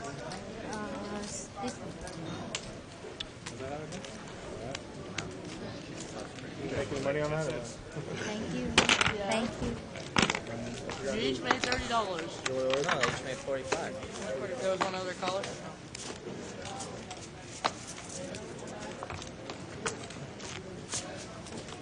Did you guys have fun there? I guarantee you, they're one of them would have fun. Yeah. I'm going on the turn of the river. Huh? I went on the turn. On the turn, yeah. He checked, he went 100, he went all in. Wow. He said he went to the river, he played gold. He didn't have a straight draw.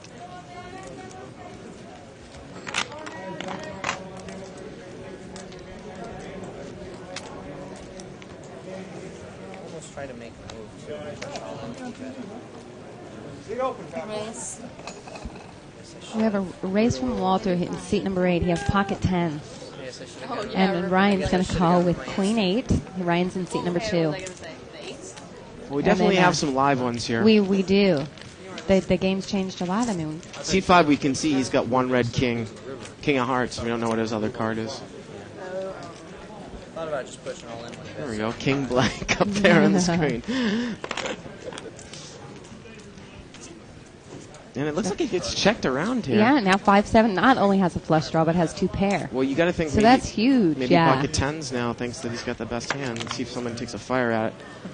Well, the 5-7 Well, is going to bet out. He can't leave the bet He's in got 2 everybody pairs else. and yeah, the flush and draw. the flush draw. Yeah, it's a great hand.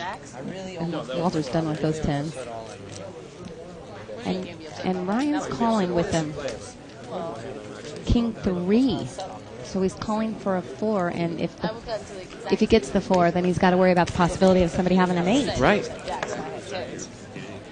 Unbelievable. Well. Now you know the 7-5's not liking that card. His hand's still good. If we can just keep that up on the screen real quick, just everyone look at the board here, just exactly what Shirley said. He's drawing to... Ryan had queen 8, actually, I'm sorry. That's what he had called with. The other guy in C5 had king 3. He had king 3 and he mucked it. Yeah. Cancel. Okay, that's okay. So he was open-ended for a straight draw. But again, king 3 two suited board, though. 2 clubs on the board. Right. So if that club that completes a straight, if one of those cards is a club, It's a it's club. no good. Then he's got to worry Yeah. about it not being good. And it wouldn't have been good. Right.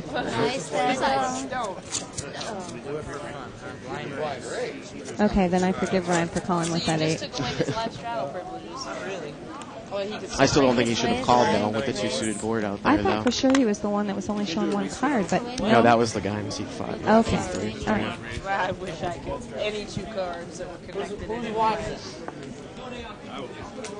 So Walter, that laid down his 10s, actually would have ended up having the best hand if the aces and 10s. That ace was a really bad card for seat 7. He was lucky that he still won that pot. Yeah, it was. He got counterfeited. It was the worst card It that was the possibly worst could have card, come yeah. for him. So C5's raised in here. It looks like quite a hefty raise, too. $75? 5-8. But you can't fault, I mean, pocket 10s, again. No, the guy to no. my right who's been playing solidly the entire yeah. night, No, bets I- into me. I agree with the laydown. Yeah, absolutely. Probably a good call. See what comes out. Probably a good call. Let's see what comes Wow. Wow. $75 raise. And And Ryan the calls two- a 7-10 The 2 people offsuit. in the pot are 5-8 and 7-10. That's amazing. $150 pot. And it looks like No C5 card. moves all in. Every time, without fail. No, excuse me. Ryan moved all in from C2 on the button. And he shows his bluff. But he kinda had the best rubbing it hand. in. He had the best hand. Maybe he had 6. 10 high. Yeah, you did have him beat. He had me beat. And now C5's bragging about the fact that he had him beat, Yeah. that Ryan had him beat. Say, yeah, you thought you were bluffing. You had the best hand.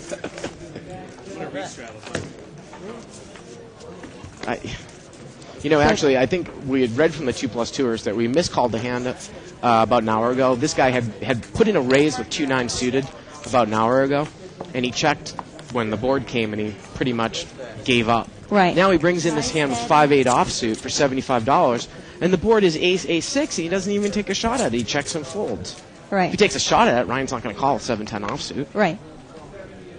So there's definitely more than just pre-flop play in this game. Oh, yeah.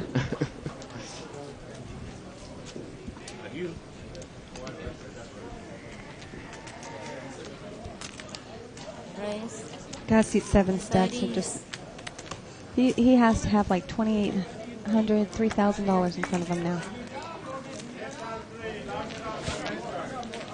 4 plays.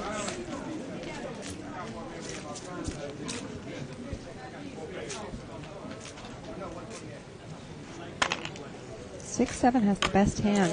The C5's leading out with his gut shot straight draw, and I actually like that bet. I will lead out with a gut shot a lot. If the board comes raggedy like that, doesn't look like the players will really have much. Although I wouldn't play ace-3.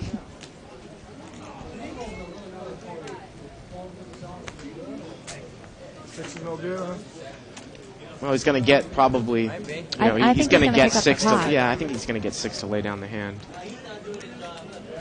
Seat 7, who's got 6, 7 a pair to of lay down the sixes, hand. yeah. He picks up the pot. That was a well-earned pot. No. I like the move just because it came all rags. You know, I mean, Right. I'm not going to bet a gut shot if He shows the flop one. was 10 queen. He shows an ace there. Well.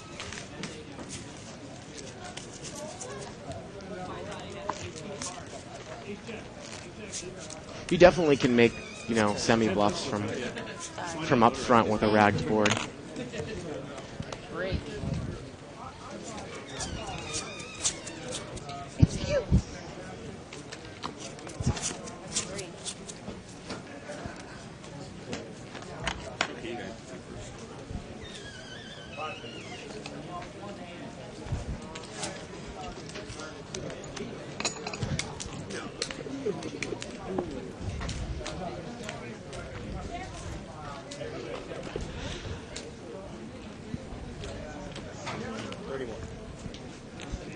Raise 30 more. Scott's going to raise $30 more out of the blind. He's got ace-6 suited. And the gentleman in seat 3, who's actually played pretty tight as well, has got ace-king offsuit here. He's got big slick. And see, And he had just limped in pre-flop. So let's see you if he puts a said big raise. Scott was raising. He's Yep. in seat 6, so he's not Right. the one that has ace-6. Oh, excuse me. He has king 10. King 10. Ace-6 is seat 7. He has Okay. a suited. So he raised suited with hand. king 10 offsuit from the big blind. Which, if everybody limps, I don't mind. You know, try to pick up I the pot, do yeah. do that, but that is a small raise in this game. People are calling $30 and $40 bets. If you want to pick up that pie, you better put $50 in there. Hey, look at this. Seat 7 did call with ace-6 suited, and he has top pair. He has top pair. All in. But Scott is definitely representing an over pair here. 100. And that's a tough call to make. I don't think he probably is not well, going to get a call we've seen from him lay anyone. down top, ace queen, which is Yeah.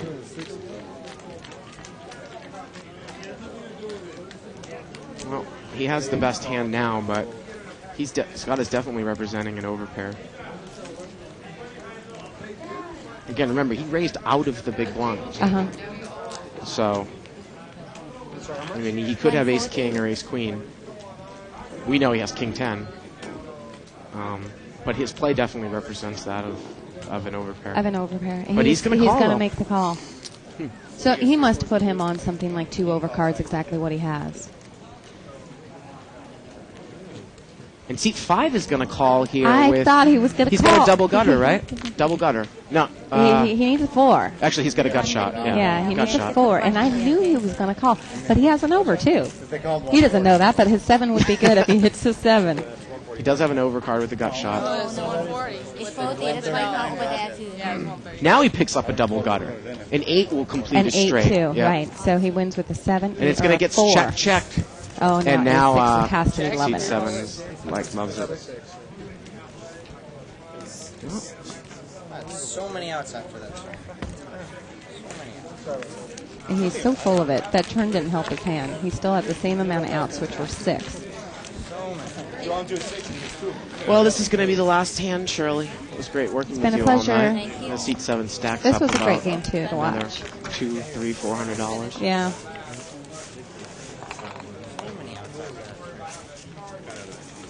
Oh, it's seat number 5 saying so many outs. Yes, he Yeah. did have a lot of outs. We did pick up the double gutter. Well, on the I turn mean, there. not tons of outs, but it helped him a lot.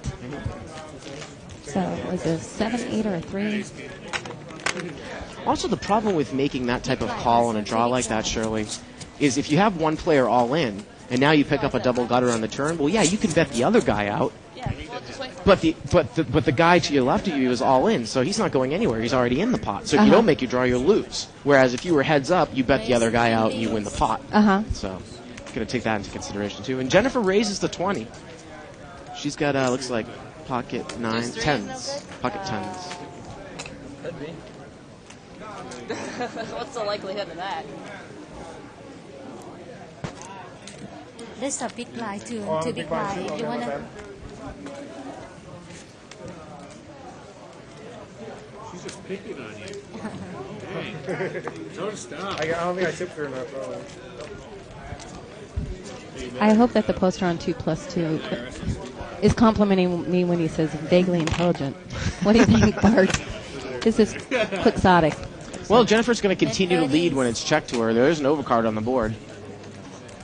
She bets 30 with pocket 10s here. And seat 4 calls with pocket 6s, and seat 5 calls with ace 8. And Jennifer continues to lead. Probably has got to like the king there. Less of a chance of another person having king. She's going to bet 40. Pot's about $160, $170 now. And 6s, I guess he probably thinks his hand is still good here, yeah, too. the king didn't hurt his hand neither. And now she checks. Okay. Oh, yeah. Oh, no. Oh, no. Wow. She checks almost kind of blind, and he puts in a bet on the end, and he earned that pot. She quickly mucks. He earned that pot. Ooh. Well, that'll just about do it here for us at Live at the Bike. Yes. Tune in tomorrow at 6 o'clock Pacific time, where we will be doing most likely a 20-40 limit hold'em game. For Shirley Rosario, my name is Bart Hansen. Shirley Rosario. Good night, everyone. Good night.